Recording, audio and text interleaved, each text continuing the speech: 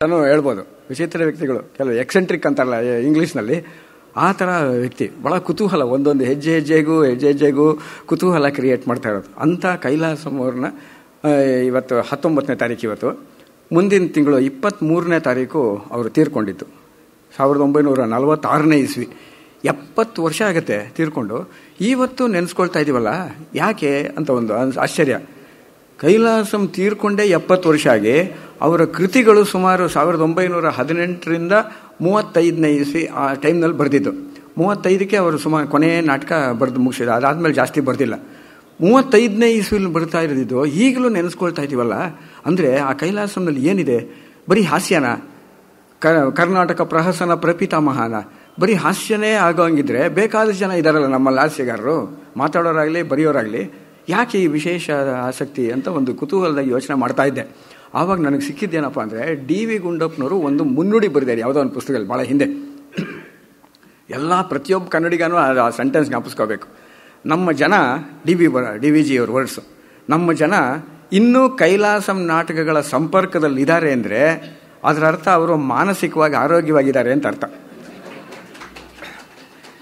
D V G ಅವ್ರು ಹೇಳಿರೋದು ಎಂಥ ವಿಷಯ ನೋಡಿ. ಮಾನಸಿಕವಾಗಿ ಆರೋಗ್ಯವಾಗಿರಬೇಕಾದ್ರೆ ಬರೀ ಹಾಸ್ಯ ಅಂತ ಹೇಳಲಿಲ್ಲ ಅವರು. ಯಾಕೆಂದರೆ ಕೈಲಾಸಂ ನಾಟಕಗಳ ಸಂಪರ್ಕ ಇಟ್ಕೊಂಡ್ರೆ ಮಾನಸಿಕವಾಗಿ ಆರೋಗ್ಯವಾಗಿರ್ಬೋದು. ಇವಾಗೆಲ್ಲ ಒಂಥರ ನಿಮ್ಯಾನ್ಸು, ಎಲ್ಲರೂ ಭಾಳ ಡಿಪ್ರೆಷನ್ನು, ಆಂಗ್ಸೈಟಿ, ಇದೆಲ್ಲ. ಈಗ ತಾನೇ ರಾಮು ಅವರು ಹೇಳ್ತಿದ್ರು ನನಗೆ ಕೌನ್ಸಿಲಿಂಗ್ ಅಂತ. ನಾನು ಕೌನ್ಸಿಲಿಂಗ್ಗೆ ಮಾಡೋಕ್ಕೆ ಅಂತ ಕೆಲವು ಕಡೆ ಹೋಗಿ, ನಮ್ಮದೊಂದು ಕೌನ್ಸಿಲಿಂಗ್ ಸೆಂಟರ್ ಇದೆ, ಅಲ್ಲೆಲ್ಲ ಬರುವಾಗೆಲ್ಲ ಡಿಪ್ರೆಷನ್, ಬೇಜಾರಾಗ್ಬಿಟ್ಟಿದೆ ಸರ್, ಲೈಫ್ ಬೇಜಾರು, ಆತ್ಮಹತ್ಯೆ ಮಾಡ್ಕೋಬೇಕು ಅಂತ ತೀರ್ಮಾನ ಮಾಡಿದ್ವಿ. ಯಾವುದು ಬೆಸ್ಟು ಅಲ್ಲ, ಯಾವುದು ಬೆಸ್ಟು ಅಂದರೆ ತೀರ್ಮಾನ ಮಾಡಿದ್ದು ಬೆಸ್ಟ್, ಮಾಡದೇ ಇರೋದು ಬೆಟರ್.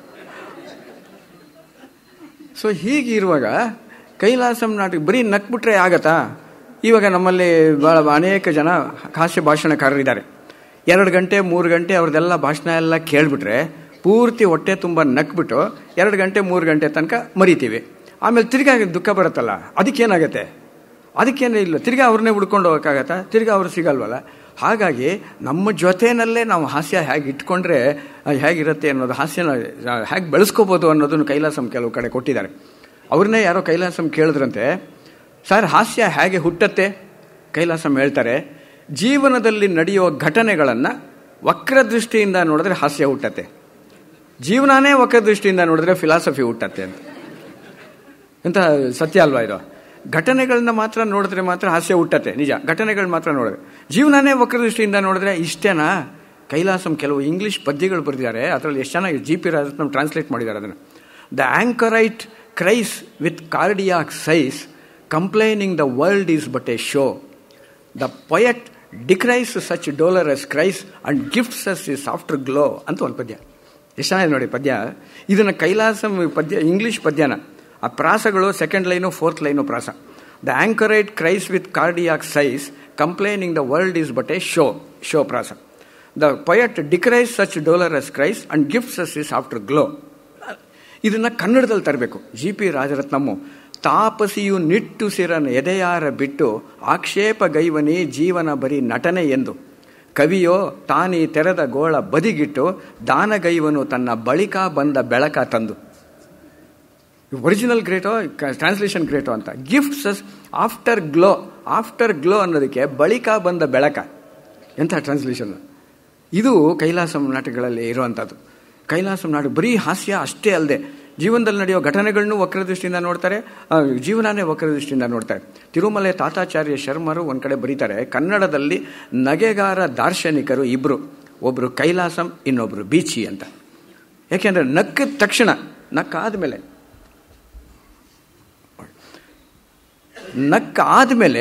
ನಮಗೇನೋ ಸಿಗತ್ತಲ್ಲ, ಅಥವಾ ಏನಾದ್ರು ಸಿಗೋ ಹಂಗಿದ್ರೆ ಮಾತ್ರ ಅದು ನಿಜವಾದ ನಗು. ಇಲ್ಲದೆ ನಕ್ಬಿಟ್ಟು ಎಲ್ಲ ಒಂದು ಸ್ವಲ್ಪ ಹೊತ್ತು ಮುಗೀತು ಅಂತಂದರೆ ಏನು? ಆಫ್ಟರ್ ಲಾಫ್ಟರ್ ಅಂತ. ನಕ್ಕ ನಂತರ ಆಫ್ಟರ್ ಲಾಫ್ಟರ್ ನಮ್ಗೇನಾದ್ರು ಸಿಕ್ಕಿದ್ರೆ ಆವಾಗ ಅದು ತಿರುಳು ಜೀವನದಲ್ಲಿ ಈಗಾಗತ್ತೆ. ಬರೀ ಜೋಕುಗಳು ಅಷ್ಟೇ ಕೈಲಾಸಂ ಹೇಳ್ತಾ ಇರಲಿಲ್ಲ. ಇನ್ನು ಹೇಗೆ ಅನ್ನೋದನ್ನು, ನಾಟಕ ಹೇಗೆ ಬರೆದ್ರು, ಇದು ಇದಾಯ್ತಾ? ಸಾಮಾನ್ಯವಾಗಿ ನಾಟಕ ಬರೆಯೋದು ಯಾವುದೋ ಒಂದು ಥೀಮ್, ಯೋಚನೆ ಬರುತ್ತೆ ಅಥವಾ ಕತೆ ಬರುತ್ತೆ, ಅದನ್ನೆಲ್ಲ ಇಮ್ಯಾಜಿನೇಷನ್. ಕೈಲಾಸಂ ಹಂಗಲ್ಲ. ಚಿಕ್ಕ ವಯಸ್ಸಿನಲ್ಲಿ ಲೆಕ್ಚರ್ಗಳು ಕೇಳಬೇಕು ಅನ್ನಲ್ಲ, ಹೇಗೆ ಹೊಂದಿಸೋದು ಕೆಂಪಾಂಬುದಿ ಲೆಕ್ಚರ್ಗಳನ್ನ ಕೇಳಬೇಕು ಅನ್ನೋದಕ್ಕೆ ಕೈಲಾಸಮ್ಮೇ ಮೊದಲನೇ ನಾಟಕದಲ್ಲಿ ಒಂದು ಬರೀತಾರೆ. ಆಯಸ್ಸೆಲ್ಲ ಅಕ್ಕಿ ಪೇಟೆಯಲ್ಲಿ ಕುಕ್ಕರಿಸಿ, ಹಾಗಾಗಿ ಅರಳೆಪೇಟೆಯಲ್ಲಿ ಹೊರಳಿ, ನಾನು ಏನು ಮಾಡಿದೆ ಅಲ್ಲಿ ಮೊದಲನೇ ನಾಟಕದಲ್ಲಿ ಅವ್ರು ಹೇಳೋದು, ನಾನು ಮೊದಲನೇ ನಾಟಕದಲ್ಲಿ ಅವ್ರು ಹೇಳೋದು ಏನಪ್ಪ ಅಂದರೆ, ಈ ಗ್ರಾಮಫೋನ್ ಪೆಟ್ಟಿಗೆ ಒಂದು ತಸ್ಬೀರ್ ಪೆಟ್ಟಿಗೆ 2 ತೊಗೊಂಬಂದೆ. ಗ್ರಾಮಫೋನ್ ಅಂತ ಅವಾಗಿತ್ತಲ್ಲ. ಗ್ರಾಮಫೋನ್ ಅಂದ್ರೆ ಏನು, ಇವಾಗಿನ ಕಾಲದವ್ರಿಗೆ ವರ್ಣಿಸೋದು ಹೆಂಗೆ? ಇವಾಗ ಗ್ರಾಮಫೋನ್ ಅನ್ನೋದು ನಮಗೆ ಸಾಮಾನ್ಯ ಗೊತ್ತಾಗಲ್ಲ, ಈಗಿನ ಕಾಲ ಜನ್ರೇಷನ್ಗೆ. ಕೈಲಾಸಮೇ ವರ್ಣಿಸ್ತಾರೆ. ಗ್ರಾಮಫೋನ್ ಗೊತ್ತಿಲ್ವೇ ಮಗು? ಫ್ರೆಂಡ್ಗೆ ಕೇಳೋದು. ಕರಿ ಮರದ ಪೆಟ್ಟಿಗೆ, ದೊಡ್ಡದೊಂದು ಗಡಿಯಾರ ತಗೊಳ್ಳೋದು, ಸಿಪ್ಪೆ ಸುಲ್ದಾಕೋದು, ಗಡಿಯಾರದ ಹೊಟ್ಟೆಯಲ್ಲಿರೋದನ್ನೆಲ್ಲ ಈ ಪೆಟ್ಟಿಗೆಯಲ್ಲಿ ತುಗ್ಸೋದು, ಕರಿ ಪೆಟ್ಟಿಗೆನಲ್ಲಿ. ಅದ್ರ ಮೇಲೆ ಮುಚ್ಚಿ ಕಬ್ಬಿಣದೊಂದು ಚಕ್ರ ತಿರುಗಿಸೋದು, ಚಪ್ರ ಸಿಕ್ಸೋದು, ಮೇಲೊಂದು ಕರಿ ದೋಸೆ, ಇದು ರೆಕಾರ್ಡ್ ಅಂತಾರೆ ಅದಕ್ಕೆ. ಕರಿ ದೋಸೆ ಸೆಕ್ಕಿಸ್ಬಿಟ್ಟು ಕರಿ ದೋಸೆ ಹಾಸೋದು, ಸೂಜಿ ಚುಚ್ಚಿ ಬಿಕೋ ಅಂತ ಬಾಯಿ ಬಿಟ್ಕೊಂಡಿರೋ ಕೊಂಬು ಒಂದು ತಗಲ್ಸಿ ತಿರುಗಿಸಿದ್ರೆ ಬೊಗಳಿದ್ದೆಲ್ಲ ತಿರುಗಿ ಬೊಗಳತ್ತೆ. Definition of gramophone. ಇದನ್ನ ಒಂದು ಇಟ್ಕೊಳ್ಳೋದು ಗ್ರಾಮಫೋನ್. ಇನ್ನು ತಸ್ಬೀರ್ ಪೆಟ್ಟಿಗೆ ಗೊತ್ತಿಲ್ವೇ? ತಸ್ಬೀರ್ ಪೆಟ್ಟಿಗೆ ಅನ್ನೋದು ಅದೊಂಥರ ಜಂತು, ಅದೊಂದು ಪ್ರಾಣಿ. ಅದಕ್ಕೆ ಪಂಚಪಾದ, 5 ಕಾಲುಗಳು, ಆದರೆ ಕಣ್ಣೊಂದೇ, ಏಕಾಕ್ಷಿ. ಅಂದರೆ ತಸ್ಬೀರ್ ಪೆಟ್ಟಿಗೆ ಅಂದ್ರೇನು? ಕ್ಯಾಮರಾ ಅನ್ನೋದಕ್ಕೆ. 5 ಪಾದ ಹೆಂಗೆ ಅಂತಂದರೆ, ಕ್ಯಾಮರಾದ 3, ಅದ್ರ ಹಿಂದ್ಗಡೆ ಬುರ್ಕ ಹಾಕೊಂಡು ಬೆದರಿಸ್ತಾ ಇರ್ತಾನಲ್ಲ ಅವನದೊಂದು. ಕೈಲಾಸಂ ಹೇಳ್ತಾನೆ, ಅವನು ಮುಸ್ಕಾಕೊಂಡು ಬೆದರಿಸ್ತಾ ಇರ್ತಾನೆ, ಹೇಳೋದು ಮಾತ್ರ ಅವನು ಪ್ಲೀಸ್ ಸ್ಮೈಲ್ ಅಂತ. ಅದಕ್ಕೆ ಇವಾಗಿನ ಕಾಲದಲ್ಲಿ ಆ ಥರ ಇನ್ನೊಬ್ರು ಹೇಳಿ ಸ್ಮೈಲ್ ಮಾಡೋದು ಬೇಡ ಅಂತ ನಮಗೆ ನಾವೇ ಸೆಲ್ಫಿ ಅಂತ ಮಾಡ್ಕೊಂಡ್ಬಿಟ್ಟಿದ್ದೀವಿ. ಈಗ ಇನ್ನೊಬ್ರು ಏನು ಹೇಳೋದು, ನಮ್ಮ ಸ್ಮೈಲ್ ಮಾಡೋದು ಅಂತ. ಇದು 2 ಕೈಲಾಸಂ ಹೇಳ್ತಾರೆ. ಈ 2 ತಗೊಂಡು ಇಡೀ ಊರಿನಲ್ಲೆಲ್ಲ ಅಡ್ದಾಡಿದೆ. ಜನಗಳು ಹೇಗೆ ಮಾತಾಡ್ತಾರೋ ಹಾಗನ್ನೆಲ್ಲ ಗ್ರಾಮಫೋನ್ ರೆಕಾರ್ಡಲ್ಲಿ ಹಾಕ್ಕೊಳ್ಳೋದು, ಜನಗಳು ಹೇಗೆ ಇದ್ದಾರೋ ಅವ್ರದ್ದೆಲ್ಲ ಫೋಟೋ ತಗೊಳ್ಳೋದು. ಇದನ್ನೆರಡನ್ನು ಸೇರಿಸಿ ಸ್ಟೇಜ್ ಮೇಲೆ ರಂಗಸ್ಥಳ ಅಂದರೆ ಏನು? ಕೈಲಾಸಂ ಹೇಳೋದು ಬಹಿರಂಗ ಸ್ಥಳದಲ್ಲಿ ಜನಗಳು ಹೇಗೆ ಇದ್ದಾರೋ ಅದನ್ನೆಲ್ಲ ತೋರಿಸೋದು, ಹೇಗೆ ಮಾತಾಡ್ತಾರೋ ಅದನ್ನೆಲ್ಲ ಹೇಳ್ಬಿಡೋದು. ಹೀಗಾಗಿ ಜನಗಳು ಏನು ಮಾಡ್ತಾರೆ, ನನ್ನ ಲೆಕ್ಚರ್ನಲ್ಲಿ ಏನೇನು ಹೇಳಬೇಕು ಅಂತಿದ್ನೋ ಅದನ್ನೆಲ್ಲ ಪಾತ್ರಗಳ ಬಾಯಿನಲ್ಲಿ ಹೇಳಿಸ್ಬಿಡ್ತೀನಿ. ನನ್ನ ಲೆಕ್ಚರು ತಿರ್ಸ್ತು ಜನಗಳು ಅವರ ಮುಖನೂ ದರ್ಶನ ಮಾಡ್ದಂಗೆ ಆಯಿತು ಅಂತ. ಇದು ಸೊ ಈ ಕಾರಣಕ್ಕೋಸ್ಕರ ಬೇಕು ಅಂತ. ಯಾಕೆಂದರೆ ಕೈಲಾಸಂ ಏನೇನು ಮಾತಾಡ್ತಾರೆ, ಏನೇನು ಬರೀತಾರೆ, ಎಲ್ಲರೂ ಭಾಳ ದೊಡ್ಡ ಒಂದು ಆಪಾದನೆ ಏನಪ್ಪ ಅಂದರೆ, ಕೈಲಾಸಂ ನಾಟಕಗಳಲ್ಲಿ ಒಳ್ಳೆ ಶುದ್ಧವಾದ ಕನ್ನಡ ಇಲ್ಲ, ಎಲ್ಲ ಭಾಷೆನೂ ಸೇರಿಸ್ಬಿಟ್ಟಿದ್ದಾರೆ. ಕೈಲಾಸಂನ ಯಾರೋ ಕೇಳಿದ್ರಂತೆ, ಸರ್ ನೀವು ಯಾಕೆ ಪ್ಯೂರ್ ಕನ್ನಡದಲ್ಲಿ ಬರೆಯಲ್ಲ? ಕೈಲಾಸಂ ಹೇಳೋದು, ನಾನು ಬರೆಯೋದು ಪ್ಯೂರ್ ಕನ್ನಡನೇ. ಪ್ಯೂರ್ ಅನ್ನೋದು ಇಂಗ್ಲೀಷ್ ಆಯ್ತಲ್ಲ ಅಲ್ವಾ? ಆಶ್ಚರ್ಯ. ನಾವೆಲ್ಲ ಕೈಲಾಸಂ ನಾಟಕಗಳು ಮಾಡೋಕ್ಕೆ ಅಂತ ಈ KH ಕಲಾಸೌಧ, ರಂಗಶಂಕರ ಎಟ್ಸೆಟ್ರಾ ಹೋಗ್ತಾ ಇದ್ದಾಗ ನಮ್ಗೆ ಆಶ್ಚರ್ಯ ಆಗೋದೇನು ಗೊತ್ತಾ? ಕೈಲಾಸಂ ತೀರ್ಕೊಂಡೆ 1946 ಅಂತ ನಾನು ಆಗಲೇ ಹೇಳಿದೆ. ಕೈಲಾಸಂ ಕೊನೆ ನಾಟಕ ಬರೆದಿದ್ದೆ 35ನೇ ಇಸ್ವಿ ಅಂತ ಹೇಳಿದೆ. ಅಲ್ಲಿ ಬರೋ ಪಾತ್ರಗಳೆಲ್ಲ ನಿಮ್ಗೆ ಗೊತ್ತು. ಈವಾಗಲೂ ನೋಡಿ ಆಡಿಟೋರಿಯಂನಲ್ಲಿ ಎಲ್ಲ ಯಂಗ್ಸ್ಟರ್ಸ್ ಬಂದ್ಬಿಡ್ತಾರೆ, ಎಲ್ಲ ಸಾಫ್ಟ್ವೇರ್ ಇಂಜಿನಿಯರ್ಸ್, ಎಲ್ಲ ಲ್ಯಾಪ್ಟಾಪ್ಗಳು ತಗೊಳಾಕೊಂಡು, ಈ ದಾಡಿ ಎಲ್ಲ ಬಿಟ್ಕೊಂಡು, ಕೂಲಿಂಗ್ ಗ್ಲಾಸ್ ಹಾಕೊಂಡು, ಕ್ಯಾಪಿಂಗ್ ಹಾಕೊಂಡು, ಬರ್ಮುಡಾ ಪ್ಯಾಂಟ್ಗಳು ಹಾಕ್ಕೊಂಡು, ಟೀ ಶರ್ಟ್ಗಳು ಹಾಕ್ಕೊಂಡು ಬಂದು ಕೂತ್ಕೊಂಡಿದ್ರು ಒಂದು ನಾಟಕದಲ್ಲಿ. ಕೈಲಾಸಂ ನಾಟಕ ಮಾಡ್ತಾ ಇದ್ದಾಗ ಇಲ್ಲಿ ನಾವು ಮಾಡ್ತಾ ಇದ್ದಿದ್ದೆಲ್ಲ ಈ ಬೋಡಮ್ಮ, ಈ ಬೋರ, ಈ ಥರದ್ದೆಲ್ಲ. ಇವ್ರಿಗೆಲ್ಲ ನಾನು ಹೊರಗಡೆ ಎಲ್ಲ ಬಂದ ತಕ್ಷಣ ಸರ್ ತುಂಬ ಚೆನ್ನಾಗಿತ್ತು ಅಂತ ಕೆಲವರು ಹೇಳಿದ್ರು, ಹುಡುಗರು ಎಲ್ಲ ಯಂಗ್ಸ್ಟರ್ಸು. ನಾನು ಕೇಳಿದೆ, ಅಲ್ಲಪ್ಪ ನಿಮಗೇನು ಇಂಟ್ರೆಸ್ಟು? ವಿಪ್ರೋದಲ್ಲಿರೋರು ನೀವು, ಇನ್ಫೋಸಿಸ್ನವರು, software engineers, medical representative, executives, marketing executives, Kailasam ನಾಟಕದಲ್ಲಿ ನಿಮಗೇನು ಇಂಟ್ರೆಸ್ಟು ಅಂತ ಕೇಳಿದೆ. ಒಬ್ಬ ಹುಡುಗ ಹೇಳ್ದ, ಏನಿಲ್ಲ ಸರ್, ನಿಮ್ಮ ಈ ಕೈಲಾಸಮ್ಮು ನಮ್ಮ ಭಾಷೆ ಮಾತಾಡ್ತಾರೆ ಅಂತ. ಅಂದರೆ ಅವ್ರು ಹೇಗೆ ಮಾತಾಡ್ತೀವೋ ಎಲ್ಲ ಭಾಷೆಗಳನ್ನು ಸೇರಿಸಿ ಕೈಲಾಸಂ ಮಾತಾಡೋದೆ. ಯಾಕೆ ಹಿಂಗೆ ಮಾಡ್ತೀನಿ ಅಂತಂದರೆ, ನಾನು ಮಾತಾಡೋ ಭಾಷೆ ತಪ್ಪು ಅನ್ನೋಂಗಿದ್ರೆ ಜನಗಳು ಮಾತಾಡೋ ರೀತಿನೇ ತಪ್ಪು ಅಂತ ಕೈಲಾಸಂ ಹೇಳೋದು. ನಾವೇ ಮಾತಾಡುವಾಗ ನೋಡಿ, ಸಡನ್ನಾಗಿ ಕನ್ನಡ ಮಾತಾಡೋಕ್ಕೆ ಕಷ್ಟ ಈಗ ಅಲ್ಲ. ನೋಡಿ, ಸಡನ್ ಅನ್ನೋಕ್ಕೇನೆ ಅಲ್ವ, ಭಾಳ ಕಷ್ಟಪಟ್ಟು ನಾವು ಇನ್ನೊಂದು 15 ದಿವಸಕ್ಕೆ ಪ್ರಾಕ್ಟೀಸ್ ಮಾಡ್ಕೋತೀವಿ. ರಾಜ್ಯೋತ್ಸವ ಬಂತು ಅಂತ ಅದು 1 ತಿಂಗಳು ಹಬ್ಬ. ಸದ್ಯ ನಮ್ಮ ಸ್ನೇಹಿತರೊಬ್ಬರು ಹೇಳ್ತಾ ಇದ್ರು, ನವೆಂಬರ್ 30 ಬಂದರೆ ನನಗೆ ಭಾಳ ಸಂತೋಷ ಆಗುತ್ತೆ. ನವೆಂಬರ್ 30 ಬಂದರೆ ಇನ್ಮೇಲೆ ಕನ್ನಡ ಮಾತಾಡೋಂಗಿಲ್ಲ ಸದ್ಯ. ಯಾಕೆಂದ್ರೆ ಭಾಳ ಕಷ್ಟಪಟ್ಟು ಹಿಂಗೆಲ್ಲ ಮಾಡೋದು. ಕೈಲಾಸಂ ಯಾತಕ್ಕೆ ಕಷ್ಟಪಡ್ತೀರಾ? ಅಲ್ಲಿರೋದನ್ನೆಲ್ಲ ಅದೇ ರೀತಿಯಲ್ಲಿ ಮಾತಾಡ್ಕೊಳ್ಳಿ. ಹಾಗೆ ನೋಡಿಕೊಂಡಾಗ, ಕನ್ನಡಿ ನೋಡಿಕೊಂಡಾಗ ನಾವೇ ಬದಲಾವಣೆ ಆಗ್ತೀವಿ ಅನ್ನೋದು ಕೈಲಾಸಂ ನಾಟಕಗಳು. ಕನ್ನಡಿ ನೋಡ್ಕೊಂಡ ತಕ್ಷಣ ನಾವೆಲ್ಲ ಏನು ಮಾಡ್ತೀವಿ? ಸಾಮಾನ್ಯ ಕನ್ನಡಿ ನೋಡ್ಕೊಂಡ ತಕ್ಷಣ ಹಿಂಗೆಲ್ಲ ಅನ್ಕೊಳ್ತೀವಲ್ಲ. ಕೈಲಾಸಂ ಬರೀ ಕನ್ನಡಿನ ಹತ್ರ ನಾವು ಹಿಡಿತೀವಿ. ಏನು ಬೇಕಾದ್ರೆ ನೀವೇನು ಬೇಕಾದ್ರೆ ಕರೆಕ್ಟ್ ಮಾಡ್ಕೊಳ್ಳೋಂಗಿದ್ರೆ ಮಾಡ್ಕೊಳ್ಳಿ, ಇಲ್ದೇ ಬಿಟ್ಬಿಡಿ ಅಂತ ಒಂದು ಕೈಲಾಸಂ. ಇದು ಆ ಕಾರಣಕ್ಕೋಸ್ಕರ ಕೈಲಾಸಂ ಇವತ್ತು ನಮಗೆ ಪ್ರಸ್ತುತ ಅನಿಸುತ್ತೆ.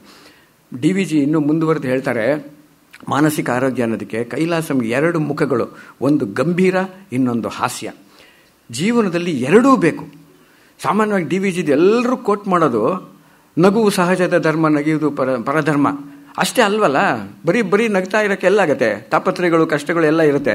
DVG ಇನ್ನೊಂದು ಬಹಳ ಆಶ್ಚರ್ಯ ಏನಪ್ಪ ಅಂದರೆ, ನಗು ಒಂದು ರಸಪಾಕ, ಅಳು ಒಂದು ರಸಪಾಕ, ನಗು ಆತ್ಮ ಪರಿಮಳವ ಪಸರಿಸುವ ಕುಸುಮ, ದುಗುಡ ಆತ್ಮವ ಕಡೆದು ಸತ್ವವೆತ್ತುವ ಮಂತು, ಬಗೆದು ಎರಡನ್ನೂ ಭುಜಿಸು ಮಂಕುತಿಮ್ಮ.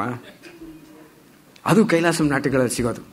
ಈ ಕಡೆ ಹೋದರೆ ನಿಮಗೆ NR ಕಾಲೋನಿ ಬಸ್ ಸ್ಟಾಪಲ್ಲಿ ಒಂದು ಹೋಟ್ಲಿದೆ, ಸೌತ್ ಕಿಚನ್ ಅಂತ ಅಲ್ವಾ? ಏನೋ ಈಗ ತಾನೇ ಹೋಗಿ ಬಂದ್ವಿ ಅಂದ್ರ. ಸೌತ್ ಕಿಚನ್ನಲ್ಲಿ ನೀವು ಗಮನಿಸಿದಿರೋ ಇಲ್ವೋ ಗೊತ್ತಿಲ್ಲ, ನಾನು ಗಮನಿಸಿದೆ. ಇಡೀ ಪ್ರಪಂಚದೊಳಗೆ ಕೇಸರಿ ಬಾತ್ ಅಂತಾನೆ ಬರೀತಾರೆ ಎಲ್ಲರೂ ಅಲ್ವಾ? ಇಲ್ಲಿ ಬೇಕಾದ್ರೆ ಅಬ್ಸರ್ವ್ ಮಾಡಿ ನೀವು, ಕೇಸರಿ ಬಾತ್ ಅಂತಿಲ್ಲ. ಏನಿದೆ ಗೊತ್ತಾ? ಸ್ವೀಟ್ ಬಾತ್ ಅಂತಿದೆ. ಅಲ್ಲಿ ಸ್ವೀಟ್ ಬಾತ್ ಅಂತಿದೆ. ಹೆಂಗೆ ರಿಲೇಷನ್ ಇದೆ ಕೈಲಾಸಂಗೂ DVGಗೂ ಇದಕ್ಕೂ ಸ್ವೀಟ್ ಬಾತ್ಗೂ ಹೆಂಗಂದ್ರೆ, ಜೀವನ ಅನ್ನೋದು ಬರೀ ಸ್ವೀಟ್ ಬಾತ್ ಅಲ್ಲ, ಜೀವನ ಅನ್ನೋದು ಬರೀ ಉಪ್ಪಿಟ್ಟು ಅಲ್ಲ, ಅದೆರಡು ಸೇರಿರೋ ತಾನೇ ಬಗೆದು ಎರಡನ್ನೂ ಭುಜಿಸು ಮಂಕುತಿಮ್ಮ. ಸ್ವೀಟ್ ಬಾತು, ಖಾರ ಬಾತು, ಎರಡನ್ನೂ ಸ್ವೀಕಾರ ಬಾತ್, ಬಗೆದು ಎರಡನ್ನೂ ಭುಜಿಸು ಮಂಕುತಿಮ್ಮ. ಇದು ಕೈಲಾಸಂ ನಾಟಕಗಳಲ್ಲಿ ಬರುವಂಥ ಒಂದೊಂದು ನಾಟಕನೂ ಯಾವುದ್ಯಾವುದು ತೊಗೊಂಡ್ರು ಕೈಲಾಸಂಗೆ ಎಜುಕೇಷನ್ ಅಂದರೆ ಭಾಳ ಗಮನ. 7-8 ನಾಟಕಗಳಲ್ಲಿ ಶಿಕ್ಷಣದ ಬಗ್ಗೆ ಮಾಡಿದ್ದಾರೆ. ಕೈಲಾಸಂ ಎಜುಕೇಷನ್ ಬಗ್ಗೆ ಮಾಡಿರೋದಂತೂ ಇವತ್ತಿಗೆ ಯಾವತ್ತಿದ್ರೂ ಅಪ್ಲೈ ಆಗೇ ಆಗುತ್ತೆ. ಮೊನ್ನೆ ನಾನು ನಮ್ಮ ಸ್ನೇಹಿತರು ಇಲ್ಲೊಬ್ರು ಬಾಲಾಜಿ ಅಂತ ಬಂದಿದ್ದಾರೆ, ಜ್ಞಾಪಿಸ್ಕೊಂಡ್ವಿ.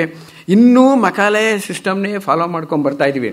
ಬರೀ ಮಾರ್ಕ್ಸ್ ಮಾರ್ಕ್ಸ್ ಮಾರ್ಕ್ಸ್, ಅಂಕಗಳಲ್ಲಿ ಎಷ್ಟು ಬಂದಿದೆ ಮಾರ್ಕ್ಸೇ. ಆವಾಗಿನ ಕಾಲದಲ್ಲೂ ಹಂಗೆ ಇತ್ತು. ಟೊಳ್ಳು ಗಟ್ಟಿ ಅಂತ ಕೈಲಾಸ ಮೊದಲನೇ ನಾಟಕದಲ್ಲಿ ಇಬ್ಬರು ಅಣ್ಣ ತಮ್ಮಂದರು ಬರ್ತಾರೆ, ಒಬ್ಬ ಬುಕ್ ವರ್ಮು, ಇನ್ನೊಬ್ಬ ಸೋಷಿಯಲ್ ವರ್ಕರು. ಇವನ್ನೆಲ್ಲ ಫೇಲು, ಅವನು ಸಿಕ್ಕಾಪಟ್ಟೆ ಎಲ್ಲದರಲ್ಲೂ ಡಿಸ್ಟಿಂಕ್ಷನ್ನು. ಜನ ಮಾತ್ರ ರೆಕಗ್ನೈಸ್ ಮಾಡೋದು ಅವನನ್ನೇ, ಅಪ್ಪ ಕೂಡ ಅವನು ರೆಕಗ್ನೈಸ್ ಮಾಡ್ತಾನೆ. ಸಮಾಜದಲ್ಲಿ ಇವನನ್ನು ಮಾತ್ರ ನೆಗ್ಲೆಕ್ಟ್ ಮಾಡ್ತಾರೆ. ಸೊ ಹೀಗಾಗಿ ಹುಡುಗರೆಲ್ಲ ಏನು ಮಾಡ್ತಾರೆ ಗೊತ್ತಾ, ಕಿಲಾಡಿಗಳಾಗ್ಬಿಟ್ಟಿದ್ದಾರೆ. ಮಾರ್ಕ್ಸ್ ತಾನೇ ಬೇಕು, ಇನ್ನೇನು ಕ್ವಾಲಿಟಿ ಬೇಕಾಗಿಲ್ಲ, ನಮಗೇನೋ ಗುಣ ಬೇಕಾಗಿಲ್ಲ, ಬರೀ ಮಾರ್ಕ್ಸ್ ತೆಗೆದು ನಮ್ಮ ಅಪ್ಪನಿಗೆ ಸ್ಯಾಟಿಸ್ಫೈ ಮಾಡಬೇಕು. ಮೊನ್ನೆ ಒಂದು ಹುಡುಗ ಒಂದು ಎಕ್ಸಾಂಪಲ್ ಹೇಳ್ದ ನನಗೆ. SSLC ರಿಸಲ್ಟ್ ಬಂತಂತೆ, ಅಪ್ಪ ನ್ಯೂಸ್ ಪೇಪರ್ ನೋಡ್ತಾ ಕೂತ್ಕೊಂಡಿದ್ದ. ಹುಡುಗ ಬಂದ, ಡ್ಯಾಡಿ ರಿಸಲ್ಟ್ ಬಂತು. ನೋಡಿ ಮುಖ ನೋಡಿ ಎಕ್ಸ್ಪ್ರೆಷನ್ ಹೆಂಗಿದೆ, ಅವನು ಹೇಳ್ತಾ ಇರೋದು ನೋಡಿದ್ರೆ ರಿಸಲ್ಟ್ ಏನು ಅಂತ ಗೊತ್ತಾಗತ್ತಲ್ವ. ಡ್ಯಾಡಿ ರಿಸಲ್ಟ್ ಬಂತು, ಓ ವೆರಿ ಗುಡ್, ಏನಾಯ್ತು, ಎಷ್ಟು ಪರ್ಸೆಂಟು? 93% ಡ್ಯಾಡಿ. ಭಾಳ ಖುಷಿ ಆಗೋಯ್ತು ಅಪ್ಪನಿಗೆ. 93% ತೊಗೊಂಡಿದ್ಯಾ, ರಿಯಲಿ ನೀನೇ ನನ್ನ ಮಗು, ಎಲ್ಲಿ ಮಾರ್ಕ್ಸ್ ಕಾರ್ಡ್ ಕೊಡು. ಮಾರ್ಕ್ಸ್ ಕಾರ್ಡ್ ಕೊಟ್ಟು ನೋಡ್ತಾನೆ, 64 ಇದೆ. ಇದೇನಾಯ್ತು, 93 ಒಂದೇ 64 ಇದೆ, ಎಲ್ಲಿ ಮಿಕ್ಕಿದ್ದೆಲ್ಲ ಡ್ಯಾಡಿ ಆಧಾರ್ ಕಾರ್ಡ್ಗೆ ಲಿಂಕ್ ಮಾಡಿದಾರಂತೆ. ನೀವು ಯಾವ ಕಾಲೇಜಿಗೆ ಅಡ್ಮಿಟ್ ಆಗ್ತೀರಾ ಹೇಳಿ, ಅಲ್ಲಿಗೆ ಡೈರೆಕ್ಟಾಗಿ ಕ್ರೆಡಿಟ್ ಮಾಡ್ತೀವಿ ಅಂತ. ಇದು ಈವಾಗಿಂದಿದೆ. ಇದನ್ನ ಕೈಲಾಸಮ್ಮು ಆವಾಗಿನ ಕಾಲದಲ್ಲೇ ಟೊಳ್ಳುಗಟ್ಟಿ ಅನ್ನೋ ನಾಟಕದಲ್ಲೇ ಬರೆದು ಬಿಟ್ಟಿದ್ರು. ಅಂದರೆ ಆಧಾರ್ ಕಾರ್ಡ್ ಬರ್ದಿಲ್ಲ, ಅವಾಗ ಇರಲಿಲ್ಲ. ಅಂದರೆ ಆಧಾರ ಕಾರ್ಡು ಯಾವುದು, ಮಾರ್ಕ್ಸ್ ಕಾರ್ಡು. ಆಧಾರ ಮಾರ್ಕ್ಸ್ ಕಾರ್ಡ್ ಆಗಿತ್ತು ಆವಾಗ್ಲೂ, ಈಗಲೂ ಅದೇ ಆಗಿದೆ. ಇದನ್ನ ಕೈಲಾಸಂ ನಾಟಕಗಳಲ್ಲಿ ಹಿಂಗೆ ಬರೀತಾ ಇರ್ತಾರೆ. ಟೊಳ್ಳು ಮತ್ತು ಗಟ್ಟಿ, ಪೋಲಿ ಕಿಟ್ಟಿ ಅನ್ನೋದ್ರೊಳಗೆ, ಪರ್ಪಸ್ ಅನ್ನೋದ್ರೊಳಗೆ, ಏಕಲವ್ಯನ ನಾಟಕ, ಏಕಲವ್ಯನ ಕೈಲಾಸಂ ನೋಡಿರೋ ದೃಷ್ಟಿನೇ ಬೇರೆ ಎಜುಕೇಷನ್ ಬಗ್ಗೆ. 3 ಥರ ಕರ್ಮಗಳಿದೆ ಅವ್ರು ಹೇಳೋದು ಕೈಲಾಸಂ. 3 ರೀತಿ ಕರ್ಮ. ಕರ್ಮಣ ಸ್ವಾರ್ಥಃ, ಕರ್ಮ ಏವ ಅರ್ಥಃ, ಕರ್ಮಣ ಪರಾರ್ಥಃ ಅಂತ 3 ಕರ್ಮಗಳಿದಂತೆ. ಕರ್ಮ ಸ್ವಾರ್ಥಃ ಅಂದರೆ ಸ್ವಂತಕ್ಕೋಸ್ಕರ ನಾವು ಕೆಲಸ ಮಾಡೋದು, ನಾನು ಮೇಲಕ್ಕೆ ಬರಬೇಕು, ನಾನು ಉದ್ಧಾರ ಆಗಬೇಕು, ನಾನು ಒಳ್ಳೆಯ ಹೆಸರು ತಗೋಬೇಕು. ಇದಕ್ಕೆ ಕೈಲಾಸಂ ಹೇಳೋದು ಉದಾಹರಣೆ ಅರ್ಜುನ ನನ್ನನ್ನು ಮೀರಿಸಿರುವಂಥ ಬಿಲ್ಗಾರ ಇಡೀ ಪ್ರಪಂಚದಲ್ಲೇ ಯಾರು ಇರಬಾರ್ದು, ಸ್ವಾರ್ಥದ ಕರ್ಮ, ಅದಕ್ಕೋಸ್ಕರ ಮಾಡ್ದ, ಅದೇ ರೀತಿ ನಡೆದ ಮನಸ್ಸು. ಕರ್ಮ ಏವ ಅರ್ಥಃ, ದುಡ್ಡಿಗೋಸ್ಕರ, ಸಂಪತ್ತಿಗೋಸ್ಕರ, ಸ್ಯಾಲರಿಗೋಸ್ಕರ ಕೆಲಸ ಮಾಡೋದು. ಯಾರು? ದ್ರೋಣಾಚಾರ್ಯ ಅಂತಾರೆ. ಬ್ರಾಹ್ಮಣ ಆಗಿದ್ದೂ ಕ್ಷತ್ರಿಯರಿಗೆ ಹೇಳ್ಕೊಟ್ಬಿಟ್ಟು ಬರೀ ದುಡ್ಡಿಗೋಸ್ಕರ ಕೊನೆಯಲ್ಲಿ ಅವ್ರಿಗೆ ಕೆಟ್ಟವ್ರ ಜೊತೆಲೇ ಸೇರ್ಕೊಂಡು ಯುದ್ಧ ಮಾಡಿ ಅವನು ಸತ್ತ ದ್ರೋಣಾಚಾರ್ಯ. ಕರ್ಮ ಏವ ಅರ್ಥಃ, ದುಡ್ಡಿಗೋಸ್ಕರ. ಕರ್ಮಣ ಪರಾರ್ಥಃ, ಬೇರೆಯವ್ರಿಗೋಸ್ಕರ ಕೆಲಸ ಮಾಡಬೇಕು, ಬೇರೆಯವ್ರಿಗೆ ಅನುಕೂಲ ಆಗೋಕ್ಕೆ. ಇದು ಏಕಲವ್ಯ ಕೈಲಾಸಂ ಹೇಳೋದು ಪರ್ಪಸ್ ಅನ್ನೋ ನಾಟಕದಲ್ಲಿ. ಆದರೆ ನನಗೊಂದು ಆಶ್ಚರ್ಯ, ಪರ್ಪಸ್ ಅನ್ನೋ ನಾಟಕದೊಳಗೆ ಎಲ್ಲೂ ಅಥವಾ ಇದರೊಳಗೆ ಏಕಲವ್ಯನ ಕಥೆನಲ್ಲೇ ನಮಗೆಲ್ಲ ಗೊತ್ತಿರೋಂಗೆ ಏಕಲವ್ಯ ಬೆರಳು ಕೊಟ್ಟ, ಆಮೇಲೆ ಹೊಟ್ಟೋಯ್ತು. ಅದಾದಮೇಲೆ ಏಕಲವ್ಯ ಏನಾದ ಅಂತ ಸಾಮಾನ್ಯ ಯಾರೂ ಜಾಸ್ತಿ ತಲೆ ಕೆಡಿಸ್ಕೊಂಡಿಲ್ಲ. ಕೆಲವರು ಅವ್ರವ್ರದ್ದೇ ಏನೇನೋ ದೃಷ್ಟಿನಲ್ಲಿ ಬೇರೆ ಬೇರೆ ಬರೆದಿರ್ಬೋದು. ಬಟ್ ಕೈಲಾಸಂದು ಇನ್ನೊಂದು ನಾಟಕ ಇದೆ, ಫುಲ್ಫಿಲ್ಮೆಂಟ್ ಅಂತ ಇಂಗ್ಲೀಷ್ನಲ್ಲಿ. ಚಿಕ್ಕ ನಾಟಕ, ಅದರಲ್ಲಿ 2 ಪಾತ್ರ, ಒಂದು ಇವನು ಏಕಲವ್ಯ, ಇನ್ನೊಂದು ಕೃಷ್ಣ ಏಕಲವ್ಯನ ಸಾಯಿಸ್ದ ಅಂತ ಒಂದು ನಾಟಕ ಬರೆದಿದ್ದಾರೆ ಕೈಲಾಸಂ. ಆದರೆ ಆಶ್ಚರ್ಯ ಅನಿಸ್ಬೋದು ನಿಮಗೆ. ಯಾಕೆಂದರೆ ಒಂದು ಶ್ಲೋಕ ಇದೆ, ಆ ಶ್ಲೋಕ ನನಗೆ ಜ್ಞಾಪಕ ಇಲ್ಲ. ಅದರೊಳಗೆ ಯಾರ್ಯಾರನ್ನ ನಾನು ಕೊಂದೆ ಅಂತ ಕೃಷ್ಣ ಹೇಳ್ತಾನೆ. ಶಿಶುಪಾಲ, ಅವನು ಏಕಲವ್ಯೋ ನಿಷಾದಹ ಅಂತ. ಅದನ್ನ ಹಿಡ್ಕೊಂಡು ಕೈಲಾಸಂ ಒಂದು ನಾಟಕ ಬರೆದ್ರು. ಸದ್ಯ ಅದು ಇನ್ನೂ ನಮ್ಮ ಬುದ್ಧಿಜೀವಿಗಳಿಗೆ ಸಿಕ್ಕಿಲ್ಲ ಅಲ್ವಾ. ಇಲ್ಲರಿ ಏಕಲವ್ಯನ ಸಾಯಿಸಾಕ್ಬಿಟ್ಟಿದ್ದಾರೆ ಹಿಂಗೆ ಮಾಡಿ ಅಂತ ತಿರ್ಗಾ ಇನ್ನೊಂದ್ಸಲ ಉಡುಪಿ ಚಲೋ ಅಲ್ಲ ಹಿಂಗೆ. ಸೊ ಈ ಥರ ಆಗದೆ ಇರಲಿತ್ತ. ಹೀಗೆ ಕೈಲಾಸಂ ಹೊಸ ಹೊಸ ದೃಷ್ಟಿನ ಎಲ್ಲದಕ್ಕೂ ಕೊಡ್ತಾ ಇದ್ರು. ವಕ್ರ ದೃಷ್ಟಿ ಅಂತಂದರೆ ಆ್ಯಕ್ಚುಲಿ ಭಿನ್ನ ದೃಷ್ಟಿ. ವಕ್ರ ಅಂತಲೇ ನೆಗೆಟಿವ್ ಆ್ಯಂಗಲಲ್ಲಿ ತೊಗೋಬಾರ್ದು. ವಕ್ರ ದೃಷ್ಟಿ ಅನ್ನೋದು ಹಾಸ್ಯಗಾರರು ಎಲ್ರಿಗೂ ಇರುತ್ತೆ. ನಾ ಕಸ್ತೂರಿ ಚಕ್ರದೃಷ್ಟಿ ಅಂತ ಒಂದು ಕಾದಂಬರಿ ಬರೆದಿದ್ದಾರೆ. ಭಾಳ ಅಪರೂಪದ ಟೆಕ್ನಿಕ್ ಅದು, ಭಾಳ ಚೆನ್ನಾಗಿದೆ. ಚಕ್ರದೃಷ್ಟಿ ಅಂತ ಒಂದು ಒಳ್ಳೆ ಹಾಸ್ಯ ಕಾದಂಬರಿ ಬರ್ಕೊಡಿ ಕಸ್ತೂರಿಯವರೇ. ಯಾರೋ ಪಬ್ಲಿಷರ್ ಕೇಳಿದ್ರಂತೆ, ಇವರು ತೊಗೊಂಡೋಗಿ ಕೊಟ್ಟರು. ಏನಿದ್ರು ಟೈಟ್ಲು? ಚಕ್ರದೃಷ್ಟಿ. ಕಸ್ತೂರಿಯವರೇ, ಈ ಚಕ್ರದೃಷ್ಟಿನಲ್ಲಿ ವಕ್ರದೃಷ್ಟಿ ಇದೆ ತಾನೇ ಅಂತ ಪಬ್ಲಿಷರ್ ಕೇಳಿದ್ರಂತೆ. ಕಸ್ತೂರಿ ಹೇಳ್ತಾರೆ, ಚಕ್ರ ಅಂದರೆ ಪೂರ್ತಿ ವಕ್ರ ಅಲ್ವಾ ಅಂತ. ನೋಡಿ ಹೆಂಗಿದೆ, ಹಿಂಗೆ. ಸೊ ಇದು ಕೈಲಾಸಂ ನಾಟಕದ ದೃಷ್ಟಿ. ಹೀಗಾಗಿ ಎಜುಕೇಷನ್ ವಿಷಯ ತಗೊಂಬಂದು ಈಗ ತಾವರೆಕೆರೆ ಅಂತ ಒಂದು ವಿಶೇಷವಾದ ಒಂದು ಕೃತಿನ ನಾನು ನಿಮ್ಮ ಹತ್ರ ಹಂಚ್ಕೋಬೇಕು. ಕೆಲವು ವಿಚಾರಗಳು ಯಾಕೆ ಇದನ್ನು ಆರಿಸ್ಕೊಂಡೆ ಅನ್ನೋಕ್ಕೆ ಹಿಂದೆ ಸುಮಾರು 1-1.5 ವರ್ಷದ ಹಿಂದೆ ನಿಮ್ಮಲ್ಲಿ ನೆನಪಿರ್ಬೋದು, ನಾನು ಕೈಲಾಸಂ ಬಗ್ಗೆ ಇಲ್ಲಿ ಮಾತಾಡ್ತಾ ಅಲ್ಲ ನಿಂತ್ಕೊಂಡು ಮಾತಾಡಿದೆ. ಇವತ್ತು ಕೂತ್ಕೊಂಡು ಮಾತಾಡ್ತೇನೆ. ರಾಮು ಅವ್ರಿಗೆ ಕೇಳಿದೆ, ಕೂತ್ಕೊಂಡು ಮಾತಾಡ್ಲೋ ನಿಂತ್ಕೊಂಡು ಮಾತಾಡ್ಲೋ? ಇಲ್ಲ ನಿಮ್ಗೆ ಯಾವ ಥರ ಅನುಕೂಲನೋ ಆ ಥರ ಅಂದರು. ನಿಂತ್ಕೊಂಡು ಮಾತಾಡಿದ್ರೆ ಒಂದು ಅಡ್ವಾಂಟೇಜು ಏನಪ್ಪ ಅಂದರೆ ಜಾಸ್ತಿ ಹೊತ್ತು ಮಾತಾಡೋಕ್ಕಾಗಲ್ಲ, ಬೇಗ ಮುಗಿಸ್ಬಿಡ್ಬೋದು. ಕೂತ್ಕೊಂಡು ಮಾತಾಡಿದ್ರೆ ಜಾಸ್ತಿ ಹೊತ್ತು ಮಾತಾಡ್ಬೋದು ಅಂತ ಅಂದ್ಕೊಂಡ್ರೆ ನಿಮಗೆಲ್ಲ ಬೇಜಾರಾಗತ್ತೆ ಅಲ್ವಾ. ಈ ಗೋಖಲೆ ಇನ್ಸ್ಟಿಟ್ಯೂಟ್ನಲ್ಲಿ ಎಂಥ ಶಿಸ್ತಿದೆ ಅಂತಂದರೆ, ಕೂತ್ಕೊಂಡಾದರೂ ಮಾತಾಡಲಿ ನಿಂತ್ಕೊಂಡಾದರೂ ಮಾತಾಡಿ 8 ಗಂಟೆಗೆ ಸರಿಯಾಗಿ ಮುಗಿಸ್ಲೇಬೇಕು. ಆದ್ದರಿಂದ ಇದನ್ನೇ ಆರಿಸ್ಕೊಂಡೆ, ಒಂದು ಕಾರಣ. ಎರಡನೇ ಕಾರಣ ಯಾಕೆ ಆರಿಸ್ಕೊಂಡೆ ಅಂತಂದರೆ, ಲಾಸ್ಟ್ ಟೈಮ್ ಹೋದ್ಸಲ ನಿಂತ್ಕೊಂಡು ಮಾತಾಡಿದ್ದೆ, ಈ ಸಲ ಕೂತ್ಕೊಂಡು. ಕೈಲಾಸಮ್ಮೆ ಹೇಳ್ತಾರೆ, ಕೂತಲ್ಲಿ ಕಂಪನಿ ನಿಂತಲ್ಲಿ ನಾಟಕ ಅಂತ. ಕೂತಲ್ಲಿ ಕಂಪನಿ, ನಿಂತಲ್ಲಿ ನಾಟಕ. ಅವ್ರಿಗೇನು ಹೇಳ್ತಾರೆ, ಹೊಸ ಐಡಿಯಾ ಬಂದಿದೆ ಅಂತ ಕೂತ್ಕೊಳ್ಳಿ ಅಂದ್ಬಿಟ್ಟು ಒಂದು ನಾಟಕದ ಹೆಸರು ಹೇಳು, ನಿಂತ್ಕೊಂಡ್ರೆ ಆ್ಯಕ್ಟಿಂಗ್ ಮಾಡಿ ತೋರಿಸ್ಬಿಡೋದು. ಹೀಗೆ ಇದನ್ನು ಕೈಲಾಸಂದು ಒಂದು ತಾವರೆಕೆರೆ ಅಂತ ಒಂದು ವಿಶಿಷ್ಟವಾದ ಒಂದು ಕೃತಿ ಇದೆ. ಇದು ಹೇಗೆ ಅಂತಂದರೆ, ಇದು ಬೇರೆ ಕೈಲಾಸಂ ಎಲ್ಲ ಕೃತಿಗಳಿಗಿಂತ ಒಂದು ಸ್ವಲ್ಪ ಭಿನ್ನ. ಕೈಲಾಸಂ 17 ನಾಟಕಗಳು ಬರೆದಿದ್ದಾರೆ ಕನ್ನಡದ್ದು. 4 ಇಂಗ್ಲೀಷ್ ನಾಟಕ, ಪರ್ಪಸ್ ಅಂತ ಒಂದು, ಏಕಲವ್ಯ ಒಂದು, ಬರ್ಡನ್ ಅಂತ ಒಂದು, ಭರತನ ಭಾರ ಅಂತ ಕನ್ನಡ ಟ್ರಾನ್ಸ್ಲೇಟ್ ಮಾಡಿದ್ದಾರೆ. ಈ ಫುಲ್ಫಿಲ್ಮೆಂಟ್ ಅಂತ ಹೇಳಿದ್ನಲ್ಲ, ಕೆಲವು ಪದ್ಯಗಳು ಇಂಗ್ಲೀಷ್ ಪದ್ಯಗಳು, ಲಿಟಲ್ ಲೇಸ್ ಆ್ಯಂಡ್ ಪ್ಲೇಸ್ ಅಂತ. ಆದರೆ ಇದು ತಾವರೆಕೆರೆ ಅನ್ನೋದು ಇದು ಕತೆಗಳ ಸಂಗ್ರಹ. ಕತೆಗಳು ಕೂಡ ಕೈಲಾಸಂ ಬರೆದಿರೋದು ಎಲ್ಲರೂ ಅಪ್ಲೈ ಆಗಿ ಸಾಮಾನ್ಯಕ್ಕೆ ಭಾಳ ಪಾಪ್ಯುಲರ್ ಆಗೇ ಇಲ್ಲ. ಕತೆಗಳು ಸಾಮಾನ್ಯಕ್ಕೆ ಬರದೇ ಇಲ್ಲ ಎಲ್ಲಿ ಕೈಲಾಸಂ. ಇದೊಂದು 5 ಕತೆಗಳು ಅಂತ ಹೆಸರಿದ್ರೂ ಈ 5 ಕತೆಗಳೊಳಗೆ 5 ಮಧ್ಯ ಸಬ್ ಕತೆಗಳು ಸ್ವಲ್ಪ ಇದೆ. ಇದೆಲ್ಲ ಉಪಕಥೆಗಳು ಅಂತಾರಲ್ಲ, ಆ ಕತೆ ಒಳಗೆ ಕತೆ ಒಳಗೆ ಕತೆ. ಕೈಲಾಸಮ್ಮೆ ಇದನ್ನು ನೋಡ್ಬಿಟ್ಟು ಅವರಿಗೆ ಆಶ್ಚರ್ಯ ಆಗೋಯ್ತಂತೆ. ಕೈಲಾಸಮ್ಮೆ ಇಷ್ಟಪಟ್ಟಿದ್ದ ಕೃತಿನಲ್ಲಿ ಇದು ಒಂದು. ಅವರೇ ಹೇಳ್ತಾರೆ, the stories are a surprise to the author as I did not know I could write stories ಅಂತ. ನನಗೆ ಕತೆ ಬರೆಯೋಕ್ಕೆ ಅಂತಲೇ ನನಗೆ ಗೊತ್ತಿರಲಿಲ್ಲ, ಬರುತ್ತೆ ಅಂತಲೇ ಗೊತ್ತಿರಲಿಲ್ಲ. ಈ ಕತೆ ಎಷ್ಟು ಚೆನ್ನಾಗಿದೆ ಅಂತಂದರೆ ಇದರದ್ದೊಂದು ಸ್ವಲ್ಪ ಹಿನ್ನೆಲೆ ಇದೆ. ಇದನ್ನು ನಾನು ಯಾಕೆ ಆರಿಸ್ಕೊಂಡೆ ಅನ್ನೋದಕ್ಕೆ 1-2 ಕಾರಣ. ಅಲ್ಲಿ ನಿಂತ್ಕೊಂಡು ಮಾತಾಡ್ತಿದ್ದೆ ಅಂತ ಹೇಳಿದ್ನಲ್ಲ, ಅದು ಸುಮಾರು 3-4 ವರ್ಷದ ಹಿಂದೆ ಕೈಲಾಸಂ ಬಗ್ಗೆ ಒಂದು ವಿಚಾರ ಸಂಕಿರಣ ಆಯಿತು ಒಂದು ಕಾಲೇಜ್ನಲ್ಲಿ. ಅಲ್ಲಿ ಒಬ್ಬರು ಲೇಡಿ ಎದ್ದು ನಿಂತ್ಕೊಂಡು ಒಂದು ಪ್ರಶ್ನೆ ಕೇಳಿದ್ರು ಯಾರನ್ನೋ ಒಬ್ಬರು ಸ್ಪೀಕರ್ನ. ಕೈಲಾಸಂ ನಾಟಕಗಳಲ್ಲಿ ಸ್ವಲ್ಪ ಸ್ತ್ರೀಯರನ್ನು ಸ್ವಲ್ಪ ಸೆಕೆಂಡ್ ಗ್ರೇಡ್ ಸಿಟಿಸನ್ ಅಂತ ಮಾಡಿದ್ದಾರೆ, ಸ್ವಲ್ಪ ಅವಮಾನ ಮಾಡ್ದಂಗೆ ಕೈಲಾಸಂ ನಾಟಕಗಳಲ್ಲೆಲ್ಲ ಸ್ತ್ರೀಯ ಪಾತ್ರಗಳ ಚಿತ್ರಣ ಆಗಿದೆ ಅಂತ ಅವ್ರಿಗೆ ಹೇಳಿದ್ರು. ಅದಕ್ಕೆ ಅವರು ಟೈಮ್ ಇರಲಿಲ್ಲ. ಆ ಥರ ಇಲ್ಲ ಮೇಡಮ್, ಕೈಲಾಸಂಗೆ ಸ್ತ್ರೀಯರ ಬಗ್ಗೆ ಮಹಾ ಗೌರವ ಇತ್ತು, ಅದರೊಳಗೂ ತಾಯಿ ಅನ್ನೋದ್ರ ಬಗ್ಗೆ ಮಹಾ ಗೌರವ ಇತ್ತು, ಆ ಥರ ಇಲ್ಲ ಮಾಡಿಲ್ಲ, ಬೇಕಾದ್ರೆ ನೀವೆಲ್ಲ ಕೃತಿಗಳನ್ನ ಓದ್ಬಿಡಿ ಅಂತ ಹಿಂಗೆ ಹೇಳ್ಬಿಟ್ರು. ಸೊ ಅದು ನನಗೆ ಕ್ಯಾಚ್ ಆಯಿತು. ಅದನ್ನ ಇಟ್ಕೊಂಡೆ ಕೈಲಾಸಂ ನಾಟಕಗಳಲ್ಲಿ ಸ್ತ್ರೀ ಪಾತ್ರಗಳು ಅಂತ ಒಂದು 3-4 ನಾಟಕ ತೊಗೊಂಡು ಇಲ್ಲಿ ಮಾತಾಡಿದ್ದೆ. ಆದರೆ ಆ ರೀತಿ ಅಲ್ಲ ಕೈಲಾಸಂ ನಾಟಕಕ್ಕೆ. ಅವರಿಗೆ ಸ್ತ್ರೀ ಪುರುಷ ಅನ್ನೋ ಭೇದ ಆ ಥರ ಇಟ್ಕೊಳ್ಳದೆ ಇಲ್ಲೊಂದು ಕಡೆ ಹೇಳ್ತಾರೆ ಕೈಲಾಸಂ ನಾಟಕದ ಉದ್ದೇಶ, ಅಂತಃಕರಣ ಮಮತೆಗಳು ಬೆಳಗುವ ಕುಟುಂಬ ಜೀವನವನ್ನು ಅವರು ಅಭಿಮಾನದಿಂದ ಕಂಡರು. ಅಂತಃಕರಣ ಮತ್ತು ಮಮತೆಗಳು ಬೆಳಗುವ ಕುಟುಂಬ ಜೀವನ, ಹೃದಯವಂತಿಕೆಯನ್ನು ಮುಖ್ಯ ಮೌಲ್ಯಗಳನ್ನಾಗಿ ಮಾಡಿದರು. ಸಂಸಾರವನ್ನು ಕಡೆಗಣಿಸಿದ ತಳುಕಿನ ವಯ್ಯಾರಿ ಹೆಣ್ಣನ್ನು ಹಾಸ್ಯ ಮಾಡಿದರು. ಅದು ಮಾಡ್ತಾರವರು. ಹೊಣೆ ಎರಿತ ತಾಯಿಗೆ ಗೌರವ ಸಲ್ಲಿಸಿದರು.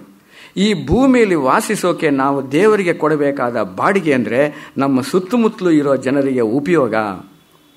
ಲೋಕದಲ್ಲಿ ಕಷ್ಟಪಟ್ಟು ನರಳೋರು ದೇವರಿಗೆ ಸಮಾನ. ಇದು ಕೈಲಾಸಂ ನಾಟಕದ ಥೀಮ್.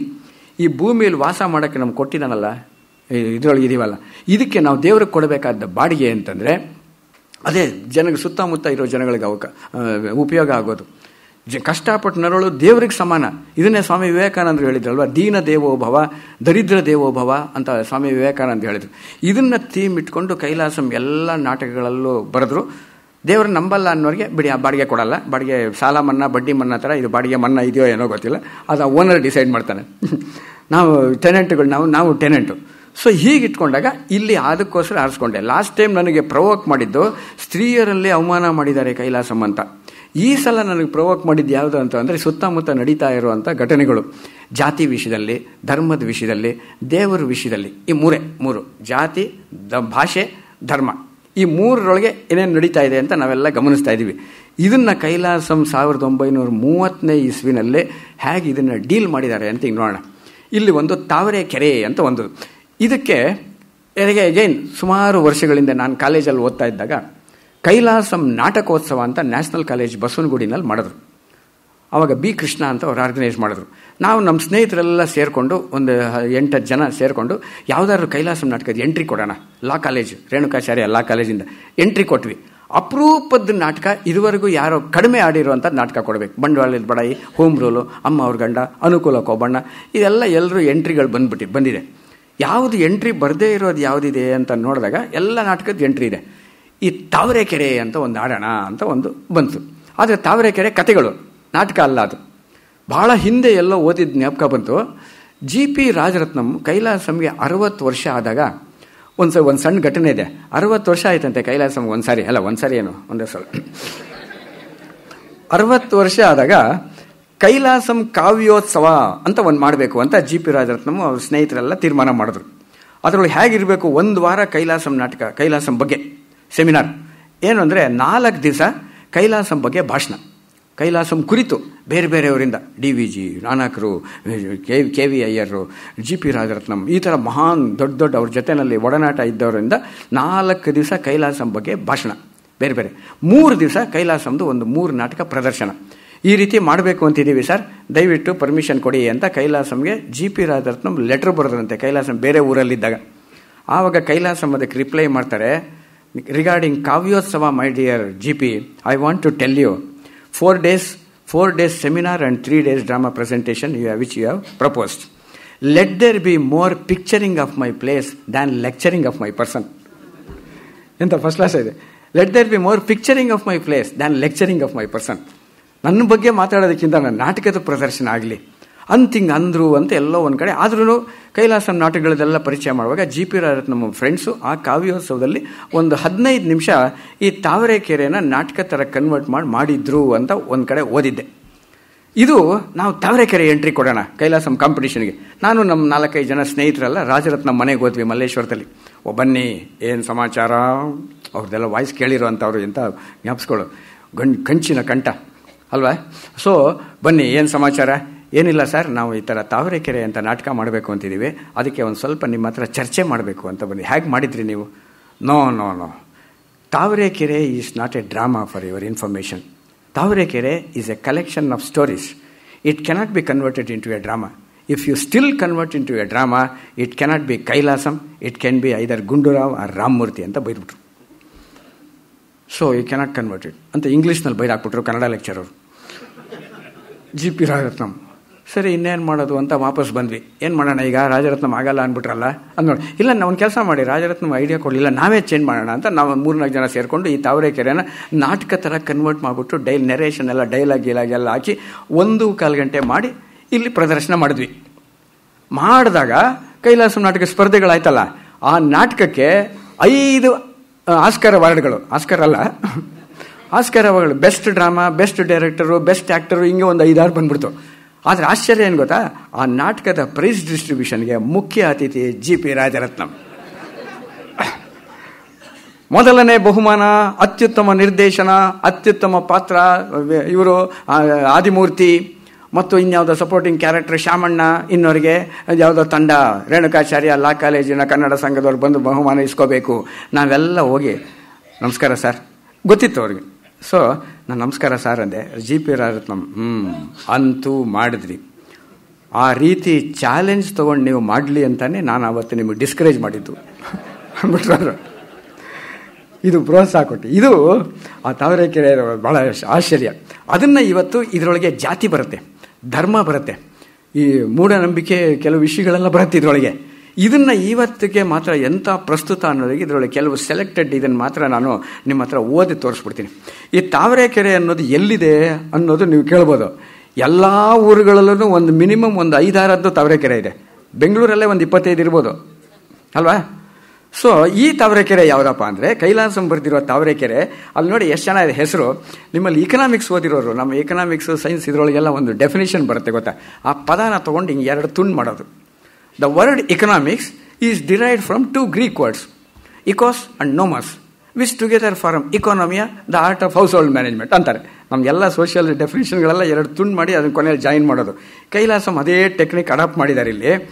ನಮ್ಮೂರು ತಾವರೆಕೆರೆ, ಹೆಸರು ರಂಗಣ್ಣ ಮುಸುಡಿ ಮಂಗಣ್ಣ ಅಂದಾಗಲ್ಲ. ನಮ್ಮೂರು ಕೆರೆ ಇದೆ, ಶೈಲಿ ನೋಡಿ, ಕೆರೆ ಇದೆ. ಮೆಟ್ಲುಗಳು ಮುರಿದು ಕಟ್ಟೆಗಳು ಕುಸಿದಿದ್ರೂ ಕೆರೆ ಇದೆ. ಇನ್ನು ನೀರು ಕಮಲಕ್ಕೆ ಪಂಕೇರುಹ ಅಂತ ಹೆಸರಿಟ್ಟು ಪ್ರಾಣಿ. ಪಂಕೇರುಹ ಅಂದ್ರೇನು? ಕೆಸರಿನಲ್ಲಿ ಹುಟ್ಟಿದ್ದು ಅಲ್ವಾ. ಕಮಲಕ್ಕೆ ಪಂಕೇರುಹ ಅಂತ ಹೆಸರಿಟ್ಟು ಪ್ರಾಣಿ ನಮ್ಮ ಕೆರೆ ನೀರನ್ನು ನೋಡಿಯೇ ಇಟ್ಟಿರಬೇಕು. ಯಾಕೆ ಅಂದರೆ ಬಿಳಿ ಧೋತ್ರನ ಕೆರೆಯಲ್ಲದ್ದಿದ್ದು ಗೃಹಸ್ಥ ಒಗೆದ ಧೋತ್ರ ನೋಡಿ ಇದು ವಾನಪ್ರಸ್ಥಕ್ಕೆ ಸೂಚನೆ, ಇದು ವಾನಪ್ರಸ್ಥಕ್ಕೆ ಸೂಚನೆ ಅಂತ ಕಂಡುಕೊಳ್ಳೋಷ್ಟು ಕೆಂಪಿರುತ್ತೆ ಬಗ್ಗಡದ ಬಣ್ಣ ಬಟ್ಟೆಗೆ. ಇದು ಕೆರೆ ವಿಷಯ ಆಯಿತು. ಇನ್ನು ನೀರು ನೀರು ದಡದಿಂದ ದಂಟುಗಳು, ಇನ್ನು ತಾವರೆ ದಂಟುಗಳು, ಇನ್ನು ನೀರು ಆಯ್ತಲ್ಲ, ತಾವರೇನೂ ಸುಳ್ಳಲ್ಲ, ದಡದಿಂದ ದಡವರೆಗೂ ಈಜೋಕೆ ಅಂತ ಇಳಿದು ಇಸುಮ್ಗಳು ಈಜೋದು ಮರೆತು ಮುಳುಗೋದು ಕಲಿತು ಇನ್ನೂ ಈಚೆಗೆ ಬರ್ತಿದ್ದಾರೆ. ಇದು ಏತನ್ ಮಧ್ಯೆ ಇನ್ನು ತಾವರೇನೂ ಸುಳ್ಳಲ್ಲ, ಇನ್ನು ಇದು ಕೆರೆ ಆಯಿತು. ಇನ್ನು ತಾವರೇನೂ ಸುಳ್ಳಲ್ಲ, ದಡದಿಂದ ದಡದವರೆಗೂ ದಂಡಿಯ ಹರಡಿವೆ ದಂಟುಗಳು, ತಾವರೆ ದಂಟುಗಳು ಈಜೋಕೆ ಅಂತ ಹೇಳಿದ ಅಲ್ಲಿಗೆ ಬರ್ತಾರೆ.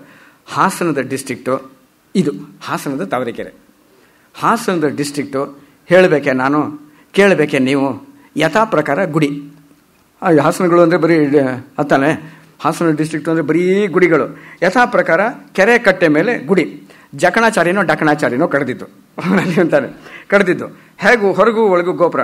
ಮತ್ಯಥಾ ಪ್ರಕಾರ ಶ್ರೀಕೃಷ್ಣ ಕಡದ ಒಂದು ಧ್ಯೇಯ. ಇನ್ನೂ ಯಥಾ ಪ್ರಕಾರ ವೇಣುಗೋಪಾಲ್ ಮೂರ್ತಿ, ಬರೀ ಕೃಷ್ಣ ಅನ್ನೋದಲ್ಲದೆ.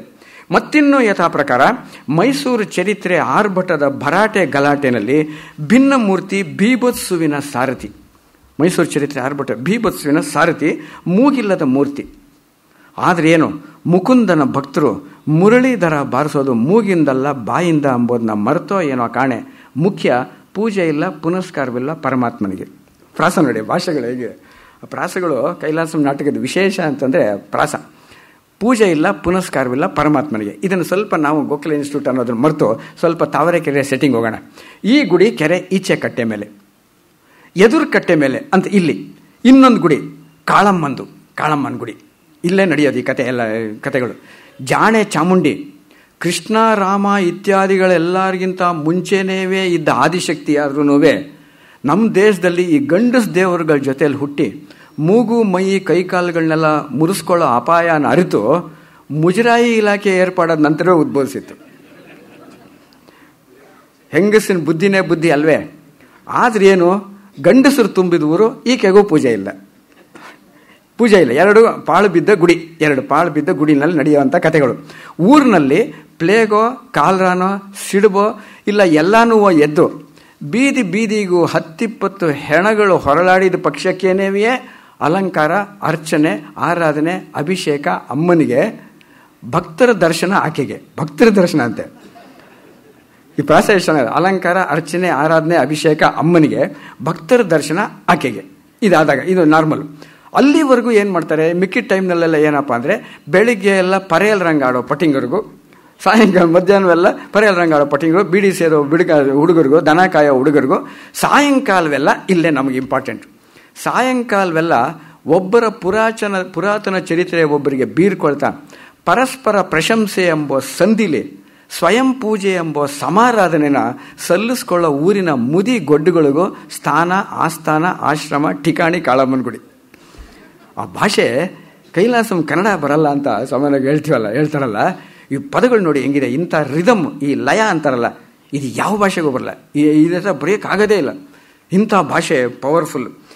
ಈ ಥರ ಇದೆ. 5 ಜನಗಳು ಸೇರ್ತಾರೆ ಇಲ್ಲಿ. ಊರಿನಲ್ಲಿ ಪ್ಲೇಗೋ ಕಾಲರನೋ ಎದ್ದು ಯಾರ್ಯಾರು ಸೇರ್ತಾರೆ ಅಂದರೆ ಇಲ್ಲಿ ಪಂಚಪ್ರಾಣಗಳು, ಸಂಧ್ಯಾಕಾಲ ಸೇರೋ ಇಸುಮ್ಗಳು 5 ಆದ್ರೂ ಪಂಚಪ್ರಾಣಗಳು ತಾವರೆಕೆರೆಗೆ ಪ್ರತಿ ದಿವಸ ಸಾಯಂಕಾಲ 5 ಜನ ಸೇರ್ತಾ ಇದ್ರಂಥವ್ರು ಪಂಚಾಯಿತಿದಾರರು. ಈ ಪಂಚಾಯಿತಿದಾರರಲ್ಲಿ ಇವತ್ತು ನಾವು ಸುಮ್ಮನೆ ಡೈಲಾಗ್ ಹೊಡಿತಾ ಇರ್ತೀವಿ, ಜಾತ್ಯತೀತ ಅಂತ. ಆ ಕಾರಣಕ್ಕೋಸ್ಕರ ನಾನು ಆರಿಸ್ಕೊಂಡಿದ್ದು. ಇಲ್ಲಿ ಎಲ್ಲ ಭಾಷೆಯವರು ಬರ್ತಾರೆ. ಇಲ್ಲಿ ನಮ್ಮಲ್ಲಿ ಎಷ್ಟು ಸೆನ್ಸಿಟಿವ್ ಆಗಿದೆ ನಾವು ಅಂದರೆ, ನೀವು ಬೊಮ್ಮನ್ ಅಂದರೆ ನಮ್ಗೆ ಸಿಟ್ಟು ಬಂದ್ಬಿಡುತ್ತೆ, ನೀವು ಸಾಬಿ ಅಂದರೆ ಅವನಿಗೆ ಕೋಪ ಬಂದ್ಬಿಡುತ್ತೆ, ನೀವು ಶೆಟ್ರು ಅಂದರೆ ಅವ್ರಿಗೆ ಬೇಜಾರಾಗ್ಬಿಡುತ್ತೆ, ಗೌಡ್ರೆ ಅಂದರೆ ಬೇಜಾರಾಗ್ಬಿಡುತ್ತೆ. ಇಲ್ಲಿ ಒಬ್ರಿಗೊಬ್ಬರು ಪರಸ್ಪರ ಪ್ರಶಂಸೆ ಅನ್ನೋ ಸಂಧಿಲಿ ಸ್ವಯಂ ಪೂಜೆ ಎಂಬ ಸಮಾರಾಧನೆ. ಒಬ್ರಿಗೊಬ್ಬರು ಕಾಲೆಳಿತಾರೆ, ಒಬ್ರಿಗೊಬ್ಬರು ಅವರವ್ರ ವೀಕ್ನೆಸ್ ನೋಡ್ಕೊಂಡು ತಮಾಷೆ ಮಾಡ್ತಾರೆ. ಇದು ನಮ್ಗೆ ಇವತ್ತು ಬೇಕಾಗಿರುವಂಥ ರಿಲೇಷನ್ಶಿಪ್ಪು. ಆ ಕಾರಣಕ್ಕೋಸ್ಕರ ಇದನ್ನು ಆರಿಸ್ಕೊಂಡೆ. ಯಾರ್ಯಾರು ನೋಡಿ ಎಷ್ಟು ಚೆನ್ನಾಗಿದೆ ಇಲ್ಲಿ, ಯಾವ ಜಾತಿ ಅಂತ. ಪಂಚಪ್ರಾಣಗಳು. ಶಾನುಭೋಗ್ ಸುಬ್ಬಾ ಭಟ್ರು ಅಂದರೆ ಬ್ರಾಹ್ಮಣರು ಅಂತ ಆಯ್ತಾ. ಶೇಖ್ದಾರ್ ಶಾಮಣ್ಣ ಬ್ರಾಹ್ಮಣನೋ ಯಾವುದೋ ಗೊತ್ತಿಲ್ಲ, ಇರಲಿ ಬ್ರಾಹ್ಮಣ ತಿಳ್ಕೊಂಡು. ಬೆಲ್ಲದ ಕಾಂಟ್ರಾಕ್ಟ್ ಗಡಫ್ ಖಾನ್, ಬೆಲ್ಲದ ಕಾಂಟ್ರಾಕ್ಟ್ ಅವನು, ಬೆಲ್ಲ ಕಾಂಟ್ರಾಕ್ಟ್ ಗಡಫ್ ಖಾನ್. ಚಿಲ್ಲರೆ ಅಂಗಡಿ ಆದಿಮೂರ್ತಿ ಶೆಟ್ರಾಯ್ತು. ಗ್ರಾಮದ ಗೌಡ ದೊಡ್ಡಟ್ಟಿ ಬೋರೇಗೌಡ. ಈ 5 ಜನ ಸೇರಿಕೊಂಡು ಪಂಚಾಯತಿನ ತೀರ್ಮಾನ ಮಾಡ್ತಾಯಿದ್ರು. ಇಲ್ಲಿ ಪ್ರತಿ ದಿವಸ ಸಾಯಂಕಾಲ ಬಂದು ಕೇಳ್ತಾ ಇರ್ತೀವಿ. ಇಲ್ಲಿ ಅದೇ ಭಾಷೆ ಹೆಂಗೆ ಮಾತಾಡ್ತಾರೆ ಅಂತಂದರೆ, ಒಂದಿನ ಶೆಟ್ರು ಎತ್ತಿತಾರಂತೆ ಒಂದು ಮಾತು. ಒಂದು ಸಾಯಂಕಾಲ ಶೆಟ್ರು ಮಾತು ಎತ್ತಿದ್ರು. ಇದು ಇಷ್ಟವರೆಗೂ ಕನ್ನಡ ಕೇಳಿದ್ರಿ ನೀವು, ಕೈಲಾಸಂ ಕನ್ನಡ ಕೇಳಿದ್ರಿ, ಇವಾಗ ಕೈಲಾಸಂ ತೆಲುಗು ಕೇಳಿ, ಭಾಳ ಮಜಾ ಇದೆ. ಒಂದು ದಿನ ಶೆಟ್ರು ಮಾತು ಎತ್ತಿದ್ರು ಸಾಯಂಕಾಲ ಕೂತ್ಕೊಂಡೆಲ್ಲ. ನನ್ನ ವೀಳ್ಯದೆಲೆ ತೋಟದಲ್ಲಿ, ಇವ್ರದ್ದೊಂದು ವೀಳ್ಯದೆಲೆ ತೋಟ ಇತ್ತು, ನನ್ನ ವೀಳ್ಯದೆಲೆ ತೋಟದಲ್ಲಿ ಸಿಕ್ಕಿದ ತೋಟದಲ್ಲಿ ನಿಧಿ ಸಿಕ್ಕಿದೆ. ನಾನು ನನ್ನ ದುಡ್ಡಿನಲ್ಲಿ ಕೊಂಡುಕೊಂಡ ವೀಳ್ಯದೆಲೆ ಸಿಕ್ಕಿದ ನಿಧಿ. ತೋಟ ಕೊಂಡ್ಕೊಂಡ್ಮೇಲೆ ತೋಟದಲ್ಲಿ ನಾನು ತೋಡಿದ ಬಾವಿನಲ್ಲಿ ಸಿಕ್ಕಿದ ನೀರು ಯಾರ್ದು ಮೇಡಮ್? ಅವ್ರದ್ದೇ ತಾನೇ.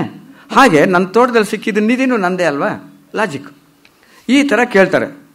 ಆದ ತಕ್ಷಣ ಇವರು ಭಟ್ರು ಹೇಳ್ತಾರೆ, ನಿಜ ಶೆಟ್ರೆ, ಆದರೆ ಸರ್ಕಾರ ಎಂಬುದು ಒಂದಿದೆ, ನಮಗೆ ಸಿಕ್ಕಿದ ಬಾಬತ್ತುಗಳಿಗೆಲ್ಲ ಸಭಾಗಿ ಅಂತಾರೆ. తక్షణ ఇవరు తెలుగుನಲ್ಲಿ మంచి సర్కారమయం నువ్వు చెప్పేది కాదయ్యా తోటానికి డబ్బిచ్చింది కాక ఏడాదికి నువ్వు ఇచ్చేలేదా కందాయి మున్నేనో దాంట్లోనే తీరిపోయా సర్కారు రుణము అల్వా ట్యాక్స్ కట్టిన ಮೇಲೆ నా తోటంలో నేను కొట్టించిన బావిలో చిక్కిన నీళ్లు ఏ ఐకట్టు నాదో నేను కొట్టించిన గుంతలో ಹಳ್ಳ ತೋಡಿದ್ರೊಳಗೆ ಚಿಕ್ಕಿ ನಿಧಿನೂ ಅದೇ ಐಕಟ್ಟು ನಾದೇ ಸರ್ಕಾರ ಎಕಡೆ వచ్చే ಅಲ್ವಾ ಲಾಜಿಕ್ ನೋಡಿ ಹೆಂಗಿದೆ.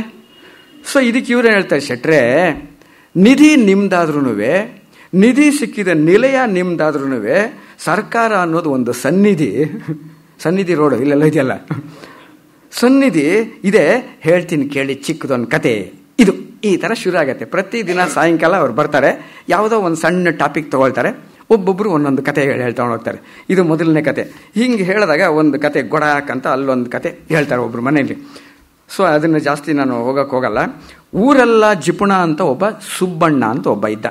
ಅವನ ಮನೆಯಲ್ಲಿ ಈ ಒಂದೊಂದು ಮನೆ, ಅವನ ಮನೆ ಪಕ್ಕದೊಳಗೆ ಈ ಅಪಾರ್ಟ್ಮೆಂಟ್ಗಳಿಗೆಲ್ಲ ಕಾಮನ್ ವಾಲ್ ಅಂತಿರತ್ತಲ್ಲ, ಅಪಾರ್ಟ್ಮೆಂಟ್ ಕಾಮನ್ ವಾಲ್. ಈ ಕಡೆ ಕಾಶಿಪತಯ್ಯ ಅಂತ ಒಬ್ಬನ ಮನೆ. ಅವನು ಒಂದು 2-3 ತಿಂಗಳು ಕಾಶಿ ಗೀಶಿ ರಾಮೇಶ್ವರ ತೀರ್ಥಯಾತ್ರೆಗೆ ಹೊರಟಾಗಿದ್ದಾನೆ. ಅವನು ಊರಲ್ಲಿಲ್ಲ, 1 ತಿಂಗಳು 2 ತಿಂಗಳು. ಪಕ್ಕದ ಮನೆ ಸುಬ್ಬಣ್ಣ ಅಂತ. ಇವ್ರ ಮನೆಗೆ ಒಂದ್ಸಲಿ ಒಬ್ಬ ಗೋಸಾಯಿ ಬಂದಂತೆ. ಗೋಸಾಯಿ ಅಂತಂದ್ರೆ ರೈಲ್ ಚಾರ್ಜ್ ಗೋಸಾಯಿ ಹಳೆ ಕಾಲದ ಒಂದು ಲಂಗೋಟಿ ಹಾಕ್ಕೊಂಡು ಒಂಥರ ಮುಖಕ್ಕೆಲ್ಲ ವಿಭೂತಿ ಎಲ್ಲ ಹಾಕ್ಕೊಂಡು ತಲೆ ಎಲ್ಲ ಕೆದರ್ಕೊಂಡು ಜಟೆ ಗೀಟೆ ಎಲ್ಲ ಹಾಕ್ಕೊಂಡು ನೀರು ಕೊಡು ಅಂತ ಹಿಂಗೆ ಕೇಳ್ದ. ಬ್ರಾಹ್ಮಣರ ಮನೆ ಕಂಡೋರು ಕಾಣದ್ರೆ ನೀರು ಇಡಲ್ಲ ಅಂತ ಹಿಂಗೆ ಹೇಳಿದ ತಕ್ಷಣ ಈ ಅಂಗೈ ತುಂಬ ನೀರು ಬಿಟ್ರೆ ಸಾಕು. ಅವನು ಹೇಳ್ತಾ ಇದ್ದಿದ್ದು, ಅವನೊಂದು ಪದ್ಯ, ಅಲಕ್ ನಿರಂಜನ್ ಭಂಡಾರ್ ಭರ್ಪೂರ್ ಕಾಲ್ ಕಂಟಕ್ ದೂರ್ ಜೈ ಸೀತಾರಾಮ್ ನಾರಾಯಣ ಭಗವಾನ್ ಅಂತ ಊರಲ್ಲೆಲ್ಲ ಹೋಗಿ ಪಾಪ್ಯುಲರ್ ಆಗಿ ಈ ಸುಬ್ಬಣ್ಣನ ಮನೆಗೆ ಬಂದು ಕೈನಲ್ಲಿ ನೀರು ಹಾಕು, ಅಂಗೈ ತುಂಬ ನೀರು ಬಿಟ್ರೆ ಸಾಕು, ಇಲ್ಲ ಅದು ಇಲ್ಲ ಅಂದ್ಯೋ ನಾಳೆ ಯಮ ನರಕಕ್ಕೆ ಕೇಳಿದು ಕಾಸಿದ ಸೀಸ ನಿನ್ನ ಗಂಟ್ಲಿಗೆ ಸುರಿಯೋ ಅಂತ ಶಾಪ ಈಗಲೇ ಕೊಡ್ಲೋ ಅಂತ ಹಿಂಗೆ ಎದುರಿಸ್ದ. ನೀರು ಸರಿ ಆಯ್ತಪ್ಪ ಅಂತ ಗೋಸಾಯಿ ಕೈ ಹಿಂಗೆ ಹಾಕಿದ್ದಾನೆ. ಲೋಟ ಕೊಡಲ್ಲ ಅಂತೇಳಿ ನೀರು 1-2-3 ತೊಟ್ಟು ನೀರು ಬೀಳ್ತಾ ಇದೆ. ಬಸ್ ಅಂತ ಎದ್ದು ನಿಂತು ಹರಡ್ತಾನೆ ಅಂಗೈನ. ಅವನ ನೀರು 4-5 ತೊಟ್ಟು ನೀರು ಪಾದರಸ ಎಗರದಂಗೆ ಎಗರಾಡ್ತಾ ಇದೆ ಇವನು ಅಲ್ಲಾಡದ ಅಂಗೈಲಿ. ಆ ನೀರು ಎಗರದಾಗೆಲ್ಲ ಹೆಜ್ಜೆ ಇಡ್ತಾ ಮನೆಯೆಲ್ಲ ಒಳಕ್ಕೆ ಹೋಗಿ ಮನೆಯೆಲ್ಲ ನೋಡ್ತಾನೆ ಅವನು. ಸುಬ್ಬಣ್ಣನ ಮನೆ ಇವನಿಗೆ ಮೊದಲೇ ಮಹಾ ಲೋಬಿ. ಇವನು ಸುಬ್ಬಣ್ಣ ಅನ್ನೋ ಸಿಕ್ಕಾಪಟ್ಟೆ ಲೋಬಿ. ಅವನು ಹೇಳ್ತಾನೆ, ಇಸ್ ಮಕಾನ್ ಮೇ चांदी सोना हीरा कुल निधि है, पूजा करके निकालने का उम्मीद है, मौका पड़ते ही निकालने का ताकत भी है मुझे, मकान मालिक का ಆದ ಆದ ಹಿಸ್ಸೆ ಮಂಜೂರು ಹೋತೆ ಹಿ ಅಂದರೆ ನಾನು ನಿಧಿ ಎಲ್ಲ ತೆಕ್ಕೊಡ್ತೀನಿ, ಅರ್ಧ ನನಗೆ ಇದು ಕೊಟ್ಬಿಡು, ಶೇರ್ ಕೊಟ್ಬಿಡು, ಮಕಾಲ್ ಮಾರने ಹೋದೆ, पूजा वगैरह चिल्लर खर्च छोड़ते ही निधि निकालने के लिए गैरत मुझे है, मगर गरज ये बೊಮ್ಮन को है नहीं तलाश कीजिए. ಯಾರಾದರೂ ಬಂದು ನಮ್ಮಲ್ಲಿ ಯೋಚನೆ ಮಾಡಿ, ನಿಮ್ಮ ಮನೆಯಲ್ಲಿ ಇಲ್ಲಿದೆ, ಸಣ್ಣ ವಾಸ್ತು ಪ್ರಕಾರ ಸರಿ ಇಲ್ಲ ಅಂತಂದರೆ ನಾವು ಬಾತ್ರೂಮ್ ಜಾಗದಲ್ಲಿ ದೇವ್ರ ಮನೆ ಹಾಕ್ಬಿಟ್ಟು ದೇವ್ರ ಮನೆ ಜಾಗದಲ್ಲಿ ಇದನ್ನು ಹಾಕ್ಬಿಡ್ತೀವಿ. ಅಂಥದ್ದು ನಿಧಿ ಇದೆ, ಸೋನಾ ಚಾಂದಿ ಕುಲ್ ನಿಧಿ ಇದೆ ಅಂತಂದರೆ ಮೊದಲೇ ಲೋಭಿ, ಇವನಿಗೆ ಬೇಡ ಅಂತ ಹಿಂಗೆ ಹಾಕತ್ತೆ.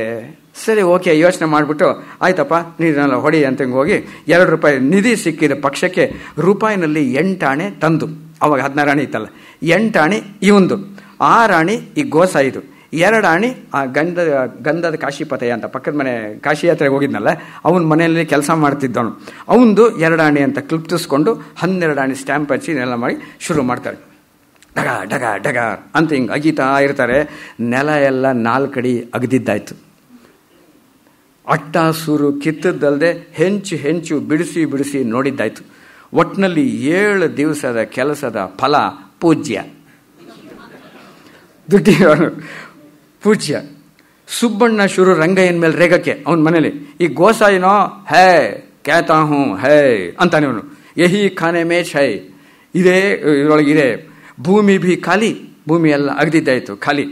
ಆಕಾಶ ಭಿ ಖಾಲಿ, ತಾಹಂ ಭಿ ಇಸ್ ಕೋಲಿ ಮೇಚ್ ಹೈ ನಿಧಿ, ಇಸ್ ಕೋಲಿ ಮೇಚ್ ಹೈ ಅಂತ ಹಿಂಗೆಲ್ಲ ಓಡಾಡ್ತಾ ಇದ್ದಾನೆ. ಎಲ್ಲಿರ್ಬೋದು, ಎಲ್ಲಿದ್ದಾನೆ? ಭೂಮಿಲಿಲ್ಲ, ಆಕಾಶದಲ್ಲಿಲ್ಲ, ಎಲ್ಲೂ ಇಲ್ಲ.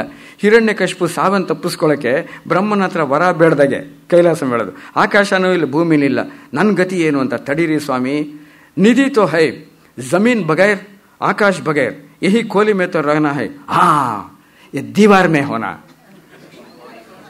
ಅಂದ್ರೆ ಈ ಗೋಡೆನಲ್ಲಿ ಇರಬೇಕು. ನೆಲ ಎಲ್ಲ ಆಗಿರೋ ಫುಲ್ ಒಗೆದಾಯ್ತಲ್ಲ, ನೆಲ ಎಲ್ಲ ಆಗಿರೋ ಗೋಡೆ ಮೇಲೆ ಹೈ ಅಂತ ಹಿಂಗೆ ಅಂದ್ಬಿಟ್ಟು 4 ಗೋಡೆಗಳಲ್ಲಿ ಒಂದೊಂದನ್ನು ನೆಲದಿಂದ ಸೂರ್ಯನವರೆಗೂ ಏಣಿ ಸಹಾಯದಿಂದ ಒಂದೊಂದೇ ಮೆಟ್ಲತ್ತೋದು ಹಿಂಗೆ ಗುದ್ದೋದು, ಒಂದೊಂದೇ ಮೆಟ್ಲತ್ತೋದು ಗುದ್ದೋದು. ಎಲ್ಲ ಕಡೆನೂ ಒಂದೊಂದು ಕಡೆ ಗೋಡೆ ಢಕ್ ಢಕ್ ಢಕ್ ಅಂತಿದ್ದು, ಒಂದು ಕಡೆ ಮಾತ್ರ ಢಂಗ್ ಅಂದ ತಕ್ಷಣ ಇವನಿಗೆ ಉಸಿರು ನಿಂತೋಯ್ತಂತೆ.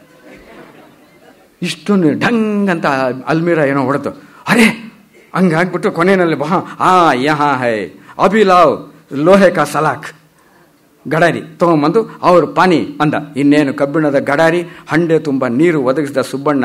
ಜಟ್ಟಿ ರಂಗಯ್ಯ ಆ ಪಕ್ಕದ ಮನೆಯವನ ಆಳು, ಮನೆ ವಾಚ್ಮನ್ನು, ಗೋಸ ಇಬ್ರು ಒಬ್ರಿಗೊಬ್ರು ಸರ್ದಿ ಬದಲಾಯಿಸ್ತಾ ಸರಾಸರಿ 2 ಆಳು ಆ ಗೋಡೆನ ಕೈ ಸೋಲೋವರೆಗೂ ಕೊರಿಯೋದು, ಸುಬ್ಬಣ್ಣ ನೀರು ಎರಚೋದು.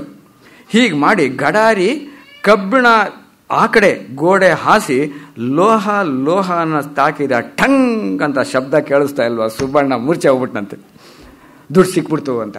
ಅಲ್ಲಿ ನೋಡ್ತಾರೆ, ನಿಜವಾಗ್ಲೂ ಗೋಡೆನಲ್ಲಿ ನಿಧಿ ಸಿಕ್ಕಿದೆ. ಮಧ್ಯರಾತ್ರಿ ಕೋಣೆಯಲ್ಲಿ ಒಂದೇ ದೀಪ, ಗೋಸಾಯಿ ಅರಶಿನ ಇಟ್ಕೊಂಡು ಕೈ ಹಾಕಿ ಕತ್ಲೆ ದೀಪ ಇಟ್ಕೊಂಡು ತೆಗಿತಾನೆ. ಒಂದೊಂದೇ ಕೈ ಹಾಕಿ ಗೋಡೆ ತೂತನ್ನ ವಿಸ್ತರಿಸಿ ಬೆಳ್ಳಿ ತಟ್ಟೆಗಳು, ಚೊಂಬುಗಳು, ಪಂಚಪಾತ್ರೆಗಳು, ಪನ್ನೀರ್ ದಾನಿಗಳು, ಚಿನ್ನದಲ್ಲಿ ಬಳೆ, ಡಾಬು, ವಂಕಿ, ಬಾಜಿಬಂದು, ಜೋಮಾಲೆ, ಕಾಸಿನ ಸರ ಇವುಗಳನ್ನೆಲ್ಲ ಗುಂಪು ಮಾಡಿ, ಇನ್ನು ಇವುಗಳ ಮುಂದೆ ಕೆಂಪು ಪಚ್ಚೆ ಪದಕ, ಸೀಮೆ ಕಮಲದ ಬೆಂಡೋಲೆ, ಕಡುಕು, ಮೂಗ್ತಿ ಎಲ್ಲ ರಾಶಿ ಹಾಕ್ಬಿಟ್ಟು ನಿಧಿನ ಆ ಗೋಸಾಯಿ ಹೇಳ್ತಾನೆ, ಅಭಿ ಖಲಾಸ್ ನಿಧಿ, ಅಭಿ ಅಂದಾಜ್ ತೋಲ್ಕೆ ಮೇರಾ ಹಿಸ್ಸಾ ದೇ ದೇವ್, ಮುಜೆ ರಾಮೇಶ್ವರನ್ ಜಾನೆ ದೇವ್ ಅಂತಿಂಗಂದ. ಸರಿ ಎಲ್ಲ ಹಾಕ್ಬಿಟ್ಟು ಕೊನೆಯಲ್ಲ 8 ಆಣೆ 4 ಆಣೆ ಹಿಂಗೆಲ್ಲ ಆದಮೇಲೆ ಅವನು ಕೊಟ್ಟು, ಬಟ್ ಇದನ್ನೆಲ್ಲ ಹೆಂಗೆ ದುಡ್ಡು ಕನ್ವರ್ಟ್ ಮಾಡೋದು ಹೆಂಗೆ ಕ್ಯಾಶ್ ಥರ, ಅದಕ್ಕೆ ಇದನ್ನೆಲ್ಲ ಹೋಗಿ ನಾನು ಬೇರೆ ಕಡೆ ಎಲ್ಲ ಮಾರಾಟ ಮಾಡ್ಕೊಳ್ತೀನಿ ಅಂತೇಳಿ ಇದನ್ನೆಲ್ಲ ಅಕ್ಸಾಲಿಯವ್ರನ್ನ ಕರೆಸಿ ಎಷ್ಟು kg ಇದೆ, ಎಷ್ಟು ಗ್ರಾಮ್ ಇದೆ ಅಂತೆಲ್ಲ ತೂಕ ಮಾಡಿ ಇವನ ಪ್ರಕಾರ ದುಡ್ಡು 5,000 10,000 ಆಗಿ ಇವನ ಪ್ರಕಾರ ಈಗ 5 ಲಕ್ಷ 10 ಲಕ್ಷ ಆಗ್ಬೋದು ಕಳಿಸ್ಬಿಟ್ಟು ಜಟ್ಟಿ ರಂಗಯ್ಯನಿಗೆ ಅವನಿಗೆ ಎಷ್ಟೋ ಕೊಡಿಸ್ಬಿಟ್ಟು ಇವನು ದುಡ್ಡು ಒಡವೆ ಎಲ್ಲ ಮಾಡಿ ಬಾಂಬೆ ಬನಾರಸ್ಸು ಅಲ್ಲೆಲ್ಲ ಹೋಗಿ ಅದನ್ನೆಲ್ಲ ಕನ್ವರ್ಟ್ ಮಾಡಿ ಕ್ಯಾಶ್ ಥರ ಕನ್ವರ್ಟ್ ಮಾಡಿಕೊಂಡು ವಾಪಸ್ ರೈಲಿಗೆ ಬರುವಾಗ ಇನ್ನು ರೈಲ್ವೆ ಸ್ಟೇಷನಲ್ಲಿ ಇಳಿತಾನೆ. ಪೊಲೀಸ್ನವ್ರು ತೊಡಾ ಸಮೇತ ರೆಡಿ. ಇದನ್ನು ಇವ್ರು ಹೇಳ್ತಿರೋದು. ಹೊರಟಿದ್ದು ಲೇವಾದಿ ಹೆಂಡತಿ ಸಮೇತ ನಿಧಾನವಾಗಿ ಅಲ್ಲಿ ಇಲ್ಲಿ ನೋಡಿ ಹಾತ್ ಬೇಡಿಗಳು ಹಾಕಿ ಮೈ ಮೇಲಿದ್ದ ಬಟ್ಟೆ ಇದೆಲ್ಲ ಹಾಕಿದ ತಕ್ಷಣ ಬನ್ನಿ ಜೈಲಿಗೆ ಸುಬ್ಬಣ್ಣ ಮತ್ತು ಅವನ ಹೆಂಡತಿ ಲೋಬಿನ. ಆವಾಗ ಅವ್ನು ಕಣ್ಣೀರಾಗ್ತಾ ಪೊಲೀಸ್ನವ್ರಿಗೆ ಹೇಳ್ತಾನಂತೆ, ಈ ದುಡ್ಡು ನನಗೆ ಸಿಕ್ಕಿದ್ದು ನಿಧಿ ಮೂಲಕ ಸ್ವಾಮಿ, ನಿಧಿ ಮೂಲಕ ಅನ್ನೋದಕ್ಕೆ ಪೊಲೀಸ್ ಇನ್ಸ್ಪೆಕ್ಟ್ರು, ನಿಧಿ ಇರಲಿ ಸುಬ್ಬಣ್ಣವರೇ, ಸದ್ಯ ನೀವು ಸೇರೋದು ಸರ್ಕಾರದ ಸನ್ನಿಧಿ ಅಂತ ಗಂಡ ಹೆಂಡತಿ ಇಬ್ಬರನ್ನ ಲಾಕಪ್ನಲ್ಲಿ ಹಾಕೋದು. ಈ ಕತೆ ಅವರು ನಾನು ಬ್ರೀಫಾಗಿ ಹೇಳಿದ್ದೀನಿ, ದೊಡ್ಡ ಕತೆ ಭಾಳ ಚೆನ್ನಾಗಿದೆ. ಇದನ್ನು ಹೇಳಿಬಿಟ್ಟು ಈ ಭಟ್ರು ಎಲ್ಲಿಂದ ಶುರು ಆಗಿದ್ದು, ಶೆಟ್ರು ಅಲ್ಲಿ ಶುರು ಮಾಡಿದ್ರಲ್ಲ, ಅದಕ್ಕೆ ಹೇಳಿದ್ದು ನಾನು, ಶೆಟ್ರೆ ನಿಧಿ ನಿಮ್ದಾದ್ರೂ, ನಿಧಿ ಸಿಕ್ಕಿದ ನಿಲಯ ನಿಮ್ದಾದ್ರೂ ಸರ್ಕಾರ ಎಂಬ ಸನ್ನಿಧಿ ಸದಾ ಕಾದಿರತ್ತೆ. ಈ ಕತೆ ಇಲ್ಲಿ ಗೋಡೆನಲ್ಲಿ ಹೆಂಗ್ ಬಂತು ಅಂತ ಹಿಂಗೆ ಕೇಳ್ತಾರೆ ಅಲ್ವಾ. ನಮಗೂ ಅದೇ ಥರ ನಿಮಗೂ ಅನುಮಾನ ಬಂದಿರ್ಬೋದು, ಗೋಡೆ ಹೆಂಗ್ ಬಂತು, ನಿಧಿ ಯಾರಿಟ್ಟಿದ್ರು, ಇವ್ರ ತಾತ ಮುತ್ತಾತನ ಅಂದಾಗ ಇಂಕಾ ಮಂದಟ್ ಕಾಲೇದಿ ಮೀರ್ చెప్పేది ಇವರು ಶೆಟ್ರು ಹೇಳೋದು. లేవాదేవి సుబ్బಣ್ಣుడు వాణి ఇంటింటి గోడలో చిక్కిన నిధి వాడు అమ్ముకుంటే పోలీస్ వాళ్ళు దేనికి రావాలా ಅಂತ. ತಕ್ಷಣ ಇವರು ದೇನಿಕಿ ಅಂತೀರಾ ಶೆಟ್ರೆ, ಕೇಳಿ, ದೇನಿಕಿ ಅಂದರೆ ಸುಬ್ಬಣ್ಣನಿಗೆ ತಿಳಿಯದ ಅಂಶಗಳು ಎಷ್ಟೋ ಇದ್ವು. ಮೊಟ್ಟ ಮೊದಲು ಈ ಗೋಸಾಯಿ ಇದ್ನಲ್ಲ, ಅಲಕ್ ನಿರಂಜನ್ ಎಟ್ಸೆಟ್ರಾ, ಅವನು ದೇಶ ಎಲ್ಲ ತಿರುಗಿ ಪಂಚಭಾಷೆಯನ್ನು ಕಲಿತು ಈ ಪಕ್ಕದ ಮನೆಯಲ್ಲಿ ಕಾಶಿಪದಯ ಅಂತಿದ್ನಲ್ಲ, ಅವ್ರ ಮನೆಯಲ್ಲಿ ಸ್ವಲ್ಪ ದಿವಸ ಕೆಲಸ ಮಾಡ್ಕೊಂಡಿದ್ದ. ಅವನು ಎಲ್ಲೆಲ್ಲ ಯಾವ್ಯಾವ ಒಡವೆಗಳು ಏನು ಚಿನ್ನ ಎಲ್ಲ ಇಟ್ಟಿದ್ದಾರೆ ಅಂತ ಅವನಿಗೆ ಗೊತ್ತು. ಇವನು ಇದೇ ಚಾನ್ಸು, 1-2 ತಿಂಗಳು ಅವ್ರು ಇರಲ್ವಲ್ಲ, LTC ಹೋಗಿರ್ತಾರಲ್ಲ ಅಂತ ಇಟ್ಕೊಂಡು ಇವನು ಗೋಸಾಯಿ ಥರ ವೇಷ ಹಾಕೊಂಡು ಅವ್ರ ಮನೆ ಕೆಲಸದವನಿಗೆ ಕೊಟ್ಬಿಟ್ಟು ಈ ಕಡೆಯಿಂದ ಇವನೇ ಕದ್ರೆ ಕೆಲಸ ಮಾಡಿ, ಇವನೇ ಕದ್ರೆ ಹಿಡ್ಕೊಂಡು ಹೋಗ್ತಾನೆ. ಇವನ ಮನೆಯಿಂದ ಓಡಿಸಿದ್ರೆ ನನಗೆ 50% ಬಂದಂಗೂ ಆಯಿತು, ಅದನ್ನು ಹೊಡ್ಕೊಂಡಂಗೆ ಆಯಿತು. ಇದು ಅವನ ಪ್ಲ್ಯಾನು ಅಂತ ಭಾಳ ಚೆನ್ನಾಗಿ ಹೇಳ್ತಾರೆ. ಇದನ್ನು ಹೇಳ್ತಾ ಕೈಲಾಸಮ್ ದುರಾಶೆ ತಪ್ಪು ಅಂತ ಹೇಳೋದಲ್ಲದೆ ಕೊನೆಯಲ್ಲಿ ಒಂದು ಮೆಸೇಜ್ ಕೊಡ್ತಾರೆ ಕೈಲಾಸಮ್. ನನ್ನ ಮನೆ, ನನ್ನ ಹೊಲ, ನನ್ನ ಗದ್ದೆ, ನನ್ನ ನಿಧಿ ಅಂತ ನಾವು ಎಷ್ಟು ನಿರ್ಧರಿಸ್ಕೊಂಡ್ರೂ ಶೆಟ್ರೆ, ಈ ಹಾಳು ಸರ್ಕಾರ ತೋಡ ಸಮೇತ ತಯಾರು ತನ್ನ ಹಿಸ್ಸೆಗೆ. ಇದು ಕೈಲಾಸಂ ಕೊನೆಯಲ್ಲಿ ಕೊಡೋ ಮೆಸೇಜ್. ಇದು ಒಂದು ಕತೆ ಆಯ್ತಾ. ಇನ್ನೊಂದು ಕತೆ ಭಾಳ ಇಂಟ್ರೆಸ್ಟಿಂಗ್ ಆಗಿದೆ. ಇದು ಫುಲ್ ತೆಲುಗು, ಇದು ಕನ್ನಡದಲ್ಲಿ ಬ್ರಾಹ್ಮಣರದ್ದು ಅಂತ ಇಟ್ಕೊಳ್ಳಿ. ನೆಕ್ಸ್ಟ್ ಶೆಟ್ರ್ ಕ್ಯಾರೆಕ್ಟರ್ ಇಂಟ್ರೊಡಕ್ಷನ್ ಆಯ್ತಲ್ಲ ಇಲ್ಲಿ, ಇದು ಫುಲ್ ಶೆಟ್ರ್ ಕತೆ ಅಂತ. ಸಮಶ್ ಪೋಯಿನ್ ದಮ್ಡಿ ಅಂತ ಒಂದು ಭಾಳ ಇಂಟ್ರೆಸ್ಟಿಂಗ್ ಕತೆ ಇದು. ಹಾಂ ವಯಸ್ಸು ನೋ ಪ್ರಾಬ್ಲಮ್. ಸಮಶ್ ಪೋಯಿನ್ ದಮ್ಡಿ ಅಂದರೆ ಸೌದೋಗಿರೋ ಕಾಸು. 2ನೇ ದಿವಸ ನೆಕ್ಸ್ಟ್ ಡೇ ಸಾಯಂಕಾಲ 5 ಗಂಟೆಗೂ 5:15 ಸೂರ್ಯ ಮುಳುಗೋ ಟೈಮ್ನಲ್ಲಿ 5 ಜನ ಪಂಚಾಯತಿದಾರರು ಬರ್ತಾ ಇದ್ದಾಗ ಸೇರಿದೆ ಕಾಳಮ್ಮನ ಗುಡಿನಲ್ಲಿ ದೊಡ್ಡ ಟಿ ಬೋರೇಗೌಡ ಎಕ್ಕಡನ ಹೊರಗೆ ಬಿಟ್ಟು ದೇವಸ್ಥಾನದ ಒಳಗಡೆ ಹಿಂಗೆ ಹೋಗಿ ಕಟ್ಟೆ ಮೇಲೆ ಕೂತ್ಕೊಂಡು ಒಳಗೆ ಬರ್ತಾ ಹೊಸಲು ದಾಟಿ ಇಡುತ್ತಲೂ ಇವನು ಕಾಲು ಎಡವಿ ಒಂದು ಕಾಯಿನ್ನು ಚಂಗ್ ಅಂತ ಮೇಲಕ್ಕೆ ಹೋಗತ್ತೆ, ಎಡವಿ ಬಿದ್ದಿರೋದು. ಆ ಕಾಸು ಸಿಗತ್ತೆ, ನೋಡ್ತಾನೆ. ಒಂದು ಕಾಸು ತಗೊಂಡು ಬಿಡಿ ಕಾಸನ್ನ ಇಟ್ಕೊಳ್ತಾ ಗಡಫ್ ಖಾನ್ ಅಂತ ಹಿಂದೆ ಇರ್ತಾನಲ್ಲ, ಬೆಲ್ಲದ ಕಾಂಟ್ರಾಕ್ಟ್, ಅವನಿಗೆ ಹಾರೋಗುತ್ತೆ. ಅವನು ತಗೊಂಡು ಅರೆ ಏ ಕಾಸು ಕಹಾಯ ಓಬಿ ಯಹಾ ಅಂತಾನೆ. ಈ ಕಾರ ಹೆಂಗೆ ಬಂತು ಅಂತ ಹಿಂಗೆ ಅಂದಾಗ ಏ ಕಾಸು ಕಹಾಯ ಓಬಿ ಯಹಾ, ಭಟ್ರು ಹೇಳ್ತಾರೆ ಕಹಾ ಏನು ಯಹಾ ಏನು, ಮಧ್ಯಾಹ್ನವೆಲ್ಲ ಪರೆಯಲಾಡಿದ ಪಟಂಗರು ಬಿಟ್ಟೋದು ಬಿಡ್ಕಾಸು ಅಂತ ಕಾಣುತ್ತೆ. ಬಿಟ್ಟೋದು ಬಿಡ್ಕಾಸು ಅಂತ ಕಾಣುತ್ತೆ. ನಮ್ಮ 5 ಹೆಸರು ಹೇಳಿ ಶ್ರೀಕಂಠ ದೇವ್ರ ಗುಡಿ ಮಂಗಳಾರತಿಗೆ ಹಾಕಿ ಕೊಟ್ಬಿಡಿ ಅಂತಾನೆ. ಶ್ರೀಕಂಠ ದೇವ್ರ ಗುಡಿ ಮಂಗಳಾರತಿ ನಮಗೆ ಕೆಲವು ಸಲ ಸಿಕ್ಕಿದ್ರೆ ನಾವು ಗುಡಿಗೆ ಹಾಕ್ಬೋದು, ಹುಂಡಿಗೆಲ್ಲ ಹಾಕ್ಬಿಡ್ತೀವಲ್ಲ. ಕೆಲವು ಸರ್ಕಾರಿ ಹಿಸ್ಸೆ ಕೊಡಿ, ನಾವು ಶೇಖ್ದಾರ್ ಶಾಮಣ್ಣವ್ರಿಗೆ ಕೈ ಕೊಡಿ, ನಮ್ಮ 5 ಹೆಸರು ಹೇಳಿ ನಮಗೆ ಸಿಕ್ಕಿದ ಈ ನಿಧಿ ಅಂದ್ರೇನು 50 ಪೈಸಾನೇ, ಈ ನಿಧಿನ ಸರ್ಕಾರಿ ಹಿಸ್ಸೆ ಕೊಡದೆ ಊರೊಳಗಿನ ಶ್ರೀಕಂಠ ದೇವರ ಮಂಗಳಾರತಿ ಕೊಡಿ ಅಂತ ಹೇಳ್ತಾರೆ. ಈ ಅಚ್ಚ ಹೊನೆ ದೇವ್ ಅಂತ ಇವನು ಕೊಡಕ್ಕೆ ಹೋಗ್ತಾನೆ. ಗಡಫ್ ಖಾನ್ ಕೊಡಕ್ಕೆ ಅಂತ ಹಿಂಗೆ ಹೋದಾಗ ಈ ಶೆಟ್ರು ಇರ್ತಾರಲ್ಲ ಅಲ್ಲಿ, ಆದಿಮೂರ್ತಿ ಶೆಟ್ರು ಮಂಗಳಾರತಿಗೆ ವೇಸ್ತಾರ ಐತೆ ಇಕ್ಕಡಿ ಎಂಡ ಅದೇ ಮಂಚಿ ಕಾಸು ಅಂತ ಇಸ್ಕೊಂಡು ಜೇಬ್ನಲ್ಲಿ ಹಾಕ್ಕೊಂಡು ಇನ್ನು ದೀನ್ ವೇ ಎಂಡ ಮಂಗಳಾರತಿಲೋ ಸಮಶ್ ಪೋಯಿನ್ ದಮ್ಡಿ దేవునికి పర్వాలేదు, కండ్లున్నావా చూసేకి లేక అంగడికి పోతాడా కొనేదానికి. మంచి కాసు ఉంటే మనకు ఉపయోగము. శ్రీకంఠునికి కాసు ఎట్లుంటే ఏమి, జగమంతా వాణిదే కదా. ಲಾಜಿಕ್ ನೋಡಿ. ಆಮೇಲೆ ಹಂಗೆ ಹೇಳ್ತಾರೆ. ಅದಕ್ಕೆ ಭಟ್ರು ಹೇಳ್ತಾರೆ, ಶೆಟ್ರೆ ಒಳ್ಳೆ ಕಾಸಿಗೆ ಸಮಕಲ್ ಕಾಸು ನೀವು ಕೊಟ್ಟಿದ್ದ ಆಶ್ಚರ್ಯ ಅಲ್ಲ, ಕೊಡ್ಬೋದು. ಆದರೆ ಸಮಯಕ್ಕೆ ಸರಿಯಾಗಿ ಸಮಕಲ್ ಕಾಸು ನಿಮ್ಮ ಹತ್ರ ತಯಾರಾಗಿದ್ದಿದ್ದು ಆಶ್ಚರ್ಯ ಅಲ್ವಾ. ಹೆಂಗೆ ರೆಡಿ ಕರೆಕ್ಟಾಗಿ ಅದೇ ಟೈಮ್ಗೆ ಹೆಂಗೆ ಬಂತು. ಅದಕ್ಕೆ ಇವ್ರ ಆನ್ಸರ್ ನೋಡಿ ಎಷ್ಟು ಚೆನ್ನಾಗಿದೆ. మీకు ఆశ్చర్యమేమో మా వాళ్ళకి లేదు, మా కుటుంబం అంతా ముందరికి వచ్చింది ఒకే ఒక సమసిపోయిన దండి నుంచే. ಏನು ಮೇಡಮ್ ಸರ್ ಅರ್ಥ ಆಗಿದ್ದಾರೆ ಮಧ್ಯ ನಿಲ್ಲಿಸಿ ನನಗೆ ಹೇಳ್ತೀನಿ. ఒకే ఒక సమసిపోయిన దండి నుంచే నేను ఈ ఊర్లో మీ ఎదురుగానే అంగడి, ఇల్లు, వాకులు, తోటము కాక మా ఇంటాడిది పైన ఉండే సొమ్ములు, ಈ ಮನೆಯಲ್ಲಿ ಆಸ್ತಿ ಎಲ್ಲ ಮಾಡ್ಕೊಂಡಿದ್ದಲ್ದೆ ನನ್ನ ಹೆಂಡತಿ ಮೈ ಮೇಲಿರುವಂಥ ಎಲ್ಲ ಒಡವೆಗಳು, దీని అంతటికీ అస్థిభారము మేము నా చిన్న దాంట్లో ನಾನು చిక్కోనిర్ಬೇಕಾದ್ರೆ తిరుపతికి వెంకటరమణ స్వామి దర్శనానికి పోయినప్పుడు మా అక్క చేతిలో ఒక్క సమసిపోయిన దండి ఉండినో ఇంకా మంచి స్థితిలో ఉన్నాం మేము. ಇದು ಚಿಕ್ಕ ವಯಸ್ಸಿನಲ್ಲಿ. ಇದು ಅವರೇ ಟ್ರಾನ್ಸ್ಲೇಟ್ ಮಾಡಿದ್ದಾರೆ, ಒಬ್ಬರು ಶಾಮಣ್ಣ ಅನ್ನೋರು. ಶೆಟ್ರು ಹೇಳೋದು ಸಮಕಲ್ ಕಾಸಿಂದಲೇ ಅವ್ರ ಸಂಸಾರವೆಲ್ಲ ಇಷ್ಟರ ಮಟ್ಟಿಗೆ ಬಂದಿದ್ದ ಅಸ್ಥಿಭಾರ ಅಂತ. ಚಿಕ್ಕನ್ನಲ್ಲಿ ಶೆಟ್ರು ಅವರ ಕುಟುಂಬ ಸಮೇತ ತಿರುಪತಿಗೆ ಯಾತ್ರೆ ಹೋಗಿದ್ದಾಗ ಅವರ ಅಕ್ಕ ಅವ್ರ ಕೈನಲ್ಲಿ ಸಮದೋಗಿರೋ ಕಾಸು ಇದ್ದಿದ್ರಿಂದಲೇ ಶೆಟ್ರಿಗೆ ನಮ್ಮೂರಲ್ಲೇ ಮನೆ, ಬಾಗಿಲು, ದನ, ಕರು, ಅಂಗಡಿ, ತೋಟ, ಈ ಸಂಪತ್ತೆಲ್ಲ ಲಭಿಸಿದ್ದು ಅಂತ ಹೇಳ್ತಾರೆ ಸಾಬ್ರೆ. ಸಾಬ್ರಿಗೆ ಹೇಳ್ತಾನೆ, ವಾರೇ ವಾ, ಇವನು ಗಡಫ್ ಖಾನ್, ವಾರೇ ವಾ, ಏಕ್ ಸಮಸ್ಪೋಯಿನ ದಂಡಿ ಬುನಿಯಾದ್ಸೆ ಬಂದೆ ಸೋಕ್ಯಾ ನಿಮ್ದುಗೆ ಅಂತಾನೆ. ಈಗ ಇರೋ ಮನೆ, ತೋಟ ಸಬಿ ಅಂತಾನ ಅವನು. ಸ್ವಲ್ಪ ಸುಧಾರಿಸ್ಕೊಳ್ಳಿ ಸಾಹೇಬ್ರೆ, ಶೆಟ್ರು ತಾವೇ ಹೇಳ್ತಾರೆ ಅವ್ರ ಅಕ್ಕ ಅವ್ರ ಕೈನಲ್ಲಿ ತಿರುಪತಿ ವೆಂಕಟರಮಣ ಸ್ವಾಮಿ ಸನ್ನಿಧಿನಲ್ಲಿ ಸಮಕಲ್ ಕಾಸು ಅದು ಹೇಗೆ ಬಂತು, ಅದೇನು ಕತೆ ಹೇಳಿ ಶೆಟ್ರೆ ಅಂತಾರೆ. అడగండ ఏమి అడగండ వినేవాళ్ళు ఉండేటప్పుడు చెప్పేదానికి నాకేం అభ్యంతరం. సో పెద్ద కథ అయితేనೂ చెప్తాను ಅಂತ ಎಲ್ಲ ಕೂತ್ಕೊಳ್ತಾರೆ. ಎಲ್ಲರೂ ಕೂತ್ಕೊಂಡ್ಮೇಲೆ ಈ ಥರ ಒಂದು ಕತೆ ಶುರು. ನೆಕ್ಸ್ಟ್ ಇನ್ನೊಂದು ಕತೆ చెప్పిತ್ನೆ. ತಿರುಪತಿಗೆ ಪಾಯಿಂಟ್ ಮೇನಿ మా అయ్య ನಮ್ಮ ತಂದೆ, నేను ఒకే కొడుకు, ನಾನು ಒಬ್ಬನೇ ಮಗ, మా ಅಕ್ಕ ಒಕೆ ಕೂತರು, ಅವಳು ಮಗಳು. మా ಅಮ್ಮ ಪೈ ಶನ ದಿನಲ್ಲ ಇಂಡ. ತಂದೆ ತಾಯಿ ತೀರ್ಕೊಂಡು ತುಂಬ ದಿವಸ ಆಗೋಗ್ಬಿಟ್ಟು ಮಂಗಳಾರತಿಗೆ ನಿಲ್ಲಿಸ್ಕೊಂಡು ಉಂಡಮ್ಮ ಪೂಜಾರಿ ಕುಡ್ಚೈ ತೊಟ್ಟು. ಪೂಜಾರಿ ಬಲಗಡೆ ನಿಂತ್ಕೊಂಡಿದ್ದೀವಿ. ಯಾರೋ ಇವನು ಶೆಟ್ರು, ಅವ್ರ ತಂದೆ, ಅವ್ರ ಅಕ್ಕ ನಿಂತ್ಕೊಂಡಿದ್ದಾರೆ ತಿರುಪತಿನಲ್ಲಿ. ಎದುರು ವರ್ಷಲು ಅಂದರೆ ಆಪೋಸಿಟ್ ಸೈಡಲ್ಲಿ ఒక ಮುಸ್ಲಾಯಿನ ಅಂದರೆ ಒಬ್ಬ ಮುದುಕ, ಒಬ್ಬ ಓಲ್ಡ್ ಮ್ಯಾನ್, ఒక ಆಡ್ದಿ ಅಂದರೆ ಇನ್ನೊಬ್ಬ ಮುದುಕಿ ಅವನ ಹೆಂಡ್ತಿ, ఒక ಚಿನ್ನೋಡು ಅಂದರೆ ಒಬ್ಬ ಯುವಕ.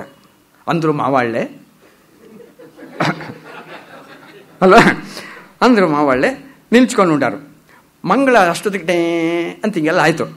ಮಂಗಳಾರತಿಗೆ ಬರೋ ಅಷ್ಟೊತ್ತಿಗೆ ಮಂಗಳಾರತಿಗೆ ವಿಡ್ಕಾಸುಂಟೆ ಏಯಯ್ಯ ಅನೆ. ಯಾರೋ ಈ ಹುಡುಗ ಅವರ ಅಪ್ಪನಿಗೆ ಮಂಗಳಾರತಿಗೆ ವಿಡ್ಕಾಸುಂಟೆ ಏಯಯ್ಯ ಅನೆ. ಆ ಮುಸ್ಲಾಯಿನ ತಿತ್ತಿ ವಿಪ್ಪಿ ಗಂಟೆಲ್ಲ ತೆಗೆದು విడికాసు బయటికి తీసి కర్పూరం కాల్తుండే తట్లో వేసే లోపలనే మా అక్క ಇವಳಿದ್ಲಲ್ಲ ಇವಳೆ మంచికాయ సైతే ఇక్కడియండ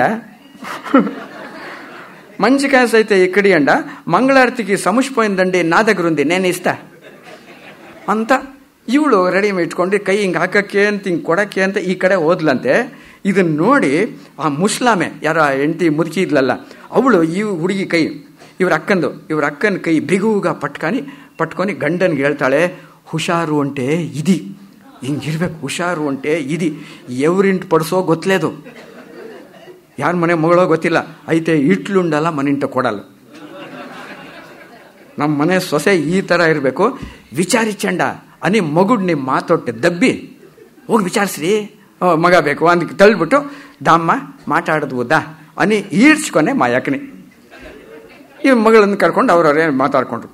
ఆ ముసలాయను వచ్చి మా అక్కని మా అయ్యని ಇವನ್ ಕರ್ಕೊಂಡು ಈಗ ದಬ್ಬದ್ಲಲ್ಲ ಇವನ್ ಕರ್ಕೊಂಡೋಗಿ ಪ್ರಾಕಾರಾనికి తోడుకోపోయి ఇద్దరు పిసి అని అది ఏమేమో మాట్లాడుకుండ్రో.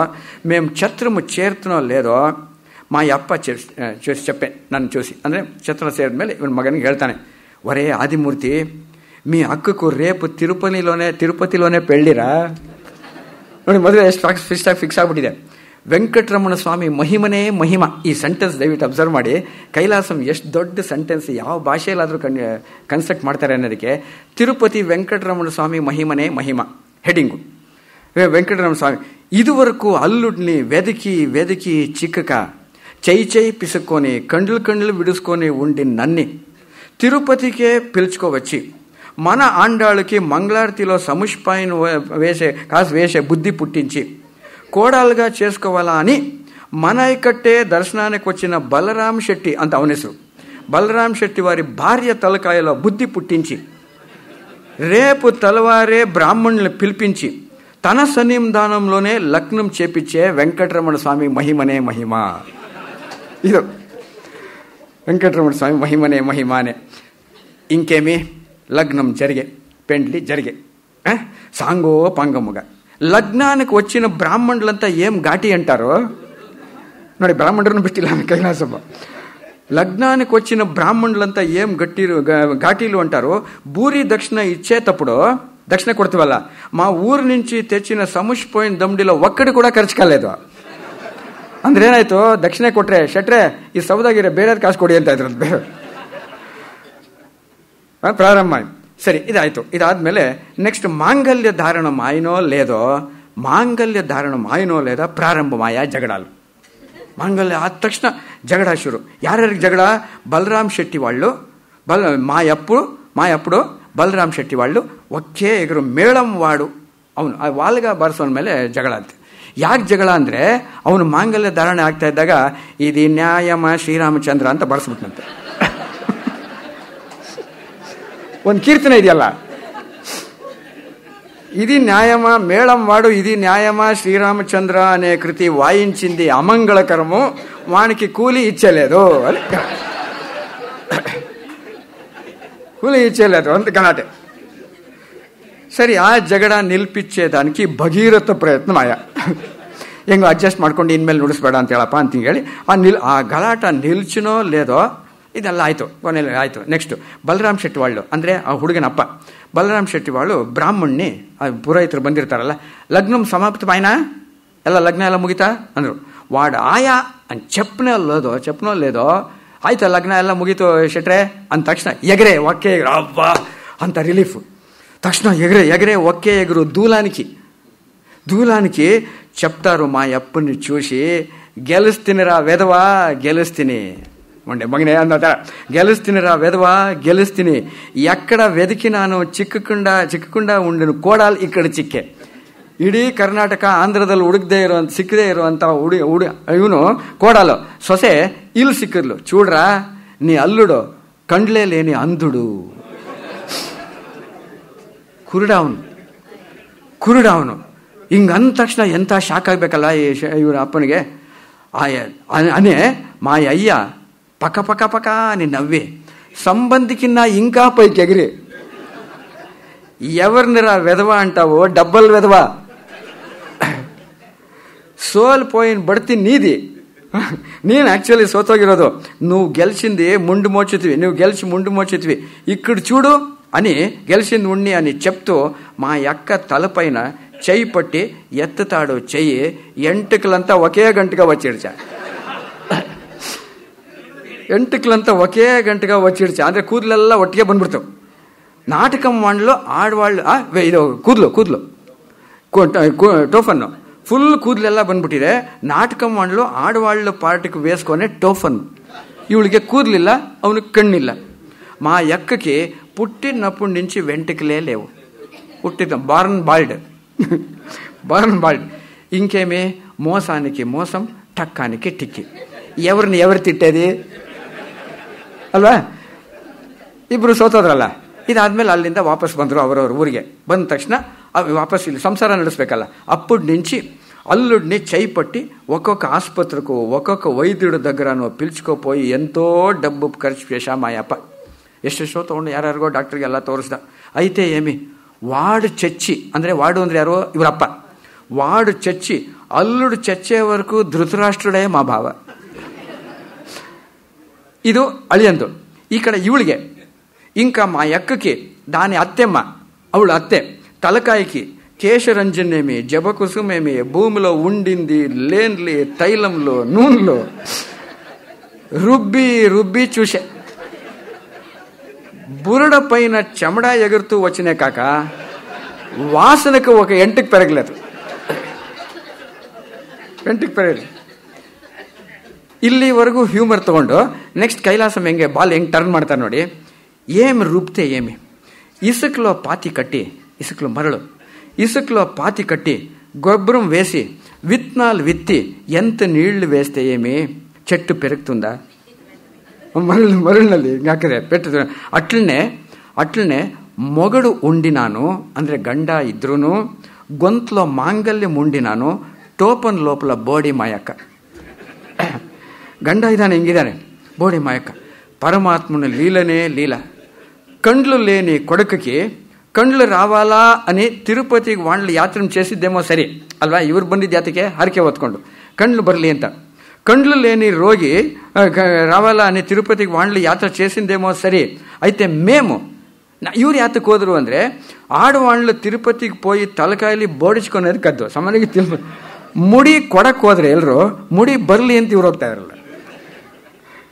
లేక బోడికి ఉండిన మా యొక్క తలకాయల వెంటికి పెరుగువాలా అని తిరుపతికి పోయింది ఆశ్చర్యమేమో లేదు, ಅಥವಾ ಇದೆರಡು ఆశ్చర్యనా లేదు. అల్లుడిని కండ్లు రాక అక్కకి వెంట్రుకలు పెరక ఇద్దరికి గంటేసిన పరమాత్మని ಲೀಲನೆ ಲೀಲಾ. ಇಲ್ಲಿ ಹೆಂಗೆ ಕೈಲಾಸಂ ಹೆಂಗೆ ತಿರುಗ್ತಾರೆ ಅಂದರೆ, ಎಲ್ಲಿ ಎದನೋ ಅದು ಎಲ್ಲಿ ಎದಕೋ ಹೆಣೆಯುವನು, ಒಲ್ಲೆವೆನೆ ನೀವೇ ಕಿತ್ತಾಡಿಕೊಳ್ಳಿರೆನುವನು, ಬೆಲ್ಲದ ಅಡುಗೆಯಲ್ಲಿ ಹಿಡಿ ಮರಳನ್ನು ಎರಚಿಸಿರುವನು, ಒಳ್ಳೆ ಉಪಕಾರಿ ವಿಧಿ ಮಂಕುತಿಮ್ಮ. ಏನು ಫ್ಯಾಂಟಾಸ್ಟಿಕ್ ಲಿಂಕ್ ಮಾಡ್ತಾರೆ ನೋಡಿ. ಎಲ್ಲೋ ಗೊತ್ತಾಗಲ್ಲ ಹೇಗೋ ಋಣಾನು ಬಂದ. ఇదాయితు ఇట్లా మోసం పోయిన దుఃఖంలోనే ಈಗ క్లైమాక్స్ బర్త్. ఇట్లా మోసం పోయిన దుఃఖంలోనే చచ్చిపోయిరి మా తండ్రి, మా యొక్క మామ, అత్త ಎಲ್ಲರೂ. ಇವಾಗ ಉಳಿದಿರೋದು ಯಾರು? ಇವರಿಬ್ರು. అత్త బావుకి ఉండిన ఆస్తి పాస్తి చూసుకునే దానికి నేను కాక వేరెవరు లేరు. ಬಹಳ ದೊಡ್ಡ ಆಸ್ತಿವಂತರವರು. మెల్లమెల్లగా బావుని ఆస్తి అంతా చేతికి తీసుకొని వాడిని వ్యాపారం అంతా మేమే జరిగిస్తా వస్తే ఇదివరకు ಅವ್ರ ಅಪ್ಪ ನೋಡ್ಕೊಳ್ತಾ ಇದ್ರಲ್ಲ, వాడిని వ్యాపారం జరిగిస్తా వస్తే వాడు చచ్చేటప్పుడు ಹಿಂಗೆ ಕೊರಗಿನಲ್ಲಿ ಹಿಂಗಾಯ್ತಲ್ಲ ಅಂತ ಬಿದ್ದಿದ್ದಾನೆ ಪಾಪ, ಕಾಯಿಲೆ ಸಾಯೋ ಕಾಲ ಬಂದ್ಬಿಟ್ಟಿದೆ. చచ్చేకి ఇష్టం లేదు. న్యాచురల్ యారికి చచ్చేకి ఇష్టం లేక ఉండిన వాణ్ణి నోట్లో నరకం తప్పించేదానికి నారాయణ అని ఉచ్చారణం చేపించేదే పెద్ద పని అయిపోయా. ಡಾಕ್ಟ್ರು ಹೇಳ್ಬಿಟ್ಟಿದ್ದಾರೆ ಇಲ್ಲ ಆಗಲ್ಲ, ಏನು ಹೊರೆ ಇಲ್ಲ ಅಂತ ಹಿಂಗಾಗಿದೆ ಅಂತ ಸತ್ತೋಗ್ತಾನೆ. ನಾರಾಯಣ ಅಂದರೆ ಸದ್ಗತಿ ಬರುತ್ತೆ. ನಾರಾಯಣ ಅಂತ ಹೇಳೋಷ್ಟೊತ್ತಿಗೆ ಇವನಿಗೆ ಭಾಳ ಕಷ್ಟ ಆಗೋಯ್ತಂತೆ. ಹೆಂಗೋ ಹೋಗ್ತಾನೆ. అయ్యో పోతానే, ఒక బిడ్డను నా కొడుకు మీద పుట్టుక పోతానే, ఈ ఎంటికి లేని బోడిని పెండ్లాడినప్పుడు ఆ మేళం వాడు ఇది న్యాయమా అని వాయించి అప్పుడే ಗೊತ್ತು ఇట్లవుతుంది అని ಅಂತ ಇವನು ಹಾಸಿಗೆ ಮೇಲೆ ಹೊರಳಾಡ್ತಾ ಗೋಳಾಡ್ತಾನೆ. ಈ ಅಕ್ಕ ಏನು ಮಾಡ್ತಾಳೆಪ್ಪ, ಅಡುಗೆ ಮನೇಲಿ ಕೂತ್ಕೊಂಡು మీరు చెప్పిన కట్టే కండ్లు లేని వాళ్ళు చేయి పెట్టిన పాడు విధి ಗೊತ್ಕೊಂಡೇನೆ వాడు ఆ కుతి వాయించింది. ಅಂದರೆ ಈ ಥರ ಕುರುಡನ್ ಕೊಟ್ಟು ಮದುವೆ ಮಾಡ್ತಾರೆ ಅಂತಾನೆ ಅದನ್ನು ಬದಿಸಿದ್ದು ಇವ್ರ ಗಲಾಟೆ. ಈ ಇಬ್ಬರು ಜಗಳಂ ಸಮಾಧಾನ చేసే లోపల ಇದೆಲ್ಲ ಗಲಾಟೆಗಳು ನಡೀತಾ ಇದ್ದಾಗ ಅಕ್ಕಪಕ್ಕದವರೆಲ್ಲ ಮನೆಗೆ ಬರ್ತಾರೆ. ಮನೆಗೆ ಬಂದು ಇವನನ್ನು ಕೇಳ್ತಾರೆ, ఆదిమూర్తిನ, బలరాం శెట్టి వాళ్ళ కొడుకుకి ఒళ్ళో ఇట్లు ఉందే, వైద్యుడిని పిలిపించి మందు చూపి ఇప్పించరాదా? ಏನಾರು ಡಾಕ್ಟ್ರ್ ಯಾಕೆ ಜಗಳ ಮಾಡ್ತೀರಾ, ಯಾವುದೋ ಒಳ್ಳೆ ಡಾಕ್ಟ್ರನ್ನ ತೋರಿಸಿ ಅಂತ ಅಕ್ಕಪಕ್ಕದವ್ರು ಹೇಳ್ತಾರೆ. ತಕ್ಷಣ ಇವ್ರು ಏನು ಹೇಳ್ತಾರೆ, ದಬಾಯಿಸ್ರಿ, నేనేం చెప్పడు, కండ్లు లేని రోగి ఉంటే ఏమి పోతే ఏమి, ఉండిన ఆస్తిని అనుభవించేకి నెత్తిలు ఎప్పుడు రాయలేదో ఇంకా బ్రతికి ఏం ప్రయోజనము, వచ్చిన వాళ్ళంతా వైద్యుడు వచ్చి చేసేది ఏముంది ಅಂತ ಇವನು ಹೇಳೋದು. నారాయణ పైన మేము భారం వేసినాము, గలాటా చేయక పోయిరండా అని తరుముత్ని ಅಂದರು. నారాయణನ ಮೇಲೆ ಭಾರ ಹಾಕಿದ್ದೀನಿ, ಅವನು ಏನು ಮಾಡ್ತಾನೋ ಹಂಗೆ ಹೋಗಿ ಅಂತ ಕಳಿಸ್ಬಿಟ್ಟು. ఇదాಯ್ತಾ, ఇంకేమి బావకు అంత్యకాలపు పోతా ఉండాడు, సత్తోక్తాయను పాప. మా అక్క పోతారే, నోట్లో నారాయణ అంటే చెప్తే కదా సద్గతి అనింది విని మా బావ చెప్తే చచ్చిపోతానేను అది ಅಲ್ವಾ. ನಾರಾಯಣ ಅಂತ ಹೇಳ್ಬಿಟ್ರೆ ಸತ್ತೋಗ್ಬಿಡ್ತೀವಲ್ಲ, ಅದಕ್ಕೆ ಎಷ್ಟಾಗತ್ತೋ ಅಷ್ಟು ಪೋಸ್ಟ್ಪೋನ್ ಮಾಡೋಣ ಅಂತ. ಅದು ಇವನಿಗೆ ಇಂಟ್ರೆಸ್ಟು, ತಮ್ಮನಿಗೆ. ಇವನು ಏನು ಮಾಡೋದು ಹೆಂಗೆ, ಇವನಿಗೆ ಹೇಳಕ್ಕೆ ಇಷ್ಟ ಎಲ್ಲ ಹೇಳಬೇಕು అని భయంలో చెప్పడు. దానికి ఒక సూత్రం చేస్తుంది ಇವನು ఐడియా. సూత్రం చేస్తుంది, ತೆಂಗಿನಕಾಯಿ ఒకంత పింజు పీక్కొని ಜುಂಗು ಅದು ಕಿತ್ಕೊಂಡು ಬಾವ చేతిలో పెట్టి, కణ్ కాన్సల్వాల ಅವನಿಗೆ గుంజుని ಒಂದು ಕಡೆ పెట్టి, బావ ఇంకొక చేతిలో ఒక ఆణ పెట్టి, బావా నీకు జ్ఞానం తప్పిందా లేదా చూస్తాము, ఈ చేతిలో ఏముంది, నారు, ఈ చేతిలో అణ, రెండు జడి నారు అణ, అయ్యో నారాయణ అని నడుస్తున్నాడు. ಸೊ ನಾರಾಯಣ ಸೇರಿಸಿದ್ರೆ నారాయణ ఇంకాగోదా ఉంటుందా పోయా మా బావికి.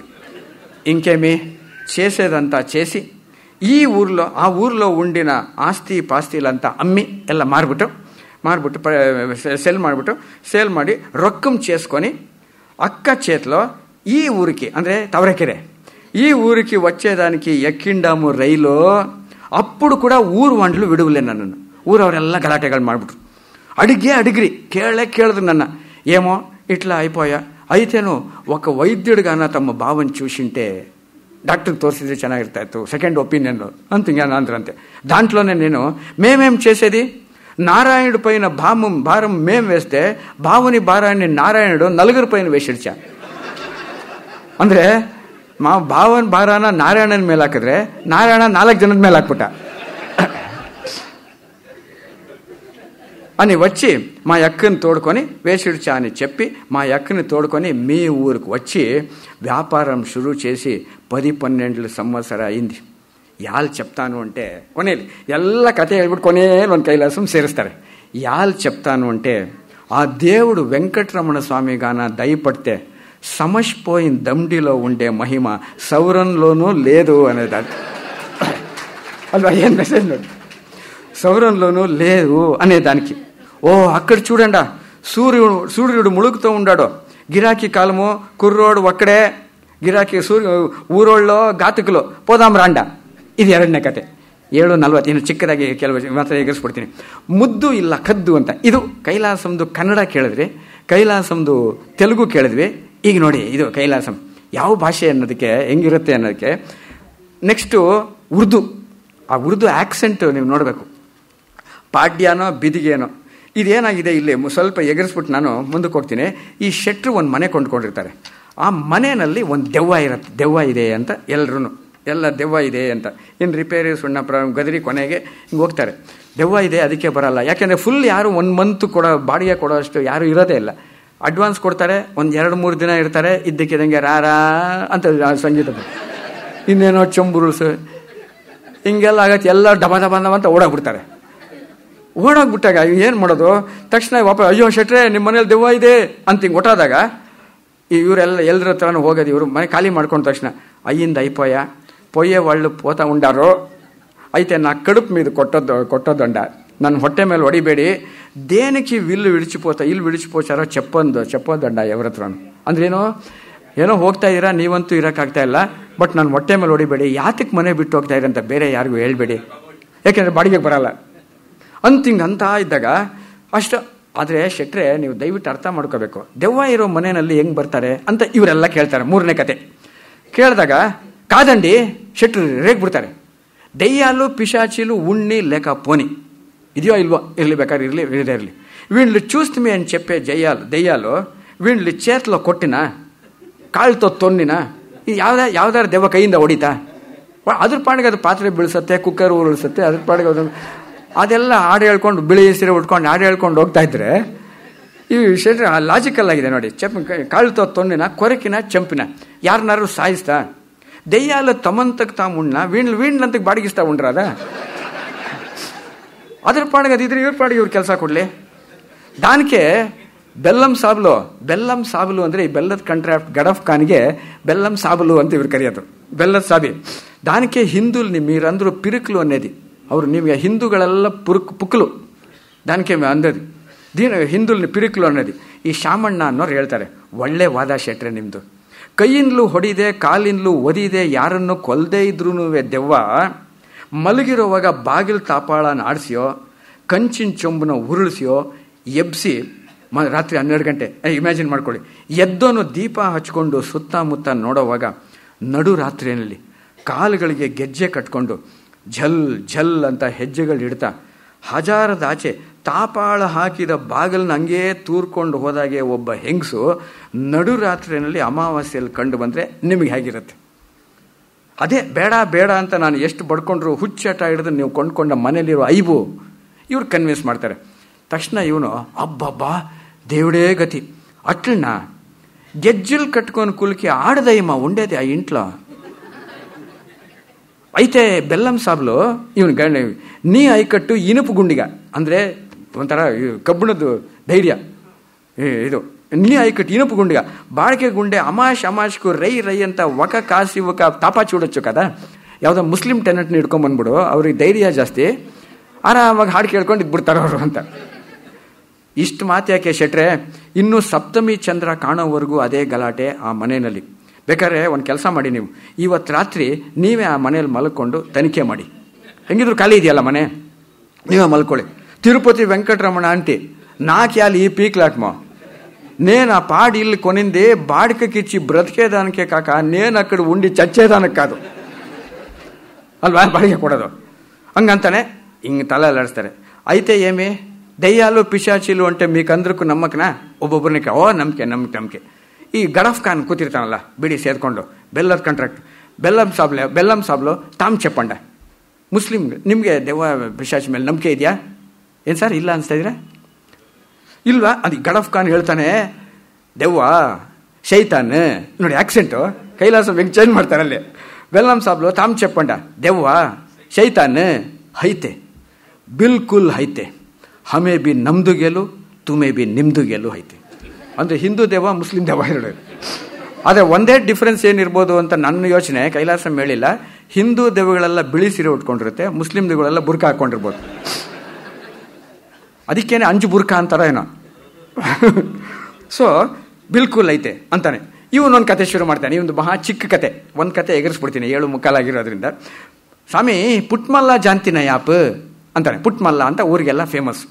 ನಾನು ಗನ್ನ ಜಮಾಯಿಸಿ ಬೆಲ್ಲ ಕಮಾಯಿಕೆ, ನೋಡಿ ಆ ಭಾಷೆಗೂ ಈ ಭಾಷೆಗೂ ಎಷ್ಟು ವ್ಯತ್ಯಾಸ. ಗನ್ನ ಜಮಾಯಿಸಿ ಬೆಲ್ಲ ಕಮಾಯಿಕೆ ಬೇಪಾರ್ಮೆ ನನಗೆ ದಳಾಳಿದ್ದ ಪುಟ್ಮಲ್ಲ ಅಂತ ಒಬ್ಬ ಇವನು ಏಜೆಂಟು. ಅವನಿಗೆ ಏಕ್ ಜೋರು ಅಂದರೆ ಎಂಟಿ ಜೋರು, ಅವರು ಏಕ್ ಬಚ್ಚ ಮಗ ಇದ್ದ. ಮುದ್ದು ಹೆಸರು, ಹುಡುಗಾಗೆ ಹೆಸರು ಪುಟ್ಮಲ್ಲ, ಅವನ ಹೆಂಡತಿ ಅವನ ಮಗ ಮುದ್ದು ಅಂತ ಹುಡುಗನ ಹೆಸರು, ಹುಡುಗಾಗೆ ಹೆಸರು. देखिए हर एक अमाश के रात पुट्मल्ला के झोपड़ी के ಮುಂದೆ ಹುಣಸೆ झाड़ के ಕೊಂಬೆ ಮೇಲೆ ಕೂತ್ಕಂಡು ಮುದ್ದು ಮುದ್ದು ಮುದ್ದು ಐಸಾ ರಾತ್ ಸೋಬ್ ಅಲ್ಡಾಯಿಸ್ತಾ ಇತ್ತು. ಏಕ್ ಬಡ ಗುಗ್ಗು ಅಂತಾನೆ. ಕ್ಯಾ ಬೋಲ್ತಿ ಕನ್ನಡಿ ಮೇ ಅಂತ ಹಿಂಗೆ ಕೇಳ್ತಾನೆ. ಗೊತ್ತಾಯ್ತು ಶೆಟ್ರೆ ಸಾಹೇಬ್ರೆ, ಪುಟ್ಮಲ್ಲಪ್ಪನ ಮನೆ ಮುಂದಿನ ಹುಣಸೆ ಮರದ ಕೊಂಬೆ ಮೇಲೆ ಕೂತ್ಕೊಂಡು ಅಮಾಸೆ ರಾತ್ರಿ ಎಲ್ಲ ಪುಟ್ಮಲ್ಲನ ಮಗ ಕೈ ಕೂಸು, ಅದ್ರ ಹೆಸರು ಮುದ್ದು ಅಂತ ರಾತ್ರಿ ಎಲ್ಲ ಕಿರುಳ್ತಿತ್ತು ಒಂದು ಗೂಬೆ ಅಲ್ವೇ ಅಂತಾನೆ. ಮಂದಟ್ಟಾಯ್ತು ಚಪ್ಪಂಡ ಸಾಬ್ಲು. ಇವರು ಮೊದಲೇ ದೆವ್ವದ ಕತೆ ಹೇಳ್ಬಿಟ್ಟಿದ್ದಾರೆ. ಮಂದಟ್ಟಾಯ್ತು ಚಪ್ಪಂಡ ಸಾಬ್ಲು, ಈ ಶನಿ ದೆಯ್ಯಮೂಲ ಮಾಟ ದೇನಕ್ಕೊಚ್ಚನೋ ಆ ವೆಂಕಟರಮಣಿಕೆ ಬೆಳಕು. ಇವನು ಹೇಳ್ತಾನೆ ಗಡಫ್ ಖಾನ್ ಕಂಟಿನ್ಯೂ, ಜಿ ಹಮಾರೆ ಮೇ ಗುಗ್ಗು ತುಮಾರೆ ಮೇ ಗುಬೆ ಮೌತ್ಗೆ ಸತ್ತು ಹೋಗೋದಕ್ಕೆ ನಿಶಾನೆ ಗುರ್ತು ಐತೆ, ಯಾರ್ಯಾರನ್ನ ಪ್ರಾಣ ತಿನ್ಬೇಕು ಅಂತ. ಪುಟ್ಮಲ್ಲ ಓ ಬಿಚಾರಿ ಬೆದರ್ಕಂಡು ನನಗೆ ಕೇಳ್ದ, ಗುಗ್ಗು ಅಲ್ಡಾಯಿಸ್ತಾ ಇದಕ್ಕೆ ಮತ್ಲಬ್ ಯಾತಕ್ಕೆ ನಮ್ಮ ಮನೆ ಎಲ್ಲ ರಾತ್ರಿ ಬಂದು ಗೂಬೆ ಮುದ್ದು ಅಂತ ಕೂಗ್ತಾ ಇರುತ್ತೆ ಸಾಹೇಬ್ರೆ, ನಿಮ್ಗೇನಾರು ಐಡಿಯಾ ಇದೆಯಾ ಅಂತ ಅವ್ನು ಕೇಳ್ತಾನೆ. ಇವನು ನನಗೂ ಗೊತ್ತಿಲ್ಲ, ನಾನು ಖಾಜಿ ಸಾಬ್ಗೆ ಕೇಳಿದೆ. ಅವ್ರದ್ದು ನಮ್ಮ ಖಾಜಿಗೆ ಕೇಳಿದೆ, ಓ ಬೋಲಿಯಾ ಗುಗ್ಗು ಗಬ್ರಸ್ತಾನ್ ಮೇ ಮಸಾಣದೊಳಗೆ ಮುರ್ದ ಹೆಣ ತಿಂದು ಬದುಕೋ ಜಾನುವಾರು. ಕೋಯಿ ಯಾರು ತಿನ್ನೋಕೆ ಬೇಕು ಅವ್ರಿಗೆ ಸಾಯೋಕೆ ಅವ್ವಲ್ ಖಬರ್ ಕೊಡೋಕ್ಕೆ ಹೇಳ್ತೈತೆ. ಪುಟ್ಮಲ್ಲಕ ಬೇಟಕು ಖಾನೆಕ ಇರಾದ ಹೇ. ಅದಕ್ಕೆ ಅದು ಕೂಗ್ತಾರೆ, ಐಡೆಂಟಿಫೈ ಮಾಡಿದ್ದಾರೆ. ಪುಟ್ಮಲ್ಲಗೆ ಹೇಳು ಇದಕ್ಕೆ ಶಾಂತಿ ಏನು ಮಾಡಬೇಕು ಅಂದರೆ ಕುಚ್ ಅಜಬ್ ಚೀಸ್, ಯಾವುದೋ ಯೂಸ್ಲೆಸ್ ಯಾವುದೋ ಬರೋದು, ಕುಚ್ ಅಜಬ್ ಚೀಸು ಕಪಡೆದೊಳಗೆ ತಗೊಂಡು ಇಷ್ಟುದ್ದ ಯಾವುದೋ ಒಂದು ಹಿಂಗೆ ತೊಗೊಳೋದು, ಒಂದು ಟವೆಲ್ಲು ಆ ಥರ ತೊಗೊಂಡು ಕುಚ್ ಅಜಬ್ ಚೀಸು ಕಪಡ ಮೇಲೆ ಲಪಟ್ಗೆ ಸುತ್ಕೊಂಡು ಗರ್ಮೆ ಎಲ್ಲರೂ ಮುದ್ದು ಮರ್ಗಯ ಐಸ ಅಳ್ಕೊಂಡು ಕಪಡೆ ಮೇ ಲಪಟೆ ಸೆ ಚೀಸ್ ಕೊ ಮಸಾಣಿಗೆ ಹೋಗಿ ಮಿಟ್ಟಿ ಮೇ ಮಿಲಾಯಿಸೆ ಆಗಯ ಅಥವಾ ಹೋಗಯ ಗುಗ್ಗಕ್ಕ ಗಲಾಟ ಕಳಿ. ಸೊ ಯಾವುದೋ ಒಂದು ತೊಗೊಳ್ಳೋದು, ಮುದ್ದು ಮರ್ಗಯ ಅಂದರೆ ಆ ದೆವ್ವ ಕೇಳಿಸ್ಕೊಳತ್ತಲ್ಲ, ಅದನ್ನು ಕಿತ್ತಾಗಿ ಹಿಂಗಾಗತ್ತೆ ಸತ್ತೋದ ಅಂತ ಹಿಂಗಾಗತ್ತೆ ಅಂತ ಇವನು ಕೊಟ್ಟ ಶಾಂತಿ ಮಂತ್ರ. ಅದಕ್ಕೆ ಉನೇ ಬಿ ವೈಸಾಚ್ಕೆ ಪುಟ್ಮಲ್ಲಾಗೆ ಪೌಂಚಾಯಿಸಿದೆ. ಉನೇ ಬಿ ವೈಸಾಚ್ಕಿಯ ಹೆಂಗೆ ಇದನ್ನು ಅವಾಯ್ಡ್ ಮಾಡಿದ್ರು ಅಂದರೆ, ಬೆಳಗ್ಗೆ ಎದ್ದು ಉನೇ ಬಿ ವೈಸಾಚ್ಕಿಯ ಘರ್ಮೆ ಪಸರ್ ಉಟ್ಕೆ ಎದ್ದು ಮುದ್ದು ಸತ್ತ ಐಸಾ ಅಳ್ಕೊಂಡು ಏಕ್ ಖದ್ದು ಹಮಾರೆ ಮೇ ಖದ್ದು ತುಮಾರೆ ಮೇ ಕ್ಯಾ ಬೋಲ್ತಿ ಅಂತಾನೆ. ಸೋರೆಕಾಯಿ ಅಂತಾರೆ ಅವರೆಲ್ಲ. ಸೋರೆಕಾಯಿ ಇಷ್ಟುದ್ದ ಮಗುತನ ಇರುತ್ತಲ್ಲ ಅದು. ಸೋರೆಕಾಯಿ तुम्हारे में सोरेकाई हमारे में खद्दू. उसको रुमाल में लपट के ಸೋರೆಕಾಯಿ लेके रुमाल में लपट के ಬಾಪ್ ಮಾ ಮನೆ ಎಲ್ರುವೆ ಮುದ್ದು ಸತ್ತ ಅಂತ ಅಳ್ಕೊಂಡು ಹೋಗಿ ಸೋರೆಕಾಯ್ಕೊ ಮಟ್ಟಿ ಮೇ ಮಿಲಾಯಿಸಿ ಪಿರ್ರಾಗಯೇ ಬಂದ್ಬಿಟ್ರು ಮನೆಗೆ. ಬಂದು ಮಲ್ಕೊಂಡಿದ್ದಾರೆ. ಆಯ್ತಾ, ಮುಗೀತಪ್ಪ ದೇವದ ಕಾಟ ಅಂದರೆ ದೇಖಿಯೇ ಅವತ್ತು ರಾತ್ನಿಂದ ವಹಿಂಚ್ ಗುಗ್ಗು ಅದ್ದೇ ಗೂಬೆ ಅದ್ದೇ ಹುಣಸೆ ಜಾಡ್ಕೆ ಕೊಂಬೆ ಮೇಲೆ ಕೂತ್ಕೊಂಡು ಮುದ್ದು ಇಲ್ಲ ಖದ್ದು ಐಸಾಲ್ಡಾಯ ಮುದ್ದು ಇಲ್ಲ ಕದ್ದು ಐಸ ಅಲ್ಡಾಯ. ಅವ್ರು बिचारा पुटमल अरे क्या बेजा रे गुग्गू का, मुद्दू को कद्दू को हिकमत समझ लिया ना, क्या अजब गुग्गू रे करके जोर और बच्चे के साथ गांव भी छोड़ के चला गया. ಆವಾಗ ಅವನು ಇನ್ನೊಂದು ಕತೆ, ಇನ್ನೊಂದು ದೆವ್ವದ ಕತೆ ಇನ್ನೊಬ್ಬ ಗೌಡ ಹೇಳ್ತಾನೆ. ಅದನ್ನು ಎಗರಿಸ್ಬಿಟ್ಟು ಇವಾಗಂದು ಕೊನೆ ಕತೆಗೆ ಬರ್ತೀನಿ. ಇದು ಎಂಟೈರ್ಲಿ ಡಿಫ್ರೆಂಟ್. ಈ ಕತೆ ನೀವು ದಯವಿಟ್ಟು ಓದಬೇಕು ಎಲ್ಲರೂ. ಹೇಗೆ ಅಂತಂದರೆ, ಈ ಕೊನೆ ಕತೆನಲ್ಲಿ ಕೈಲಾಸಂ ಇದುವರೆಗೂ ಯಾವುದಿತ್ತೋ ಅದಕ್ಕೆಲ್ಲ ಉಲ್ಟಾ ಮಾಡಿಬಿಟ್ಟಿದ್ದಾರೆ. ಸಪ್ರೇಟಾಗಿ ನೋಡಿದ್ರೆ ಇದು ನಿಜವಾಗ್ಲೂ ಕೈಲಾಸಮ್ಮ ಬರೆದಿದ್ದು ಅಂತ ಅನಿಸ್ಬಿಡುತ್ತೆ. ಸೊ ಅಂಥ ಕತೆನ ಎಸ್ಪೆಷಲಿ ಈ ದೇವರು, ಈ ಧರ್ಮ, ಕಾರ, ಇದೆಲ್ಲ ಗಲಾಟೆಗಳು ನಡೀತಾ ಇರುವಂಥ ಈಗ ಪ್ರಸ್ತುತ ಇದರೊಳಗೆ ಇದು ಎಷ್ಟು ಚೆನ್ನಾಗಿ ಅಪ್ಲೈ ಆಗುತ್ತೆ ಅನ್ನೋದನ್ನು ದಯವಿಟ್ಟು ಇದನ್ನು ನೀವು ಹೆಂಗೆ ರಿಸೀವ್ ಮಾಡ್ಕೊಳ್ತೀರೋ ನನಗೆ ಗೊತ್ತಿಲ್ಲ. ಯಾಕೆಂದರೆ ಇದು ಮಹಾ ಸೆನ್ಸಿಟಿವ್ ಅಂದರೆ ದೇವರಿದಾನೇ ಇಲ್ಲ ಆ ಥರದ್ದಲ್ಲ. ಯಾವುದನ್ನು ದೇವರು ಅಂತ ಕೈಲಾಸಂ ಒಂದು ಕಡೆ ಹೇಳ್ಬಿಡ್ತಾರೆ. ಕ್ವಿಕ್ಕಾಗಿ ಒಂದು 7-8 ನಿಮಿಷದೊಳಗೆ ಮುಗಿಸ್ಬಿಡ್ತೀನಿ. ಗೋಷ್ಠಿ ಇದುವರೆಗೂ ಕಾದಂಬರಿ ಸ್ವಲ್ಪ ಎಗರಿಸಿ ದೇವರಿದಾರೋ ಇಲ್ವೋ ಅಂತ ಒಂದು ಚರ್ಚೆ ಬರುತ್ತೆ. ಇದುವರೆಗೂ ನಾನು ತಮಾಷೆಗೆ ಹೇಳ್ತಾ ಇರ್ತೀನಿ ಎಲ್ಲ ಕಡೆನೂ. 2 ಪ್ರಶ್ನೆಗಳಿಗೆ ಇದುವರೆಗೂ ಡೆಫಿನೆಟ್ ಆನ್ಸರ್ ಹೇಳೋದು ಕಷ್ಟ ಅಂತೆ. ಒಂದು ದೇವರಿದಾನೋ ಇಲ್ವೋ ಅಂತ, ಇನ್ನೊಂದು ಮದುವೆ ಮಾಡ್ಕೋಬೇಕೋ ಬೇಡವೋ ಅಂತ. ಆದರೆ ಇದರಲ್ಲಿ ಕೈಲಾಸಂ ಎಷ್ಟು ಚೆನ್ನಾಗಿ ಹೇಳ್ತಾರೆ. ಅಲ್ಲೊಂದು ಕಡೆ ಕೊನೆ ದಿವಸ ಕತೆಗೆ ಬರ್ತಾರೆ. ಆವತ್ತು ಕಾಳಮ್ಮ, ಆಗಲೇ ನಾನು ಹೇಳಿದ್ನಲ್ಲ ಪಾಡು ಬಿದ್ದಿರೋಂಥ ಪಾಡು ಗುಡಿ ಅಂತ, ಹಾಳು ಗುಡಿ, ಇವತ್ತು ಮಾತ್ರ ಫಸ್ಟ್ ಕ್ಲಾಸಾಗಿ ಜಂಬೂ ಸವಾರಿಗೆ ರೆಡಿ ಮಾಡೋಕ್ಕೆ ಹೊಸ ಹಿಂಗೆ ಮಾಡಿರ್ತಾರೆ. ಈಗ ಶೆಟ್ರು ಹೇಳ್ತಾರೆ, ಇದೇಮೇ ಇದುವರೆಗೂ ಪಾಡಿ ಉಂಡಿನ ಕಾಳಂಕು ಈ ಪದ್ಯ ಮೊಚ್ಚೆ ಭಾಗ್ಯಮೋ ಅಂತ ಹಿಂಗೆ ಅಂದಾಗ ಈ ಸಾಬ್ರು ಏನು ಹೇಳ್ತಾರೆ, ಆಜ್ ಕ್ಯಾ ಕಾಳಮ್ಮ ಬಡ ಖದರ್ ಮೇ ಹೈ, ಹರ್ ರೋಜ್ ಬಚ್ಚೋನ್ ಕಿ ಮುಫಕ್ ನಂಗಾ ತೀಸೋ ಅಮ್ಮ ಕೋ ಆಜ್ ಕೊಯ್ ಲಂಗ ಪೆಹನಾಕೆ ಫೂಲ್ ಅವ್ರ ಕುಂಕುಮ್ ಬಿ ರಖಿ. ಎಷ್ಟು ಭಾಷೆ ನೋಡಿ, ಎಷ್ಟು ಯಾವಾಗಲೂ ಮಕ್ಕಳ ಥರ ಬರೀ ಮೈಲಿ ಇರ್ತಿದ್ದು ಅವಳು ಇವತ್ತು ಲಂಗ ಗಿಂಗ ಹಾಕಿ ಹೂ ಇಟ್ಟಿದಾರಲ್ಲ, ಆಜ್ ಕ್ಯಾ ಖುದ್ಬಾ ಹೈ, ಹಬ್ಬ ಇದ್ದಾರೆ ಅಮ್ಮಕಿ ಅಂತ ಹಿಂಗೆ ಕೇಳ್ತಾನೆ. ಹಬ್ಬವೇನೂ ಇಲ್ಲ, ಇವತ್ತು ಯಾವುದೋ ಪಾಪ ಹೆಂಗಸು ಮಗುಗೆ ಸಿಡ್ಬೋ ಗಿಡ್ಬೋ ಎದ್ದಿರ್ಬೋದು, ಎಂದೂ ಮರೆತ ಮಹಾಕಾಳಿ ಇಂದು ಜ್ಞಾಪಕಕ್ಕೆ ಬಂದು ಅಲಂಕಾರ ಮಾಡಿ ಹೋಗಿರ್ಬೇಕು. ಇಲ್ಲಿಂದ ಶುರು ಆಗತ್ತೆ ದೇವ್ರ ಬಗ್ಗೆ ಕಾದಂಬರಿ. సంకటం వచ్చేటప్పుడే వెంకటరమణ అనేది మేమంతా, సంసారంలో సమస్తము సలీస్గా సల్తుండే వరకు దేవుడు ఎవరు ಅಲ್ವಾ, ಎಲ್ಲ ಸರಿ ಹೋಗಿರ್ಬೇಕಾದ್ರೂ ದೇವ್ರ ಯಾತಕ್ಕೆ ಎಲ್ಲ ಚೆನ್ನಾಗಿ ನಡೀತಾ ಇದೆ, ಕಷ್ಟ ಬಂದಾಗ ಮಾತ್ರ ತಾನೇ. ಎಲ್ಲರೂ ಸಾಧುಗಳೇ, ಎಲ್ಲರೂ ಬೋಧಕರೇ, ಜೀವನ ಪರೀಕ್ಷೆ ಬಂದು ಎದುರು ನಿಲ್ಲುವನಕ ಭಾವ ಮರ್ಮಗಳು ಏಳುವಾಗ ತಳದಿಂದ ದೇವರೇ ಗತಿಯಾಗ ಮಂಕುತಿಮ್ಮ. ಎಂಥ ಪಾಯಿಂಟ್ಗಳು ನೋಡಿ ಹೆಂಗಿದೆ, ಏಕ್ದಮ್ ಬೇಸಿಗೆ ಹೊಡಿತಾರೆ DVG. ಎಲ್ಲ ಸರಿಯಾಗಿದ್ದಾಗ ದೇವ್ರು ಬೇಕಾಗಿಲ್ಲ, ಏನಿಲ್ಲ, ಕೊನೆಯಲ್ಲಿ ಹಿಂಗಾಗ್ದಾಗ ಯಾರೋ ಹಿಂಗಾಗ್ತಾರೆ. ಕಾದಂಬರಿ ಸಂಕಟಂ ఎవరు మనుష్యుడు చెయ్యి మీరిపోయినప్పుడు దేవుడు రావాల, ఒళ్ళు బాగుండే వరకు వైద్యుడిని పిలిపించారా.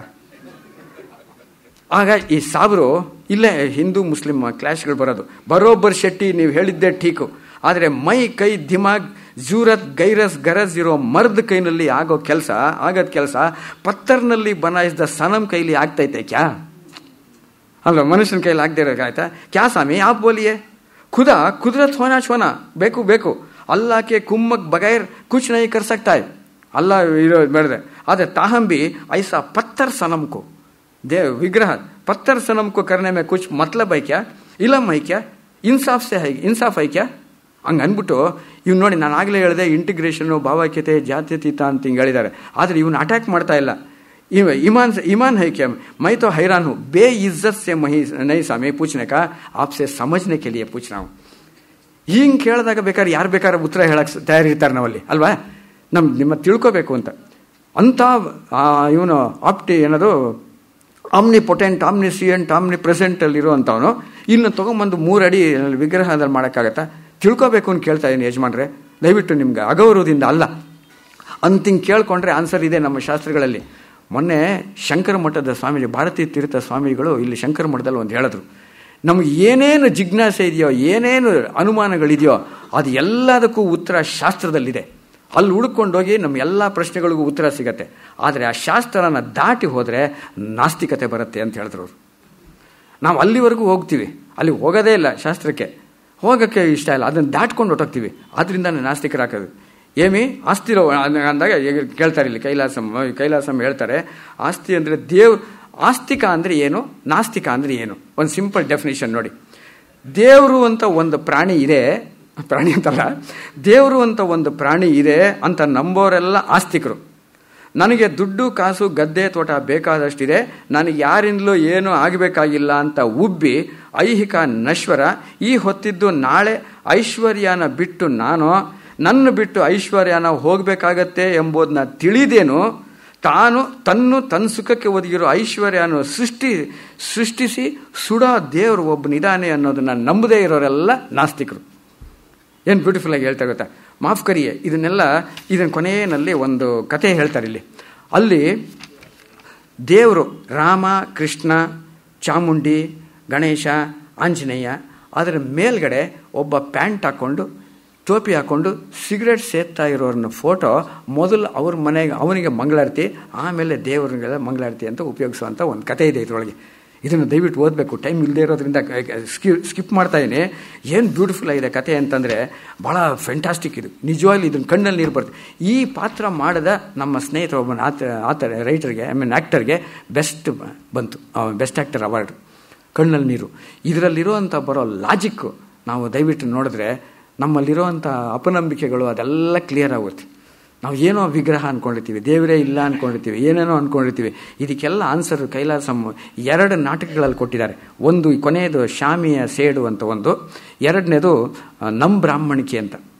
ಅದರೊಳಗೆ ನಮ್ಮ ಬ್ರಾಹ್ಮಣಿಕೆ ಅಂತ ಒಂದು ಭಾಳ ಪವರ್ಫುಲ್ ನಾಟಕ ಇದೆ. ಅದರೊಳಗೆ ಮೋಸ್ಟ್ಲಿ ರಿಚುವಲ್ಸ್ ಅಂಡ್ ಲೀಸ್ಟ್ಲಿ ಸ್ಪಿರಿಚುವಲ್ ಅಂತ. ನಮ್ದೆಲ್ಲ ಹೇಳೋದು ಕೈಲಾಸಂ ಏನಪ್ಪ ಅಂದರೆ, ಯಾತಕ್ಕೆ ಇಷ್ಟೆಲ್ಲ ತೊಂದರೆ ಆಗ್ತಾ ಇದೆ, ಹಿಂದೂಗಳನ್ನೆಲ್ಲ ಬೈತಾ ಇದ್ದಾರೆ ಜನಗಳು ಅಂದರೆ, ನಮ್ಮದು ಮೋಸ್ಟ್ಲಿ ರಿಚುವಲ್ ಅಂಡ್ ಲೀಸ್ಟ್ಲಿ ಸ್ಪಿರಿಚುವಲ್ಗೆ ಹೋದರೆ ಹಿಂಗಾಗತ್ತೆ. ಚಾತುರ್ವರ್ಣ್ಯ ಮಯಾ ಸೃಷ್ಟಂ ಗುಣಕರ್ಮ ವಿಭಾಗಶಃ ಅನ್ನೋದನ್ನ ಎಷ್ಟು ಚೆನ್ನಾಗಿ ಹೇಳ್ತಾರೆ ಗೊತ್ತಾ? ಅಲ್ಲೂ ಅಣ್ಣ ಬರ್ತಾನೆ, ಅವ್ರ ತಮ್ಮ ಒಬ್ಬ ಕಿಟ್ಟಿ ಅಂತ PUC ಫೇಲು. ಅವ್ರ ಅಪ್ಪ ದೊಡ್ಡ ಮುನ್ಸಿಫ್ ಜಡ್ಜು. ನೋಡಿ, ನಮ್ಮ ಅಣ್ಣ, ನನ್ನ ತಮ್ಮ PUC ಫೇಲು, ನಾನು ಜಡ್ಜ್ ಮಗ ಅಂತ ಕೂತ್ಕೊಂಡು ಗೌನ್ ಹಾಕ್ಕೊಂಡು ಕೂತ್ಕೊಂಡ್ರೆ ಅಲ್ಲಿ ಸೇರಿಸ್ತಾರ ಕೋರ್ಟ್ನಲ್ಲಿ, ಓಡಿಸ್ತಾರೆ. ಆದರೆ at the same time PUC pass ಮಾಡಿ BA LLB ಪಾಸ್ ಮಾಡಿ ನಾನು ಜಡ್ಜ್ ಮಗ ಅಂತ ಹೇಳ್ದೇ ಇದ್ರೂ ಅಲ್ಲಿ ಕೂಡಿಸ್ತಾರಲ್ವ, ಅದೇ ಜಾತಿ ಸಿಸ್ಟಮ್ ಅಂತ ಕೈಲಾಸಂ ಹೇಳ್ತಾರೆ. ಚಾತುರ್ವರ್ಣ್ಯ ಮಯಾ ಸಿಸ್ಟಮ್ ಗುಣ ಕರ್ಮ ವಿಭಾಗಶಃ. ಲಾಯರ್ ಮಕ್ಕಳೆಲ್ಲ ಲಾಯರ್ ಅಲ್ಲ, ಡಾಕ್ಟರ್ ಮಕ್ಕಳೆಲ್ಲ ಡಾಕ್ಟರ್ ಅಲ್ಲ. ಆದರೆ ಲಾಯರ್ ಮಕ್ಕಳು ಲಾಯರ್ ಆಗ್ಬೋದು, ಡಾಕ್ಟರ್ ಮಕ್ಕಳು ಡಾಕ್ಟರ್ ಆಗ್ಬೋದು. ಇದನ್ನೇ ಬ್ರಾಹ್ಮಣರ ಮಕ್ಕಳು ಬ್ರಾಹ್ಮಣರು ಆಗ್ಬೋದು, ಜಾತಿನೂ ಬಿಡ್ಬೋದು, ಶೆಟ್ರ ಮಕ್ಕಳು ಶೆಟ್ರ್ ಆಗ್ಬೋದು, ಇದು ಹಿಂಗಾಗ್ಬೋದು. ಇದಕ್ಕೆ ಯಾಕೆ ಜಗಳ ಅಂತ ಹಿಂಗೆ ಕೇಳ್ಕೊಳ್ತಾರೆ. ಇಲ್ಲಿ ನಾವು ಯಾವುದನ್ನು ಯೋಚನೆ ಮಾಡದೆ ಹಿಂಗೆ ಹೋಗೋದ್ರಿಂದನೇ ಪ್ರಾಬ್ಲಮ್ ಆಗ್ತಾ ಇರೋದು ನಮ್ಮಲ್ಲಿ. ಡೀಪಾಗಿ ಹೋಗಲ್ಲ, ಮೇಲ್ಗಡೆ ಸರ್ಫೇಸ್ನಲ್ಲಿ ಹೋಗೋದ್ರಿಂದನೇ ಇದು. ನಿಜವಾಗಲೂ ಭಾವೈಕ್ಯತೆ ಬರಬೇಕು ಅನ್ನೋಂಗಿದ್ರೆ ಕೈಲಾಸ ಇದನ್ನೇ DVG ಅವರು ಮಾನಸಿಕ ಆರೋಗ್ಯ ಅಂತ ಎಂಥ ಪವರ್ಫುಲ್ ಪದ ಹೇಳ್ಬಿಟ್ರು. ಮಾನಸಿಕ ಆರೋಗ್ಯ ಇದನ್ನೆಲ್ಲ ಚಿಂತನೆ ಮಾಡಿದ್ದಾರೆ. ನಮಗೆ ಆ ಚಿಂತನೆ ಬೇಕಾಗಿಲ್ಲ. ನಮ್ಮದ್ರಲ್ಲೇ ನಾವು ಪ್ರಾಬ್ಲಮ್ನೇ ಹೈಲೈಟ್ ಮಾಡ್ತೀವಿ. ಮೂರು ನಿಮಿಷ ಟೈಮ್ ತೊಗೊಂಡು ನಾನು ನಿಮ್ಗೆ ಹೇಳ್ಬಿಡ್ತೀನಿ ಯಾಕೆ ನಮಗೆಲ್ಲ ಪ್ರಾಬ್ಲಮ್, ದೇವರಾಗಲಿ, ದಿಂಡ್ರಾಗಲಿ, ಧರ್ಮ ಆಗಲಿ, ಜಾತಿ ಆಗಲಿ, ಇವಾಗೆಲ್ಲ ಹೆಂಗಾಗಿದೆ ಅಂತಂದರೆ, ಒಂದು ಸಣ್ಣ ನಿಮ್ಮ ವಿಷಯ ಹೇಳಬಾರ್ದು, ಯಾಕೆಂದರೆ ನೀವೆಲ್ಲ ಇಲ್ಲಿ ತಿಳಿದವರು, ಭಾಳ ಪ್ರಾಜ್ಞರು, ಮಹಾ ದೊಡ್ಡ ಲೆಕ್ಚರ್ಗಳೆಲ್ಲ ಕೇಳಿದ್ರು, ನಿಮಗೆ ಮಾತ್ರ ಅರ್ಥ ಆಗುತ್ತೆ. ಬೇರೆ ಕಡೆ ಪಬ್ಲಿಕ್ಕಲ್ಲಿ ಹೇಳೋಂಗಿಲ್ಲ ನಾನು ಈ ಮಾತನ್ನ. ಆದರೂ ಹೇಳ್ತೀನಿ, ಈ ದಾಸರ ಬಗ್ಗೆ ಕನ್ಫ್ಯೂಸ್ ಮಾಡ್ಕೊಂಡಿರೋದು 2 ಘಟನೆ ಇತ್ತೀಚೆಗೆ ನಡೀತು, ನೀವೆಲ್ಲ ಪೇಪರಲ್ಲಿ ಓದಿರೋದು. ಇಂಡೈರೆಕ್ಟ್ಲಿ ಕೈಲಾಸಂ ರಿಲೇಟಿವ್ ಇದು ರಿಲೇಷನ್ ಇದೆ, ಇದಕ್ಕೆ ರೆಲೆವೆಂಟ್ ಅನ್ನೋದಕ್ಕೆ. ಇಲ್ಲಿ ಒಬ್ಬರು ರೀಸೆಂಟಾಗಿ ಅಕಾಡೆಮಿ ಅವಾರ್ಡ್ ಬಂದಿರೋ ಒಬ್ಬ ಸಾಹಿತಿ, ಕವಿ ಒಂದು ಮಾತು ಹೇಳಿದ್ರು. ಈ ದಾಸ ಸಾಹಿತ್ಯ ಇದೆಯಲ್ಲ, ಈ ದಾಸರೆಲ್ಲ ಏನು ಮಾಡಿದ್ರು, ಯಾವುದೋ ಒಂದು ವರ್ಗದ ಜನಕ್ಕೆ ಮಾತ್ರ ಕೇಟರ್ ಮಾಡಿ, ಇಲ್ಲಿ ಲೋಯೆಸ್ಟ್ ಇದಾರಲ್ಲ, ಕೆಳವರ್ಗದ ಜನಗಳನ್ನ ನೆಗ್ಲೆಕ್ಟ್ ಮಾಡಿದ್ರು. ಒಂದು ವರ್ಗದ ಜನನ ಮಾತ್ರ ಕೇಟರ್ ಮಾಡಿದ್ರು. ನೀವು ಯಾವುದೇ ದಾಸರದ್ದು ಯಾವುದೇ ಪದ್ಯ ತಗೊಳ್ಳಿ, ಆ ಥರ ಅನ್ಸತ್ತಾ ನಿಮಗೆ? ಆಚಾರವಿಲ್ಲದ ನಾಲಿಗೆ ನಿನ್ನ ನೀಚ ಬುದ್ಧಿಯ ಬಿಡು ನಾಲಿಗೆ ಅಂತ ಹೇಳಿದ್ದು ಯಾವ ವರ್ಗಕ್ಕೆ? ನಗೆಯು ಬರುತ್ತಿದೆ, ನಗೆಯು ಬರುತ್ತಿದೆ, ಜಗದಲ್ಲಿರುವ ಮನುಜರೆಲ್ಲ ಹಗರಣ ಮಾಡುವುದ ಕಂಡು ಅಂದರೆ ಯಾವುದೋ ಒಂದು ಜಾತಿಗೆ ಹೇಳಿದ್ರ, ಯಾವುದೇ ತಗೊಂಡ್ರು. ಯಾತಕ್ಕೆ ನಾವು ಅವ್ರನ್ನೆಲ್ಲ ಮೀರಿ ಹೋಗಿರೋರನ್ನ ನಮಗೆ ಆ ಲೆವೆಲ್ಗೆ ಹೋಗೋಕ್ಕಾಗಲ್ಲ. ಆದ್ದರಿಂದ ಏನು ಮಾಡಬೇಕು, ಅವ್ರನ್ನ ನಮ್ಮ ಲೆವೆಲ್ಗೆ ಎಳೆದ್ಬಿಡೋದು. ಇದೊಂದು ಸಿಂಪಲ್ ಟೆಕ್ನಿಕ್ ಇದು. ನಮಗೆ ಆ ಲೆವೆಲ್ಗೆ ಹೋಗೋಕ್ಕಾಗದೇ ಇದ್ರೆ ಅವ್ರನ್ನ ನಾನು ಲೆವೆಲ್ಗೆ ಹೇಳ್ಬಿಡೋದು. ಹೆಂಗೆ ಅನ್ನೋಕ್ಕೆ ಒಂದು ರಾಮಾಯಣ ನಡೀತಾ ಇತ್ತಂತೆ, ರಾಮಾಯಣ ನಾಟಕ ನಡೀತಾ ಇದೆ, ಕಾಡಿಂದು ವನಪರ್ವ, ವನಕಾಂಡ, ಅಯೋಧ್ಯಕಾಂಡ ಅದೆಲ್ಲ ಮುಗಿದ ಮೇಲೆ ಇಲ್ಲಿ ಆಡಿಯನ್ಸಲ್ಲಿ ಎಷ್ಟೋ ಜನ ನಾಟಕ ನೋಡ್ತಾ ಕೂತಿದ್ದಾರೆ. ಗಂಡ ಹೆಂಡತಿ ಇಬ್ಬರು ಕೂತಿಯಾರಲ್ಲಿ 75 ರೂಪಾಯಿ ಸೀಟ್ನಲ್ಲಿ. ಇಲ್ಲಿ ರಾಮ ಲಕ್ಷ್ಮಣ ಸೀತೆ, ಟೀ ಅಂತ ಜಿಂಕೆ ಬಂತು, ಮಾರೀಚ ಅನ್ನೋ ಜಿಂಕೆ. ಆ ಜಿಂಕೆ ಸೀತೆ ಎಂದರೆ ಹೋದಾಗ ಸೀತೆ ರಾಮನಿಗೆ ಕೇಳ್ತಾಳೆ ಡೈಲಾಗು ನಾಟಕದಲ್ಲಿ, ಆರ್ಯಪುತ್ರ, ಆ ಚಿನ್ನದ ಜಿಂಕೆ ಎಷ್ಟು ಸುಂದರವಾಗಿದೆ, ಅದನ್ನು ನನಗೆ ದಯವಿಟ್ಟು ತಂದ್ಕೊಡು, ನನಗೆ ತುಂಬ ಆಸೆ ಆಗಿದೆ ಅಂತಾಳೆ. ಹಿಂಗೆ ಅಂದ ತಕ್ಷಣ ಆಡಿಟೋರಿಯಂನಲ್ಲಿ ಕೂತಿರೋ ಗಂಡ ಮನಸ್ಸಿನಲ್ಲಿ ಯೋಚನೆ ಮಾಡೋದಂತೆ, ಈ ಸೀತೆ ಎಲ್ಲೋ ನನ್ನ ಹೆಂಡತಿ ಥರ ಅಂತ ಕಾಣುತ್ತೆ, ಅವಳು ಯಾವ್ದು ಚೆನ್ನಾಗಿದ್ರು ನನಗೆ ತಂದ್ಕೊಡಿ ಅಂತ ಆಸೆ ಪಡ್ತಾಳೆ. ಸೀತೆ ಲೆವೆಲ್ಗೆ ಇಳಿಸ್ಬಿಟ್ಟ, ಅದ ಸೀತೆನ ಹೆಂಡತಿ ಲೆವೆಲ್ಗೆ ಇಳಿಸ್ಬಿಟ್ಟಿದ್ದು. ಇದಾಯ್ತಾ, ನಾಟಕ ಕಂಟಿನ್ಯೂ. ತಕ್ಷಣ ರಾಮನ್ ಡೈಲಾಗು ಆ ನಾಟಕದಲ್ಲಿ, ಸೀತೆ ಇದು ನಂಬಬೇಡ, ಇದು ನಿಜವಾದ ಚಿನ್ನದ ಜಿಂಕೆ ಅಲ್ಲ, ಇದರೊಳಗೆ ಏನೋ ಮೋಸ ಅಡಗಿದೆ. ತಕ್ಷಣ ಹೆಂಡತಿ ಯೋಚನೆ ಮಾಡಲು, ಈ ರಾಮ ಎಲ್ಲ ನಮ್ಮ ಯಜಮಾನ್ರ ಥರ ಅಂತ ಕಾಣಿಸುತ್ತೆ, ಏನಾದ್ರು ತಂದ್ಕೊಡಿ ಅಂದ್ರೆ ಸಾಕು, ಇದು ನಿಜವಾದಲ್ಲ, ಇದರಲ್ಲೇನೋ ಮೋಸ ಇದೆ. ರಾಮ ಸೀತೆ ಲೆವೆಲ್ಗೆ ನಾವು ಹೋಗೋಕ್ಕಾಗದೆ ಅವ್ರನ್ನೇ ನಮ್ಮ ಲೆವೆಲ್ಗೆ ಎಳಿಸ್ಬಿಟ್ಟಿದ್ದೀವಲ್ಲ ನಾವು. ಇದು ನಮ್ಮಲ್ಲಿ ಪ್ರಾಬ್ಲಮ್ ಆಗ್ತಾ ಇರೋದು. ಬಟ್ ಅನ್ಫಾರ್ಚುನೇಟ್ಲಿ ನಾವು ಇಲ್ಲೆಲ್ಲ ತಿಳಿದಂಥವ್ರು ಇದಕ್ಕೆ ಸುಮ್ಮನೆ ತಡ್ಕೊಂಡ್ಬಿಟ್ಟಿದ್ವಿ. ಕನಕದಾಸರ ಬಗ್ಗೆ ಇರೋಷ್ಟು ಕನ್ಫ್ಯೂಷನ್ನು ಇದು ಜನರಲ್. ಕನಕದಾಸರು ಆ್ಯಕ್ಚುಲಿ ಅವರಿಗೆ ನಿಜವಾಗಲೂ ಆಧ್ಯಾತ್ಮಿಕ ಅಷ್ಟು ಇಷ್ಟ ಇಲ್ಲ. ನಂದಲ್ಲ ಡೈಲಾಗು, ಅದು ಸೆಮಿನಾರ್ನಲ್ಲಿ ನಡೆದಿದ್ದು. ಆಧ್ಯಾತ್ಮಿಕ, ಅವರು ಸಾಮಾಜಿಕ ಪರಿವರ್ತನೆಯ ಹರಿಕಾರ. ಆದರೆ ಆವಾಗಿನ ಭಕ್ತಿ ಪಂಥ ಭಾಳ ಸ್ಟ್ರಾಂಗ್ ಆಗಿದ್ದರಿಂದ ಆ ಭಕ್ತಿ ಪಂಥದ ಆಧ್ಯಾತ್ಮಿಕದ ಒತ್ತಡಕ್ಕೆ ಮಣಿದು ಇಂಥ ಪದ್ಯಗಳು ಬರೆದಿದ್ದಾರೆ ಅಷ್ಟೇ. ಸಾಮಾಜಿಕ ಹರಿಕಾರ. ಕನಕದಾಸರಿಗೆ ಹಂಗೆ ಹೇಳೋಕ್ಕಾಗತ್ತಾ? ಹರಿತೀರ್ಥ ಪ್ರಸಾದ ಜಿಹ್ವೆಗೆ ಒದಗಿತು, ಹರಿಯ ನಾಮಾಮೃತ ಕಿವಿಗೆ ಒದಗಿತು, ಹರಿಯ ದಾಸರು ಎನ್ನ ಬಂಧುಗಳಾದರು, ಹರಿಯ ಶ್ರೀಮುದ್ರೆ ಎನಗ ಆಭರಣವಾಯಿತು, ಬದುಕಿದೆನು ಅಂತ ಹೇಳಿದ್ದು ಒತ್ತಡದಿಂದ ಬರೆಯೋಕ್ಕಾಗತ್ತಾ ಈ ಪದ್ಯಗಳು? ಒತ್ತಡದಿಂದ ಬರೆದ್ರು ಅಂತ ಹೇಳ್ತಾರಲ್ಲ ಅವರು. ಸಮಾಜನ ಮೀರಿ, ಸಾಮಾಜಿಕ ಕಳಕಳಿನ ಮೀರಿ ಆಧ್ಯಾತ್ಮನ ಮೀರಿ ಸಾಮಾಜಿಕ ಕಳಕಳಿನೋ ಅಲ್ವಾ? ಬಿ ಎ ಆದಮೇಲೆ ಎಮ್ ಎನೋ, ಎಮ್ ಎ ಆದಮೇಲೆ ಬಿ ಎನೋ, ಇದಿಷ್ಟು ನಮ್ಮ ಅಟ್ಯಾಕ್ ನಡೀತಾ ಇದೆ. ಕುಲವೆಂದು ಹೊಡೆದಾಡದಿರಿ ಅನ್ನೋಷ್ಟು ಕನ್ಫ್ಯೂಷನ್ ಪ್ರಪಂಚದಲ್ಲಿ ಯಾರೂ ಹೇಳಿಲ್ಲ. ಯಾಕೆಂದರೆ ಅದನ್ನು ಪೂರ್ತಿ ಅಲ್ಲ, ಕನಕದಾಸರದಲ್ಲ ನಾನು ಹೇಳ್ತಿರೋದು, ಕಮೆಂಟು ಅಬ್ಸರ್ವ್ ಮಾಡ್ತಾ ಇರೋದು. ಅದನ್ನು ಇಷ್ಟು ಮಾತ್ರ ನಮಗೆ ಎಷ್ಟು ಬೇಕೋ ಅಷ್ಟು ಮಾತ್ರ ಹೇಳ್ಕೊಂಡ್ಬಿಡ್ತೀವಿ. ಕನಕದಾಸರ ಹತ್ರ ಒಬ್ಬರು ಭಕ್ತರು ಕೆಲವರೆಲ್ಲ ಹೋದ್ರಂತೆ. ಬನ್ನಿ ಕೂತ್ಕೊಳ್ಳಿ, ನಿಮ್ಗೊಂದು ವಿಷಯ ಹೇಳಬೇಕು. ಕುಲವೆಂದು ಹೊಡೆದಾಡದಿರಿ ನಿಮ್ಮ ಕುಲದ ನೆಲೆಯನೇನಾದರೂ ಬಲ್ಲಿರ. ಇಲ್ಲ ಸರ್, ನಮಗೆ ಗೊತ್ತಿಲ್ಲ ಅಂತ ಕೂತ್ಕೊಂಡ್ರು. ನಾನು ಹೇಳ್ತೀನಿ ಕೇಳಿ. ಜಲವೇ ಸಕಲ ಕುಲಕ್ಕೆ ತಾಯಲ್ಲವೇ? ಹೌದು ಸರ್. ಜಲದ ಕುಲವನ್ನೇನಾದರೂ ಬಲ್ಲಿರ? ಇಲ್ಲ ಸರ್, ಗೊತ್ತಿಲ್ಲ. ನೀವೇ ಹೇಳಿ ಸರ್, ನಿಜವಾದ ಕುಲಜ ಅಂದರೆ ಯಾರು ಸರ್? ಕನಕದಾಸರು ಕೇಳಿದ್ರು. ಅವರೊಂದು ಡೆಫಿನೇಷನ್ ಕೊಡ್ತಾರೆ. ಹರಿಯೇ ಸರ್ವೋತ್ತಮ, ಹರಿಯೇ ಸರ್ವೇಶ್ವರ, ಹರಿಮಯವೆಲ್ಲವೆನುತ ತಿಳಿದು ಸಿರಿಕಾಗಿ ನೆಲೆಯಾದಿ ಕೇಶವರಾಯನ ಚರಣ ಕಮಲವ ಕೀರ್ತಿಸುವನೆ ಕುಲಜ. ಇದನ್ನು ಫಾಲೋ ಮಾಡಿದವ್ರು ಮಾತ್ರ ಹೇಳಕ್ಕೆ ಸಾಧ್ಯ. ಹಾಡು ಕಂಪ್ಲೀಟು. ಇಲ್ಲಿ ಮಿಕ್ಕಿದ ಅಷ್ಟು ಮಾತ್ರ ನಾವು ಕೇಳ್ಕೊಂಡ್ಬಿಡ್ತೀವಲ್ಲ. ಅವ್ರು ಹೇಳಿದಾರಲ್ಲ ಡೆಫಿನೇಷನ್ನು. ಈ ಡೆಫಿನೇಷನ್ ಒಪ್ಕೊಳ್ದೇ ಇದ್ಮೇಲೆ ನೀವು ಅದನ್ನು ಕೋಟ್ ಮಾಡೋಕ್ಕೆ ಹೆಂಗೆ ಅಧಿಕಾರ ಇದೆ ನಾನು ಕೇಳೋದು. ಇದು ಇಂಥರ ಕೈಲಾಸಂ ನಾಟಗಳಲ್ಲೆಲ್ಲರೂ ಬೋಡಮ್ಮ ಬರ್ತಾರೆ, ಬೋರ ಬರ್ತಾನೆ, ಇವರು ಬರ್ತಾರೆ, ಜವಾನಗಳು, ಈ ಥರ ಎಲ್ಲ ಬಂದು ಒಂದು ಸಂಸಾರ ಅಂತ ತೊಗೊಂಬಂದು, ಸಮಾಜ ಅನ್ನೋದು ಒಂದು ಸಂಸಾರ, ಅದರೊಳಗೆ ಇಂಟಿಗ್ರೇಷನ್ನು, ಭಾವೈಕ್ಯತೆ, ಜಾತೀಯತೆ ಹೆಂಗಿರಬೇಕು ಅನ್ನೋದು ಎಲ್ಲ ನಾಟಕಗಳಲ್ಲೂ ತೋರಿಸಿದ್ದಾರೆ. ಇದನ್ನು ಅರ್ಥ ಮಾಡ್ಕೊಳ್ಳದೆ ಅನ್ನೆಸರಿ ನೆಗೆಟಿವಿಂದ ಎಂಡ್ ಮಾಡ್ತೀನಿ ನಾನು. ಈ ಕೈಲಾಸಂ ನಾಟಕನ ಒಂದು ಕಡೆ ಪಾಸಿಟಿವ್ ಆಗಿ DVG ಮಾನಸಿಕ ಆರೋಗ್ಯವಾಗಿ ಇರ್ತೀವಿ ಅಂತ ಹೇಳಿದ್ರೆ, ಇನ್ನೊಂದು ಕಡೆ ರಂಗಶಂಕರದಲ್ಲಿ ಕೈಲಾಸಂ ನಾಟಕ ಬ್ಯಾನ್ ಮಾಡಿದ್ದಾರೆ. ನಂಬ್ತೀರಾ ನೀವು? ಕೈಲಾಸಂ ನಾಟಕ ಆಡೋಂಗಿಲ್ಲ ರಂಗಶಂಕರದಲ್ಲಿ. ನೀವೆಲ್ಲರೂ ಪೋಸ್ಟ್ ನೋಡಿ, KH ಕಲಾಸೌಧ ಅಲ್ಲಿ ಇಲ್ಲಿ ಬೇಕಾದ್ರೆ ಆಡ್ಬೋದು. ಕೈಲಾಸಂ ನಾಟಕ ಆಡೋಕ್ಕಾಗಲ್ಲ ರಂಗಶಂಕರದಲ್ಲಿ. ಯಾಕೆ? ಮಾನಸಿಕ ಆರೋಗ್ಯ ಸಿಕ್ಬಿಡತ್ತಲ್ಲ. ಮಾನಸಿಕವಾಗಿ ಆರೋಗ್ಯವಾಗಿದ್ಬಿಟ್ರೆ ತಿರುಗಿ ಯಾರನ್ನು ಬೈಯೋದು? ಹಂಗಾಗಿದೆ. ಹಾಗಾಗಿ DVG ಮಾನಸಿಕ ಆರೋಗ್ಯ ಅಂತೆಲ್ಲ ಹೇಳಿದ್ರಿ ಸರ್. ಈ ಕೈಲಾಸಂ ನಾಟಕಗಳು ಎಷ್ಟು ವರ್ಷ ಬದುಕ್ಬೋದು? DVG ಕೊನೆ ಪದ ಅವ್ರದ್ದು ಹೇಳಿದ್ರು. ನನಗೆ ಗೊತ್ತಿಲ್ಲ. ನಾನು ಇರೋವರೆಗೂ ನನಗೆ ಕೈಲಾಸಂ ನಾಟಕ ನನಗೆ ಪ್ರಿಯ. ನನ್ನ ನಂತರದ ಹೊಣೆ ನನಗೆ ಗೊತ್ತಿಲ್ಲ. DVG ಹೇಳಿದ್ರು. ಅದನ್ನು ನಾವೆಲ್ಲರೂ ಫಾಲೋ ಮಾಡಿದ್ರೆ ನಾವು ಇರೋವರೆಗೂ ಇಟ್ಕೊಂಡ್ರೆ ಸಾಕು. ಅದಕ್ಕೆ ಸಣ್ಣ ಸಣ್ಣ ಜಾಗಗಳಲ್ಲಿ ಪಬ್ಲಿಕಲ್ಲಂತೂ ಆಡೋಕ್ಕಾಗಲ್ಲ. ನಮ್ಮ ಮನೆಗಳಲ್ಲಿ ಒಂದೊಂದು ಸಣ್ಣ ಕೈಲಾಸಂ ನಾಟಕಗಳನ್ನ ಓದಿ ಮಾಡ್ಕೊಂಡು GP ರಾಜರತ್ನ ಮಲ್ಲೇಶ್ವರದಲ್ಲಿ ಈ ಥರ ಮಾಡ್ತಾಯಿದ್ರು. ಒಂದೊಂದು ನಾಟಕನೂ ಓದಿ ಎಕ್ಸ್ಪ್ಲೈನ್ ಮಾಡ್ತಾಯಿದ್ರು ನಮಗೆಲ್ಲ. ನಾವೆಲ್ಲ ಹೋಗ್ತಾಯಿದ್ವಿ ಚಿಕ್ಕ ಹುಡುಗರಿದ್ದಾಗ. ನಿಮ್ಮ ಅಪಾರ್ಟ್ಮೆಂಟಲ್ಲೋ, ನಿಮ್ಮ ಇದರ ವೆಲ್ಫೇರ್ ಅಸೋಸಿಯೇಷನಲ್ಲೋ, ನಿಮ್ಮ ಮನೆಯಲ್ಲೋ 20-30 ಇರುವಾಗ ಒಂದು 15-20 ಜನನ ಸೇರಿಸ್ಬಿಟ್ಟು ಸುಮ್ಮನೆ ಒಂದು ಕೈಲಾಸಂ ನಾಟಕಗಳನ್ನ ಓದಿಸೋದು ಒಂದು ಏರ್ಪಾಡು ಮಾಡಿ. ನೀವೇ ಓದೋದೋ ಅಥವಾ ಇನ್ಯಾರು ಓದೋದೋ ಅಥವಾ ನಾನೇ ಓದೋದೋ, ಇನ್ಯಾರೋ ಕೈಲಾಸಂ ಓದೋಕ್ಕೆ ಬರೋ ಅಂಥವ್ರು ಬೇರೆ ಬೇರೆ ಭಾಷೆ ಓದಿದಾಗ ಸಣ್ಣದಿಂದ ಕೈಲಾಸಂ ನಾಟಕಗಳನ್ನ ಪ್ರಚಾರ ಮಾಡಿ ನಮ್ಮ ಮಾನಸಿಕ ಆರೋಗ್ಯಕ್ಕೆ ನಾವು ಇಟ್ಕೊಳ್ಳೋಣ ಅಂತ ಹೇಳಿ ನನಗೆ ಇಷ್ಟೊಂದು ಅವಕಾಶ ಮಾಡಿಕೊಟ್ಟ ಗೋಖಲೇಶ್ವರ್ ವಂದಿಸಿ ನನ್ನ ಮಾತು ಮುಗಿಸ್ತೀನಿ. ಧನ್ಯವಾದಗಳು. Thank you.